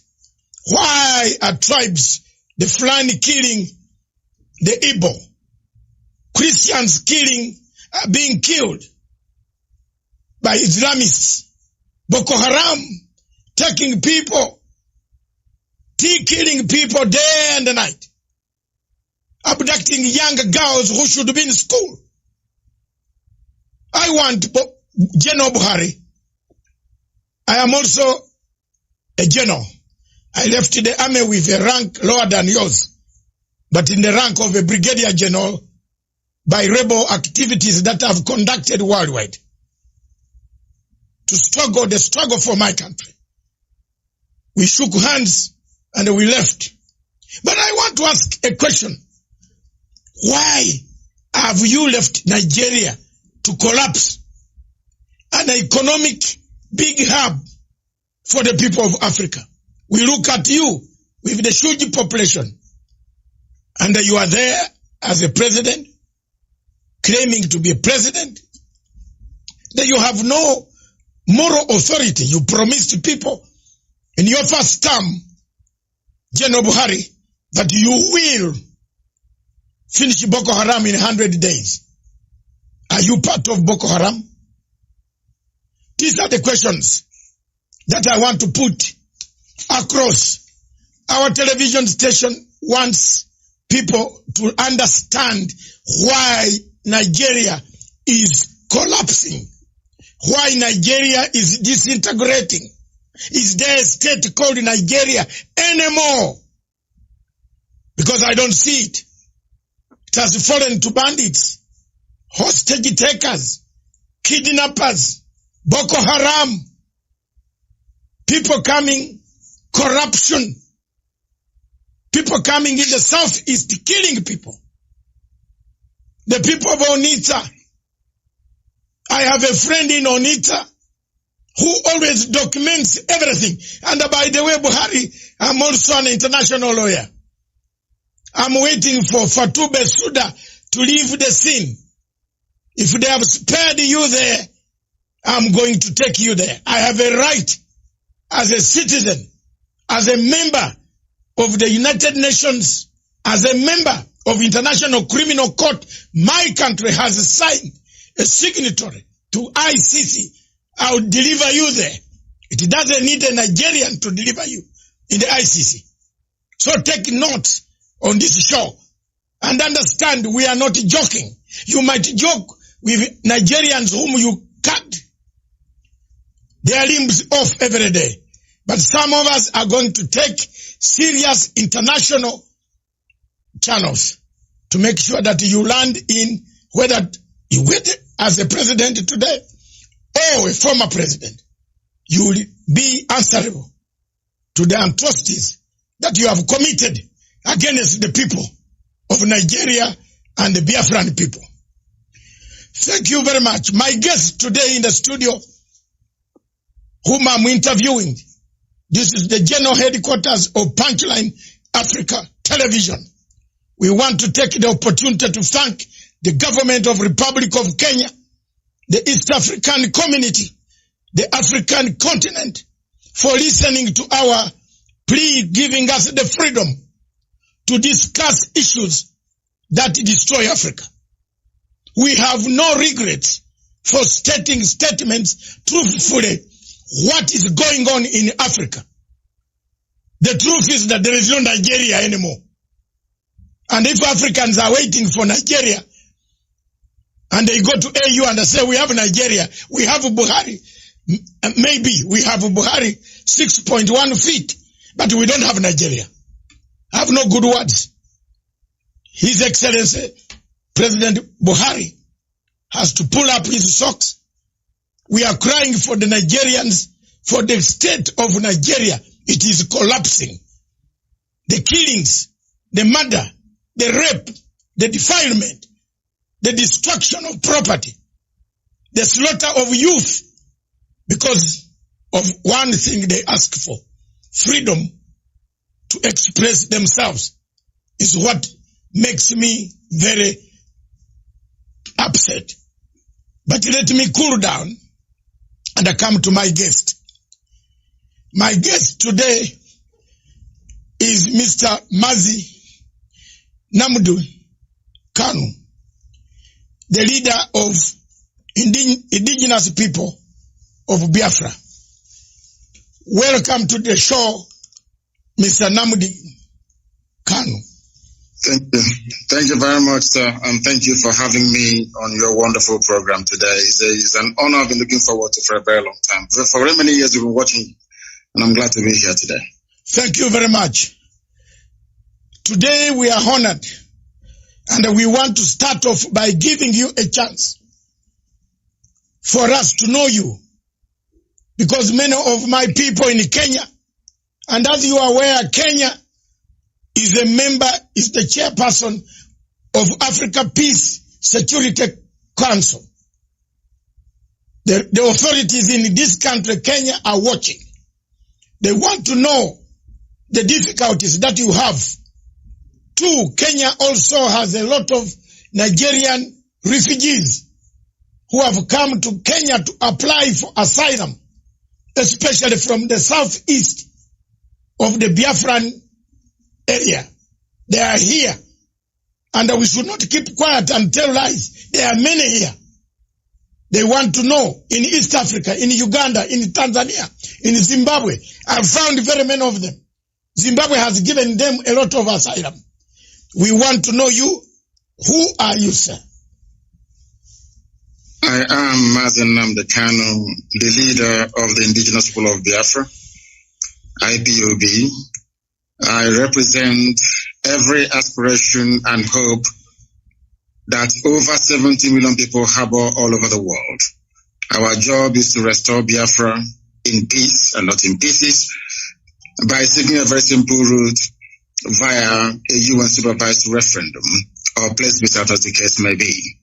We are here to restore our land to the way it was before the white man came. What we are doing is nothing against Nigeria per se. What we are trying to say is Nigeria as presently constituted is not working, and we are doing all we can to try to raise the levels of human development, of our understanding, education, health sector, the economy, and all the rest of it. If we continue to remain in Nigeria, not just are we going to suffer, but the whole continent of Africa is going to suffer as a result, as a consequence of the ineptitude, the corruption, the backwardness, the retrogressive mindset of the people who are presently in charge of that very place. Initially, most people tend to see us as not being Pan-African enough. I am a Pan-Africanist. I believe in the unity of the African states. My preference will be for Africa to have one nation, one government, one people, even one language if that is possible. I am a subscriber to the very fine influence of Kiswahili amongst the people of East Africa. And I wouldn't mind if that were to be the lingua franca for sub-Saharan Africa. I don't mind at all. But we must face reality and we must face facts. We as Africans are tribal by nature. We are ethnic by nature. That is why every Christmas, every Easter, every celebration that we have, we go back to where we come from. We go to our villages. We go to our town. That is who we are. And we're not going to deny that. What we are trying to do is to reassert who we are before the white man came and destroyed every vestige of honor and dignity that we once had. And in Biafra, we are going to restore that. And from Biafra, the rest of Black Africa will also be free. Thank you very much. Thank you very much for explaining the position of Pan-Africanism. Because critics talk about, as much as we are Pan-African station, we always talk about Pan-African unity. But I've argued my case before the AU and said, you cannot talk of Pan-African unity. One part of Africa is bleeding. How that cannot be. In Nigeria, there's one party bleeding. In Gabon, Cameroon, there's one party bleeding. We can't talk about Pan-African and leave people who are bleeding. I am happy that you have touched the word Pan-Africanism. Many Africans including your former leaders, have said Nigeria needs rearrangement. I picked something from you. I want to see this rearrangement. What is this? Babangida. Former President Babangida said Nigeria needs a rearrangement because it can't work anymore. The marriage cannot work. It is true that the marriage cannot work. It is true that the people, the Igbo, are discriminated. When they go to Abuja, they are told go home. Where yet the home is Nigeria. Abuja is Nigeria. I've done investigative work undercover and I've discovered all these things. I'm not being told by you. But I've been with my Nigerian people who have actually ended up being discriminated in their own country. So given this scenario, I want to find out from you, from what perspective do you think Africa should come in, the whole of Africa should come in to bring the plight of the Biafran people, the indigenous people, whom you have been fighting for? How do we come in as Pan-Africans? How you can come in is by doing what very courageous leaders in Africa did in relation to the case of South Sudan. Because in the case of Nigeria, the center can no longer hold. Everyone knows, the whole world is aware of the fact that we are ideologically, psychologically, culturally, religiously, and socially diverse. There is no meeting point. It's a very good thing that you talked about East Africa, for instance. In East Africa, there is some semblance of cohesion because Kiswahili is the lingua franca. Perhaps somebody from Uganda may understand somebody, or should I say some people from Tanzania. Some Tanzanians may be able to understand somebody, let's say, from Rwanda, because they speak the same language, they have the same understanding. So that is the basis for building something called a national cohesion. In the case of Nigeria, that is conspicuously absent. It doesn't exist. Now, the fact of the matter is this. Africa, the way it is presently set up and constituted, are merely colonial constructs, where you have people coexisting happily together. Perhaps they are very fortunate. In the case of West Africa and Nigeria in particular, I have nothing, and I repeat, nothing in common with your average Fulani person. I have more things in common with even a white British person than I do with a Fulani person. I mean, we have nothing in common. Their value system is markedly different from ours. We cannot see eye to eye. I give a very simple example.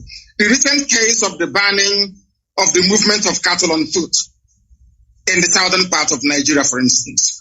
In the north, that is a normal thing for them to have. But in the south, it is absolutely strange having people walking around your neighborhood with AK-47. At the slightest provocation, they kill people. That type of culture is alien to those of us from the south. And that's what we are trying to say. And it's a very good thing that we are not alone in seeking for a distinct, or should I say, separate identity. Our Oduduwa, our Yoruba brothers are also asking for the same thing, because they too have come to the realization that this Nigeria is unworkable. The Middle Belt is doing the same thing. It is not born out of hatred for anybody. That is the mistake that people keep making all the time. Most analysts and, should I say, news journalists tend to think that somehow we hate Nigeria. Of course, that is not the case. What we deplore, what we detest and cannot live with is the level of hypocrisy, the level of ethnic jingoism going on, being of course perpetrated by the Fulani people. And this is what I want all Pan-Africans to be able to see. That Biafra will be there piloting and moving the affairs of the whole of Africa forward. Because we have said it repeatedly, without Biafra standing on its own, the rest of Africa will continue to suffer and to flounder. And for us to be able to get to where we are supposed to be to, there has to be a very comprehensive and holistic rearrangement of the present state of Nigeria. You are well aware. I asked you to go and read at the comments and statements coming from Katrina Lang, the British High Commissioner to Nigeria, for the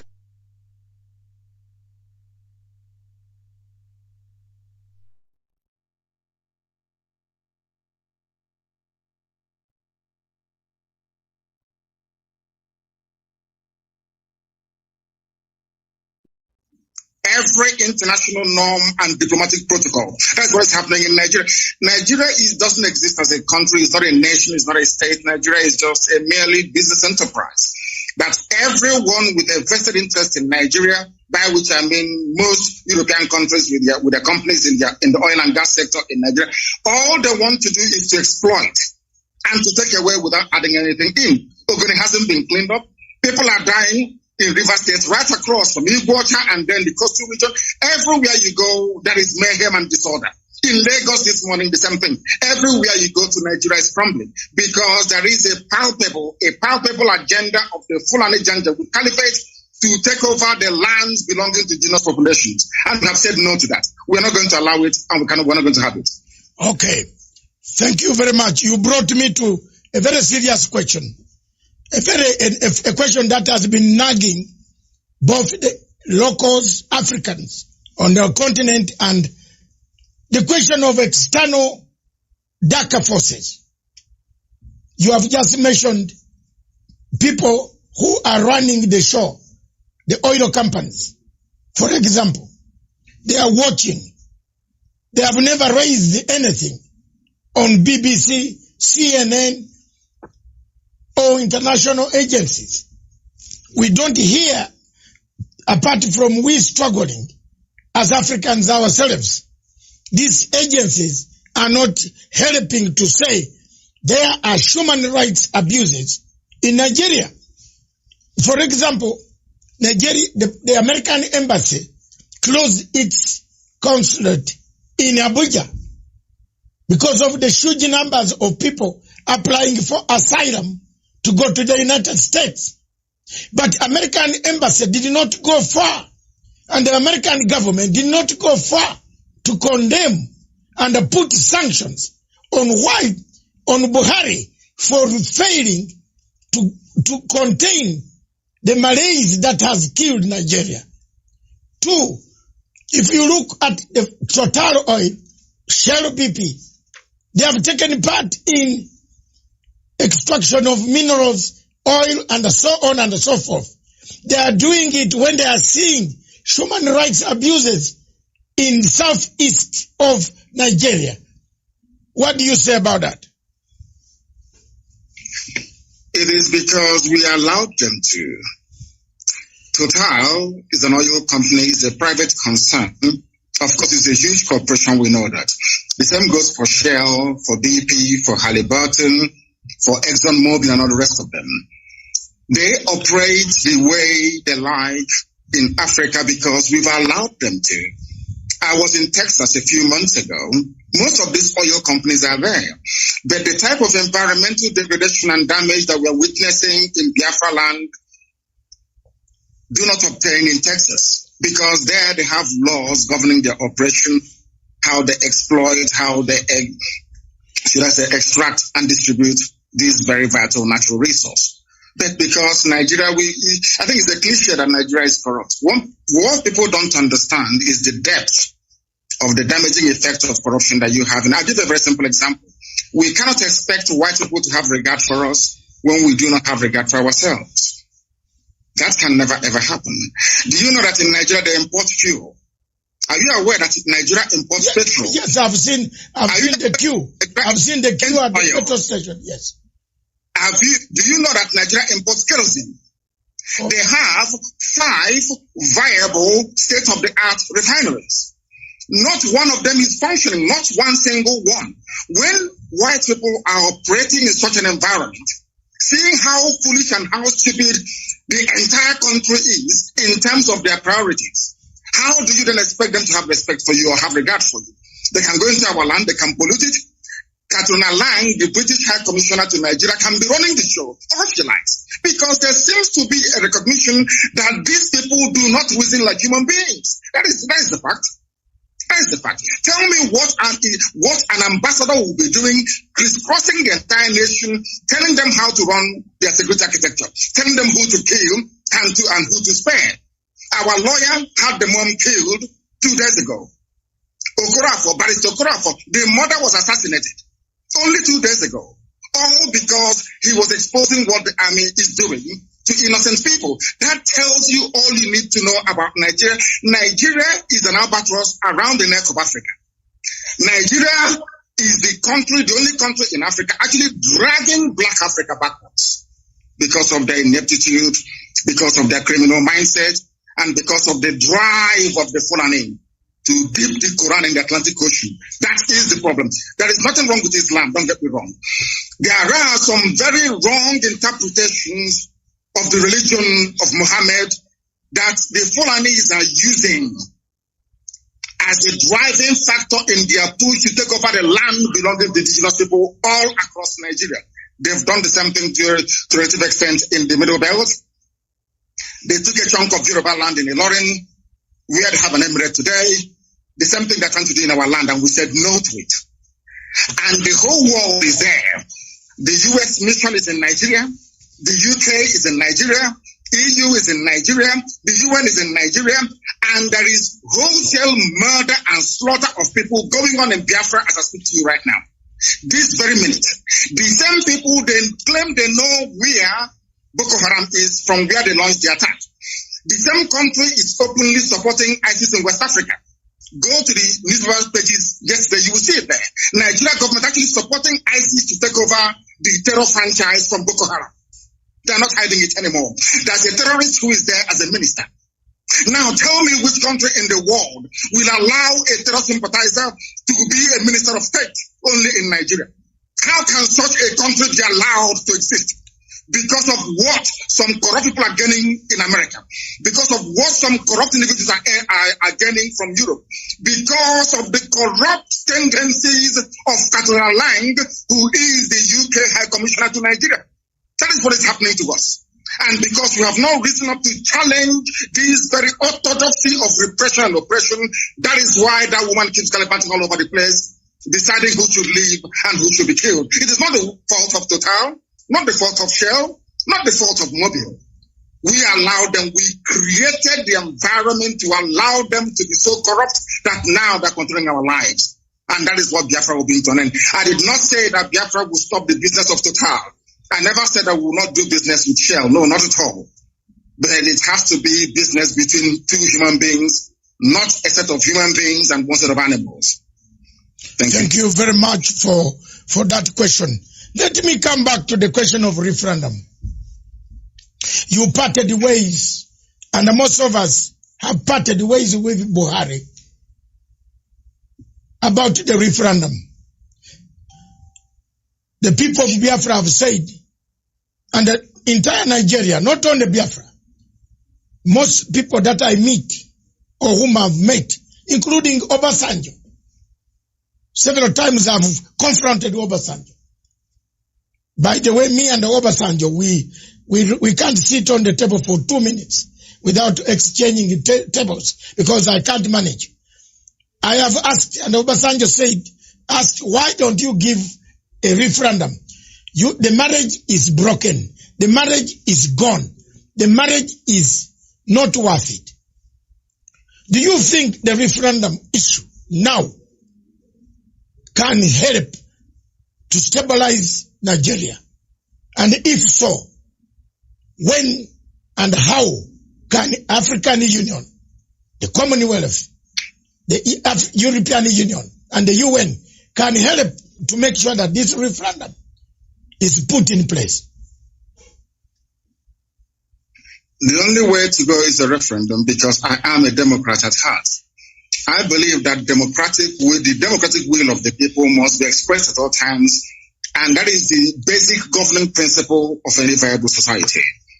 I am an advocate of referendum, and the sooner they conduct it, the better. It's been muted in the past through their so-called rejigging of their constitution, through their so-called sovereign national conference, which has been coming on and off from time to time.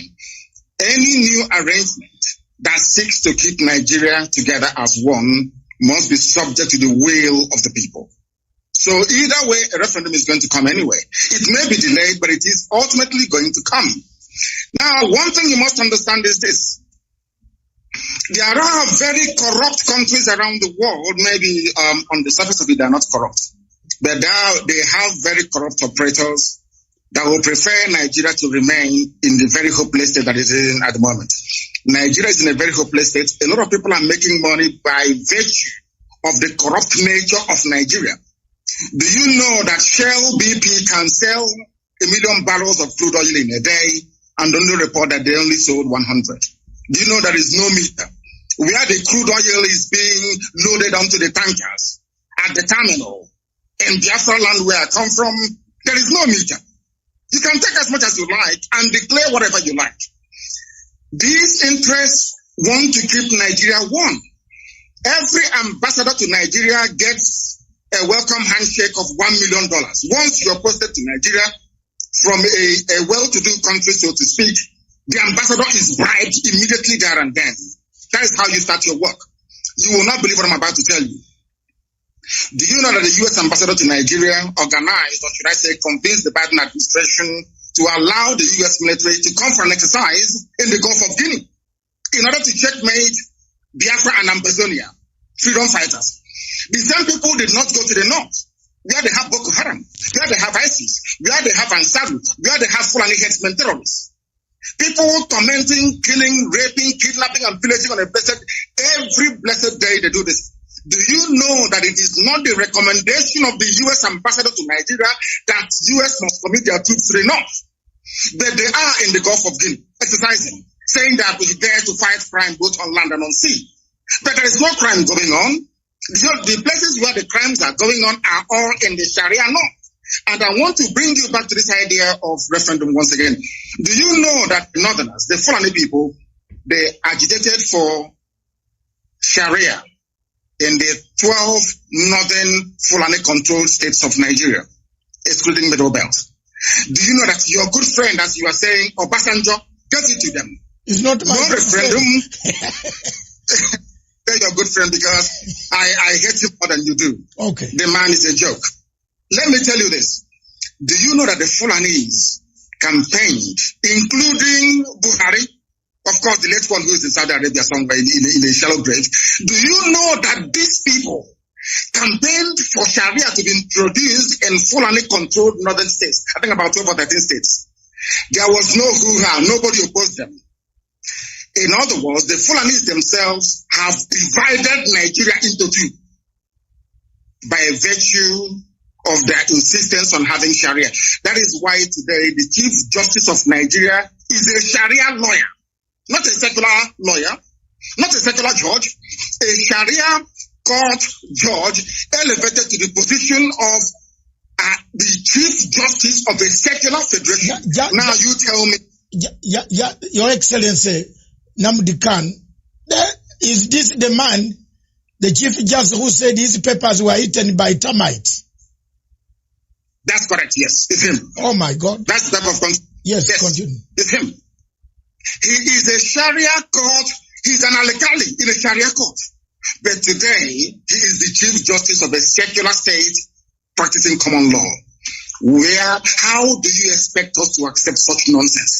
Who in their right mind will live under such condition? Who in their right mind will? That is what we want Africans to understand. It's not that we hate anybody. We are Pan-Africanists. I want one Africa. I want one united Africa. But an Africa found on the basis of justice, fairness, equity, and progress. Not one found on retrogression, on backwardness, on corruption, on stealing, and on looting. That tells you all you need to know about Nigeria. Can you tell me why they're deploying troops to Biafra at the moment? Killing people every blessed day.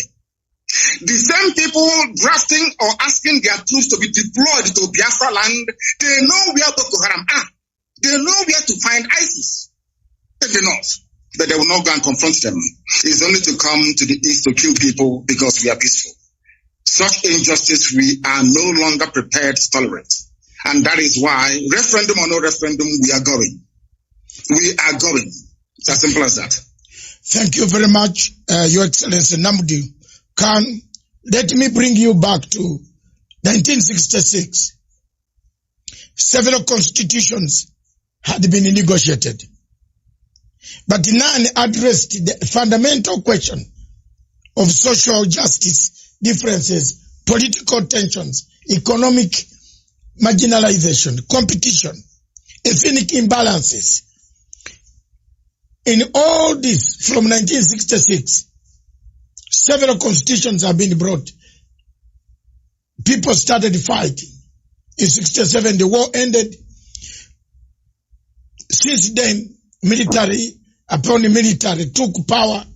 Obasanjo, Babangida, another one who died, and another one, seven of them. The changes, nobody has been mentioning what ails Nigeria. At the center of it, it looks like you are mentioning it now. I can see, any observer on Nigeria can see your plight, like just as we can see the plight of many African countries. When you talk of 13 states having Sharia law, a chief justice who says his papers were eaten by termites becomes the chief justice based on Sharia law and using Commonwealth common law. Now, should the changes be made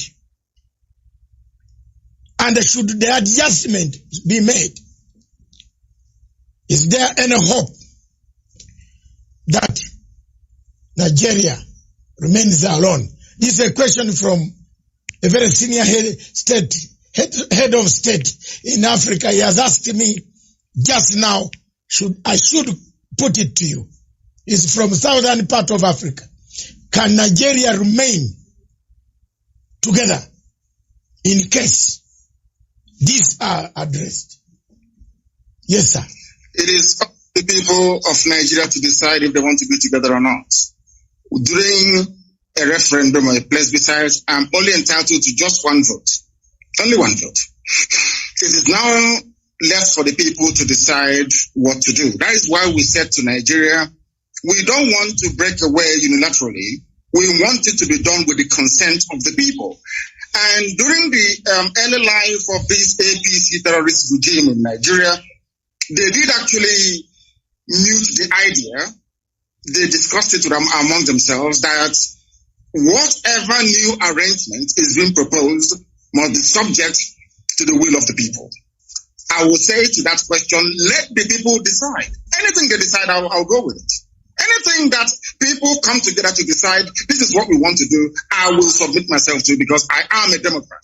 What I'm trying to say is that the present condition of Nigeria is no longer tenable. It is no longer tenable. It cannot be tolerated any longer. And that's why we're doing what we can legally and legitimately to bring it to an end. Okay. Let's come to African Union. President Uhuru Kenyatta is the chairperson of Africa, or Kenya is the chairperson of African Union Peace Security Council. He sits, is the chairperson of all peace and security arrangement in Africa. He is also a member of United Nations Security Council, representing Sub-Saharan Africa. He has huge numbers of Nigerians seeking asylum every day in Kenya, Uganda, Tanzania. What do you want him to hear? What do you want him to hear now? What message do you give to them, to the AU, that the situation is not as they think, so that people can wake up and help you? What I want President Uhuru Kenyatta to understand is this. Contrary to all the fallacious lies and misinformation coming from Nigeria, we are not against African unity. We want Africa to prosper. And what is happening from what you said, what they're experiencing now in Kenya and in other East African countries in terms of the huge numbers of people seeking refugee status and asylum is indicative of the decay and the death that Nigeria is going through at the moment. And unless they step in now to do the right thing, believe you me, they will get millions upon millions of people asking for asylum in their countries in no distant future. Let it not be said that the disintegration of Nigeria will somehow bring an end to Africa's cohesion and unity. It is a lie. It's a lie. It will strengthen it. Nigeria is the country dragging Africa backwards, being purportedly the most populous nation, black nation in the world, with vast reserves of oil and gas in my land in Biafra. A lot has been expected of Nigeria over the years, but each time they have failed. If you go to a place like Rwanda that I'm sure you have been to, if you go to Kigali and see what Paul Kagame has been able to do with meager resources that they have, I am sure the same transformation is taking place all across Ethiopia, taking place all across Kenya. You can see viability of economic life and prospects. None of that exists in Nigeria. They only sell crude oil and they import everything, including refined petrol as well. What I want African leaders to understand today is this, that Nigeria is the problem of Africa. If you terminate Nigeria, it's like a cancer growing somewhere on the body of Africa. Once you get rid of Nigeria, believe you me, Africa will spring to life. Let them not be deceived. Don't allow yourselves to be deceived to think that we need this huge country with huge population and vast natural resources to be relevant in the world, on the world stage. That is a lie. Because the size of Nigeria, the way it is today, was predetermined by our colonial masters. Britain said, we want to use Nigeria to influence every other country in Africa. That was their game plan. Britain wanted to control Africa through Nigeria. It's there in the official documents. And I'm saying to Africans today, don't allow that to happen. Or, as you say, the level of Fulani mediocrity in Nigeria has made it almost impossible. The best way for us to go is for Africans to understand that Nigeria is a tumor, a cancerous tumor, very dangerous one. Cut it out and Africa will be free. Okay. Thank you very much. I just want you to take a slow pace now. I want to come to ask a question that has happened to me also. We seem to be swimming in the same field. That's why you see we are the same. The loss of your parents, you did not attend. I also did not attend. The death of my father, I have never buried him. I am in the same category like you. I want us to go slow and say, you were not allowed to attend to bury your parents. How did you handle this? I know I am slightly older than you in years. I have handled. Are you sure? Yes, I am. Are you sure? I'm 65. My goodness, you look very young. Yes, I'm 65. And that's very good. I have, when I lost my parents, I was also in exile in Britain, and I could not bury them. How did you yourself handle this matter, and how do you encourage others? There are millions of refugees on the African continent, in South Sudan. Some of them don't know where their parents are. But the people have gone to make political leadership, but they have forgotten accountability. That's why South Sudan peace process is collapsing, because there's no accountability. So how did you handle that? And did it encourage you and give you resolve to keep pushing for a better Nigeria or a better Biafra? Please. It's kept me pushing for a better society for everybody. Everybody, not just within Biafra or within the wider Nigeria, but across Africa as a whole. Because what concerns one black person actually should concern another black person as well. I put my parents' murder by the Nigerian state into context. The only thing that matters to me is the freedom for Biafra, of which I am prepared to pay whatever price that God requires of me to pay in order to ensure that Biafrans are set free. That was how I managed to, should I say, compartmentalize that very grief at that moment in time. And I might also add that my mother-in-law is dead as a result of the same thing. 2 days ago, one of our lead attorneys, they actually threw a hand grenade into the mother's car and killed her and burnt her body only 2 days ago. I see these things as necessary sacrifice that we must go through in order to restore Biafra, that is essentially the kingdom of God upon the face of this very earth. For that, we are prepared to pay whatever price that we are called upon to pay to ensure that the people of Biafra and every other ethnic group being oppressed in Nigeria and wider Africa is set free. That's my mindset. And that was how I dealt with it. As horrible as it was that I couldn't attend as the first child and as the first son, my father's burial, my mother's burial, but I see them as being very essential sacrifices that one has to make in order to ensure that the people are set free. Thank you very much.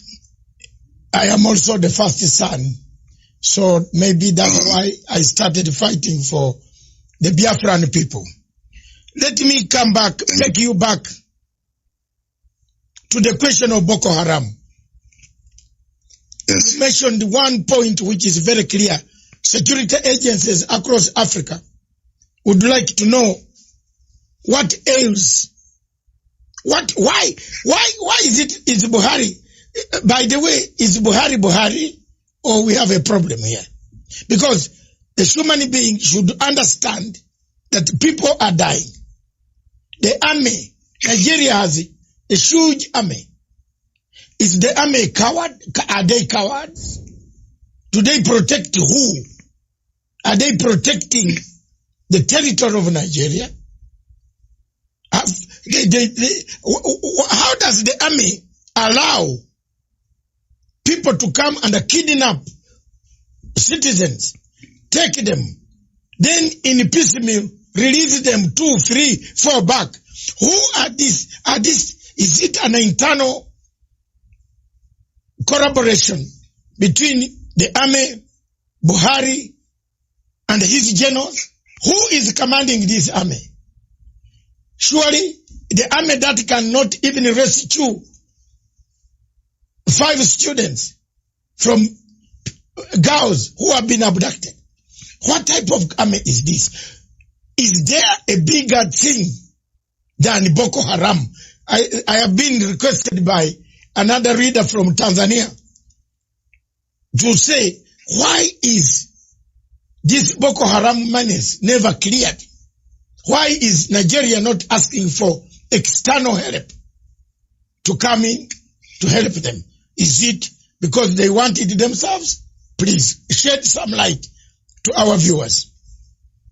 I want Africans to understand one fact today. The entire terror architecture in Nigeria is hinged on the political aspirations and hegemonic tendencies of only one tribe, the Fulani. We have no issues with the Hausa, the Bachama people, and all the rest of them. It is the Fulani. And this game plan has been in existence for a very, very long time, nearly 200 years ago. And they must execute it. I want Africans to understand that only the Fulani tribe alone financed and sponsored almost 6 terror groups exclusively by themselves. Before Buhari came into power in 2015, he said, at the height of the insurgency, an attack against Boko Haram is an attack against the North. I will leave that to one side. I want your viewers to understand something today, which previously maybe they may not have been aware of. Do you know that Boko Haram nominated Buhari as their chief negotiator in 2014-2015? Are people aware of that at all? Do you know that these same people only a few years ago said that these murderers and these rapists, they are our misguided brothers. Do you know that their so-called Sheikh Gumi, who happens to be very close to the presidency, I need you to understand this very clearly, the one negotiating with the bandits. Are you aware that their recommendation is for ISIS and Boko Haram to merge together, that they can come south? I want these points to be noted by your viewers all over the world. So when you see these people, you ask them these questions. Do you also know that the leader of the dreaded ISIS in West Africa province, ISWAP, his name is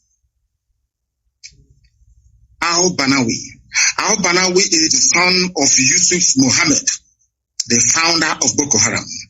Do you know that this man was arrested round about the same time that I was in detention in 2015? Do you know that he was released without trial on the orders of the presidency of Nigeria? Do you know that the fourth largest terror group in the world, the Fulani headsmen, which the whole world knows, the fourth largest terror group in the world, they are Miyetiala.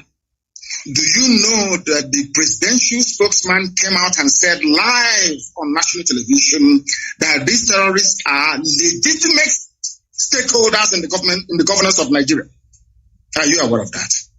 Do you know that despite telling the whole world that these murderers and these killers are from the Sahel, they are not Nigerian Fulanis? Do you know they're forcing us today to give them our land so they can settle in perpetuity? Are you aware of that? Let me also shock you this morning. From the office of the Inspector General of Police of Nigeria, a letter came out titled Terror Elements to Expand Frontiers of Attack. In this very letter signed on behalf of the Inspector General of Police of Nigeria, of which Katona Lang and the U.S. Ambassador are both aware. Here, they mentioned the specific places where they claim the leaders of Boko Haram are hiding. Understand this? I want the world to know that this Fulani expansionism is a well-planned, orchestrated move to take over the land of indigenous people and hand it over to marauding Fulani nomads across the Sahel. A letter from the IG of Police of Nigeria. In this very letter, they mentioned the names of the places where they felt or they believed their intelligence told them that these people are hiding. They did not send Nigerian army or police there to go and confront them. Instead, they sent them to Imo State. They sent them to Abia in Biafra land and gave them an order to shoot at sight. And I want you as a journalist, I want you as a lawyer to go back and investigate through the history of Fulani-funded terrorism and insurgency in Nigeria. Try and see if there is any instance where the IG of police or the chief of army staff has ever said to the troops, shoot at sight anywhere in the north. It's never happened before. Only in Biafra, a few days ago. That is to tell you that this is a well-planned pincer movement, basically from the east and from the west, in order to try to take over the geopolitical space of Nigeria for Fulanis across the Sahel. These are the things you need to ask yourself this question. You've been talking about Boko Haram, ISIS, all these murderers all over the place. Ask yourself this question. Has any Boko Haram been convicted before of any crime in Nigeria? Ask yourself this question. Now, let me put it to you Africans and to the whole world at large on this your program today. I know that a while back, Al-Shabaab attacked a few shopping malls in Kenya. Is that correct? Yes. Now, maybe you live in Kenya. You are now residing in Kenya. Is that correct? Yes. Don't worry. Yes. I am here. Now, how do you think Kenyans will feel if President Uhuru Kenyatta were to grant some kind of amnesty to Al-Shabaab to now say, Al-Shabaab, you know what? Come and become part of Kenyan army. How would you feel? I think the Kenyans will go to the streets. The Kenyans will catch the Al-Shabaab and will roast them on the streets. Now, let me tell you this. This is something that Africans don't know. Yes. Do you know that Nigerian army being sent to Biafra land today contains elements of Boko Haram and ISIS in it? Yes. Because they are now part and parcel. I've seen the reports, yes. Let me ask you this question. When people say we shouldn't fight the army or their police, how do we know who they send to us? How can you distinguish between a terrorist in army uniform and a serving patriot in Nigerian army? That's the question I'm asking the whole world to answer. How do we know? They incorporated terrorists into their security architecture. How do we know who is who? Okay. How? Thank you very much, Your Excellency. Let's just take a short break and take water, because it is hot in here, and I think wherever you are is also hot. It is, yes. The interview is fantastic. It has generated one of the huge numbers in the history of Pan-Africanism and this television station. So let me take some water. You take some water. We resume in 2 minutes. Okay. 2 minutes. Okay, sir. On that question. Thank you. The world, how do you differentiate between Boko Haram and Nigerian army? Simple question. When Boko Haram has been inscripted, that's better English, inscripted in Nigerian army to come and kill the people of the southeast. That is the question on the table. When we return, this is Matsanga Africa perspective. In Matsanga Africa perspective, we look for hot spots. One of the hot spots is Nigeria. Is Nigeria disintegrating? Is Nigeria fragmenting to pieces? Is there leadership in Nigeria? Is General Buhari the general we saw 10 years ago? Or this is a different person? How can a leader allow his people to die? How can you inscript a Boko Haram to be a minister in your own government? Oh my God. Is there something wrong? A country that we all looked at as a country, the big giant of Africa. We saw everything in Nigeria. Now it looks like what my good writer, the man who wrote the things fall apart, Kinawa Chebe, was right. The center cannot hold anymore. This state is going. Don't go away. Just, we are returning. This is a fantastic show from Punchline Africa Television. We are interviewing His Excellency Nnamdi Kanu, the leader of IPOB, Indigenous People of Biafra. Thank you.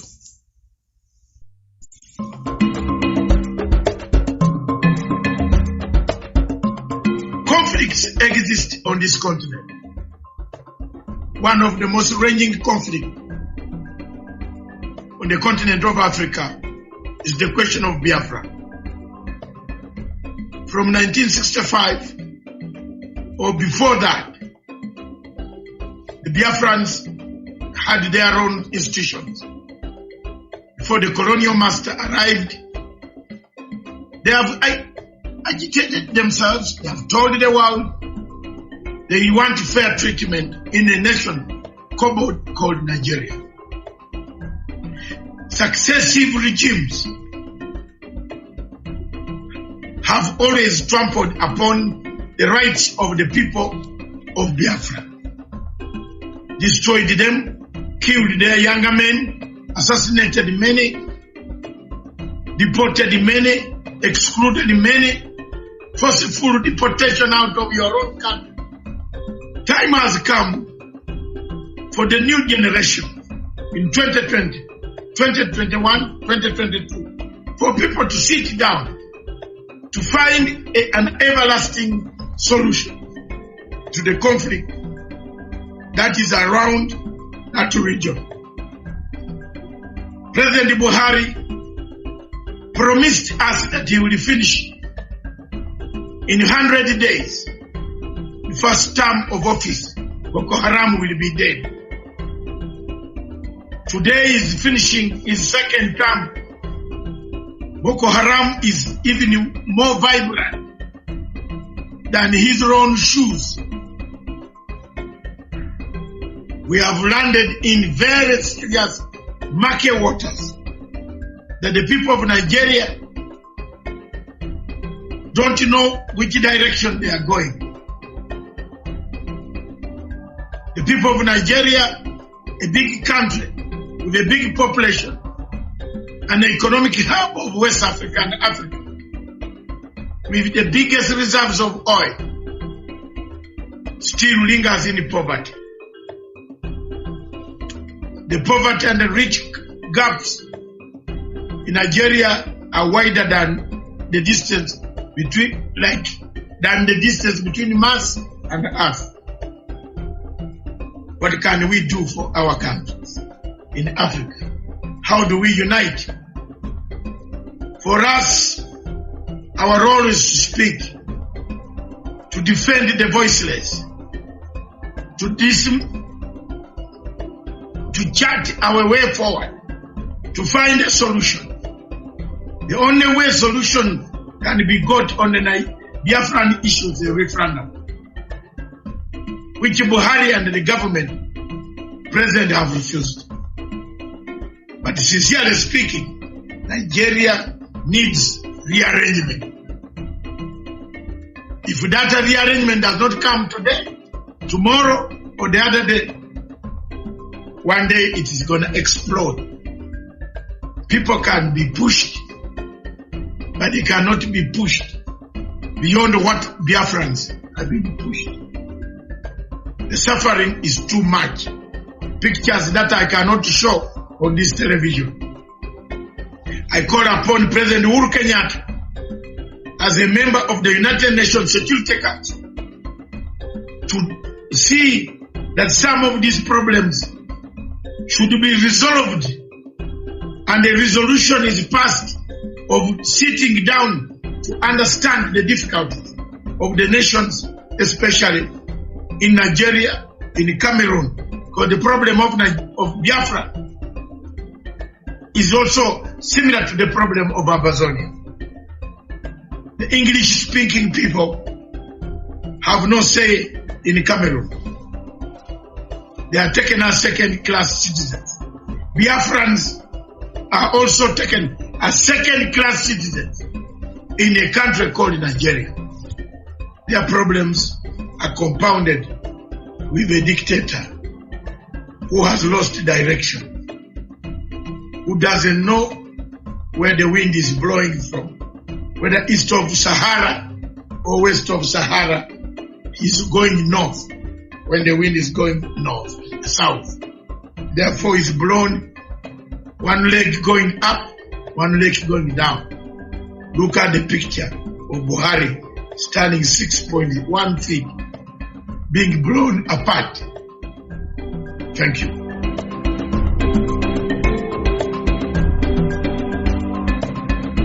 Back to Punchline Africa Television. Our show is Matanga Africa Perspective. In Matanga Africa Perspective, we look at what ails Africa, what kills Africa, what makes Africa be called a continent of savages.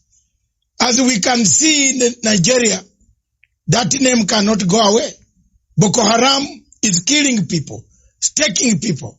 We have incorporated it in the system of the Nigerian army, brought them back without remorsefulness. They have not done any reconciliation. And they are then being hired to destroy and kill other people. We have invited, and we shall invite more people to talk about this. We shall invite any other person who wants to discuss the issue why Nigeria is collapsing. A state the center cannot hold anymore. With us in the studio and away taking questions from us is none other than the leader of IPOB, Indigenous People of Biafra, His Excellency Mazi Nnamdi Kanu. Welcome back, sir. One question. Thank you very much. One question. Yes. After the break, we had to go for some water because it was becoming hot here. To hear that Boko Haram is part and a parcel of the government of Nigeria. It is something that has sunk my heart. I don't know. But I am very shocked. Let me come to this. There is a feeling that time has come. And I will keep on going back to this question. That the United Nations, the 5 permanent members, are part and a parcel of your problem. Now, because you can't exclude any, China is already in Nigeria also. Russia is in Nigeria. America has been there. Britain is there. France, through Total Oil, their presence is there. And a candid question comes. We touched it, then we went away. But it is coming back from the questions I've read during the break. Someone from South Africa is asking, surely,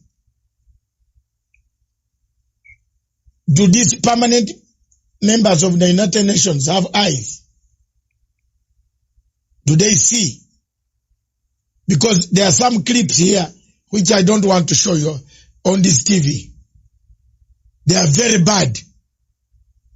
As far as the killings of the youth in Southeast in Biafra, the killings, the slaughter, the torture by the army, by Nigerian army, how they tie youths on their Land Rovers and roll them around the villages. I get these pictures every day from Onitsha. These are not photoshopped. These are real things happening in Nigeria. So someone has asked, does the United Nations permanent 5 have eyes or not? What would you say to them now, today? As we find... I believe that. Yeah. Go on. They have eyes, but for some reason they have decided not to see the evil happening to Biafra. And this is what I want Africans to actually digest. Africans must ask themselves this question. Why is there this global conspiracy against Biafra? I have an answer to that. It is because Biafra portends goodwill for the whole of Africa. And they understand this very clearly. We cannot be blaming the permanent 5 of the UN because we are the ones that created the enabling environment for them to come in, to exploit and to do whatever thing that they want to do. I was having a very serious discussion with somebody and I said to them, do you think that the world prefers this very exploitative relationship that they have with the very corrupt, subsequent corrupt regimes that you have in Nigeria? The person said yes, and I said no. The answer is no. USA is more concerned about trade with Japan and EU more than they will with Nigeria. Because in all these economies, people want where they can ship their goods and services to be purchased. They needed to have the spending power. That was the reason behind the USA helping Germany to stand on its feet after the Second World War. The reconstruction of Europe by the US government was driven by economic self-preservation.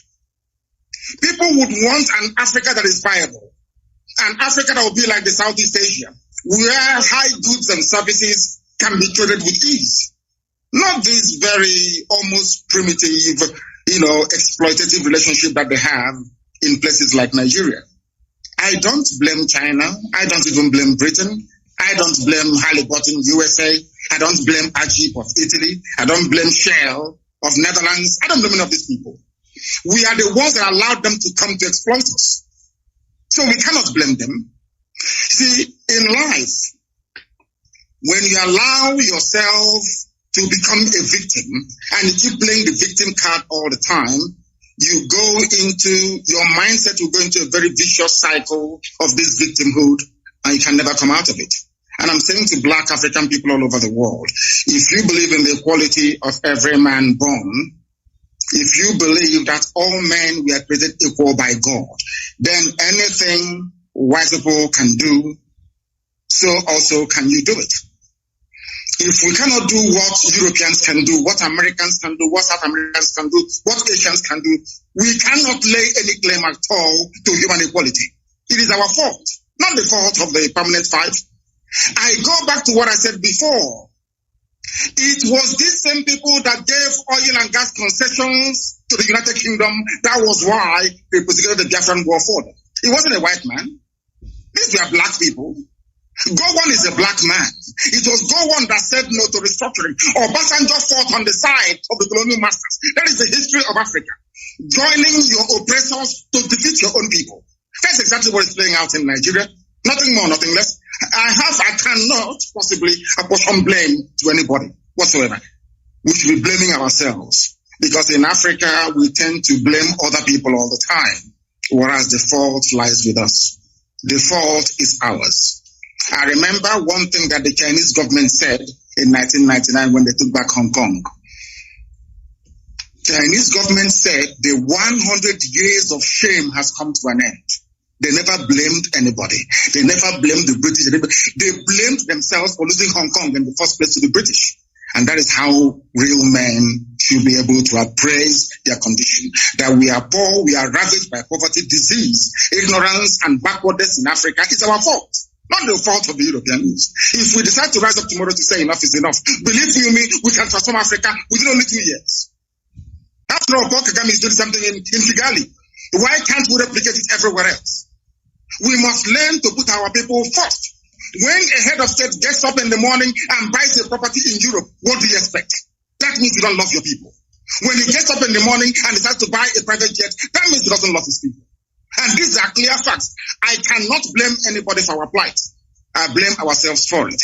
And that is why we are rising up. And I want to make this thing categorically clear so that the whole world can understand me. It doesn't matter what they do. It doesn't matter what the greatest powers on this earth does in relation to Nigeria. Biafra is going to be free, or we all die in the process. I swear to God Almighty in heaven. Death is better than what we are passing through right now in that zoo called Nigeria. And we must be free. I said must. We are not begging anybody for it. Before the white man came, there was Biafra. Before Britain was created, Biafra existed for over 5,000 years before the formation of Britain. How did they decide where I should live? How did they decide which identity I should have? How can a white man come from Europe and decide to call me a Nigerian? What is the meaning of Nigeria? Nobody knows. We must go back to who we are. Be proud of who we are. I am a proud Biafran. I can never be a proud Nigerian because the name Nigeria has no meaning. No meaning whatsoever. Not even in Swahili, it has no meaning. How can a white man come and create a country for me in Africa and I be holding their flag running up and down saying this is my country? Who said so? Can I go to Europe and create a country in Europe for them? On what basis is our argument of human equality when Europeans can come to Africa and create countries? We cannot go to Europe to create countries. How can that be equality? Oh, that is why racist towards us. And that is why we must rise up now, not tomorrow, to support Biafra. Biafra is the beginning of the true emancipation of black people. Ask Julius Nyerere and he will tell you. Thank you. Julius Nyerere, indeed. In 1967, the late Julius Nyerere was the first man with Dr. Milton Obote. That's why I, on this microphone, I still carry the flag of Dr. Milton Obote. They are the first countries in Africa to recognize Biafra.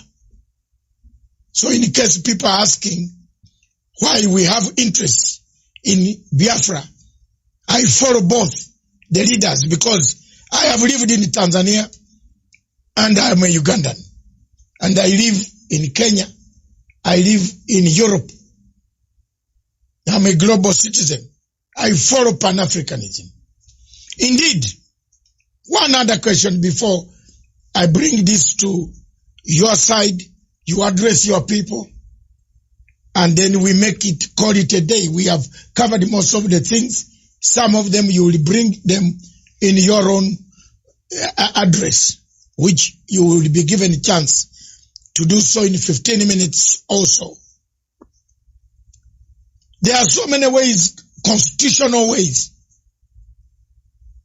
of struggling for freedom. I believe you know where I'm going now. What's this? We have tried. For over 10 years, you have tried. You have done so well. You have awoken the people and said, wake up. We are being slashed one by one. Buhari has allowed people to buy daggers. You know, I saw my investigative journalist came across 100,000 daggers. How do you buy daggers for who? You import daggers. There are so many cows to slaughter in that place. I looked at it and said, these are daggers to come and kill other people. If the constitutional route of referendum fails, what other constitutional means would you use? We insist on constitutionality. Yes. And we are going to have it. When Reverend Dr. Martin Luther King started to try to rearrange the social order in America, some people felt it was impossible to do, but eventually he succeeded. When Nelson Mandela, and I'm sure your good self, and all other anti-apartheid campaigners started, even with the support of Margaret Thatcher and Ronald Reagan, this is something people don't know, that Ronald Reagan, a very powerful president of the US, and Margaret Thatcher, of course, the young lady, they all supported apartheid South Africa. They did. They were the ones that labeled ANC a terrorist group. Some people don't know this. It was only a few years ago that the name of Mandela was, should I say, erased from the logbook of terrorists in the United States of America. People don't know this. We are going to insist on what is ours and what is right. We've been occupying our land in perpetuity since the creation of man on this very earth. Somebody came and decided to change our identity, and we said no. The person said, okay, if I'm leaving, I'm going to hand you over to a more brutal caretaker, which are the Fulanis in this case. And that is why they're killing us and killing us till tomorrow. I want to draw your attention to something very, very critical. The order given by the Inspector General of Police of Nigeria to predominantly Fulani soldiers and Fulani police people to go to Biafra land to kill people. Had this announcement been made by any other police chief anywhere in the world, believe you me, there will be someone to appear in hate the next day. I want to read for your audience. I'm going to quote him verbatim what he said. The IG of police in Nigeria said, he's a Fulani man, mind you, don't mind the media shout, do the job I command you. If anyone accuses you of human rights violation, the reports will come to my table and you know what I will do. So take the battle to them wherever they are and kill them all. Kill Biafrans all. Don't wait for an order. What another order are you waiting for when Mr. President has ordered you to shoot anybody carrying AK-47 assault rifle? Quote me, even a dead policeman can be tried and dismissed from the force, and his family will not get his benefits. And this is from a police chief. Do you know the funniest thing, or should I say the most astonishing thing of all? The EU has a presence in Abuja, in Nigeria. The British High Commissioner is there, Katuna Line. The US Ambassador is there. They've not said anything at all. In other words, that leads us now to believe that exactly what happened between 66 and 1970 is about to happen again, which is kill as many Biafrans as possible. I want all Africans to understand this, that this very policy of genocide and slaughter is sanctioned by the US Ambassador in Nigeria, sanctioned by the UK of all people. Tomorrow they'll be singing songs of praise about human rights abuses, what China is doing, what is happening in Gaza, what is happening in Rohingya. But in Nigeria, they sanction the killing of Biafrans in broad daylight. What sort of justice is that, I ask? I want Africans to know, to ask themselves this question. Why is it that the USA and Britain wants this very tiny country to be squashed and killed? What is it that they have that is driving them so mad? Because the future progress of Africa lies in the land of Biafra. And they do not want black people to be developed. That is why they are doing what they are doing. Look at a whole, should I say, high commission running all over the place, telling the country how to be run. The same things that from Nkrumah, Julius Nyerere, Azikiwe, all of them, Patrice Lumumba, Jomo Kenyatta fought. The same thing that Mandela fought. Black people are now tolerating it. The same thing we are fighting. We want independence, we want self-rule. Today, this very morning or afternoon or evening, one single woman, is crossing the whole of Nigeria, telling the Nigerian police who to kill, telling them who to shoot at. Now tell me how I can be in a country where the chief of police have targeted my people for extermination and the whole world is quiet. Tomorrow they'll start blaming us for one thing or the other. But we're not backing down because Biafra is coming, and I assure you no Jupiter can stop it. Thank you. Thank you very much. I just want to ask my final question. What does the future look like for Biafra? I'm interested in that. What does the future? Because let me come first. I've struggled for Sudan. My television and my TV struggled for Gambia. You remember you were listening to me when Yaya Jammeh switched off all television stations in Gambia. I took my satellite quietly in Gambia. And Yaya, with all the army, could not know that I was broadcasting from his own place. I took my satellite phone and we did help to liberate Gambia. I'm proud that South Sudan today, I played a part to call Dr. Riek Machar. You know, at the time the people, Your Excellency Nnamdi Kanu, think that when you interview a man who has a different opinion from the government, you are giving them platform. Yes. We must hear. When we talk, then violence will stop. If we keep quiet, then we shall perpetuate violence. So we should keep on talking. And I picked up a phone called Riek Machar in South Africa, where he had been put under house arrest. I shouted on this television to IGAD and the AU. I made noise to the British and the Commonwealth office. I said, how do you lock a person who should be negotiating peace in South Sudan? It took about 2 months, 3 months. Riek was set free, was told you can now start the negotiations. Everything I've touched on African continent in my 65 years, I've resolved. I resolved a big, huge conflict in Uganda. I think you already know. Between the Lord Resistance Army and the President Museveni. People feared to go to the bush to look for this man, younger man called Konyi. Very young, still 40-something. I went. I said, you are killing people. People want you to talk. And we have come here. If you want to kill us, you can also kill us. I'm a determined man.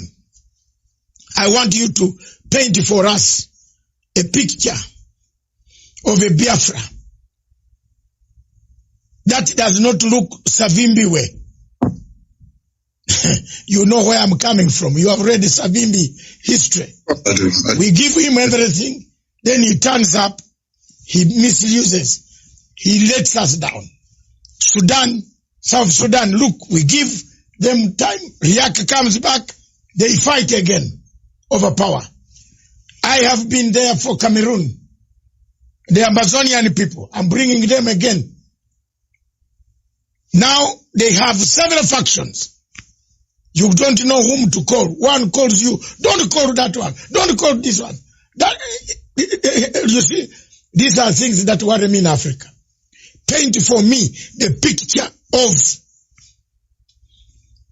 a Biafra you want. Yeah. Whether today, tomorrow, whether you are there or not there, whether I'm there or not there, we want to see the picture of a Biafra. I love the people of Biafra myself. I love them with the bottom of my heart. From the bottom of my heart, I love them. I don't care about Buhari, what he can say. Whether we meet at the AU, I will point fingers at him. I will. It is coronavirus that has made us not meet now. But if AU was meeting in Nigeria, I would wrestle him. I don't care. Because this is something that is paining the people of Africa. And you can't wear long counsel, these long clothes, and come there to impress us with your perfume when people are dying. Therefore, I want you to paint for me a picture of a Biafra. What type of Biafra do you want? The type of Biafra I want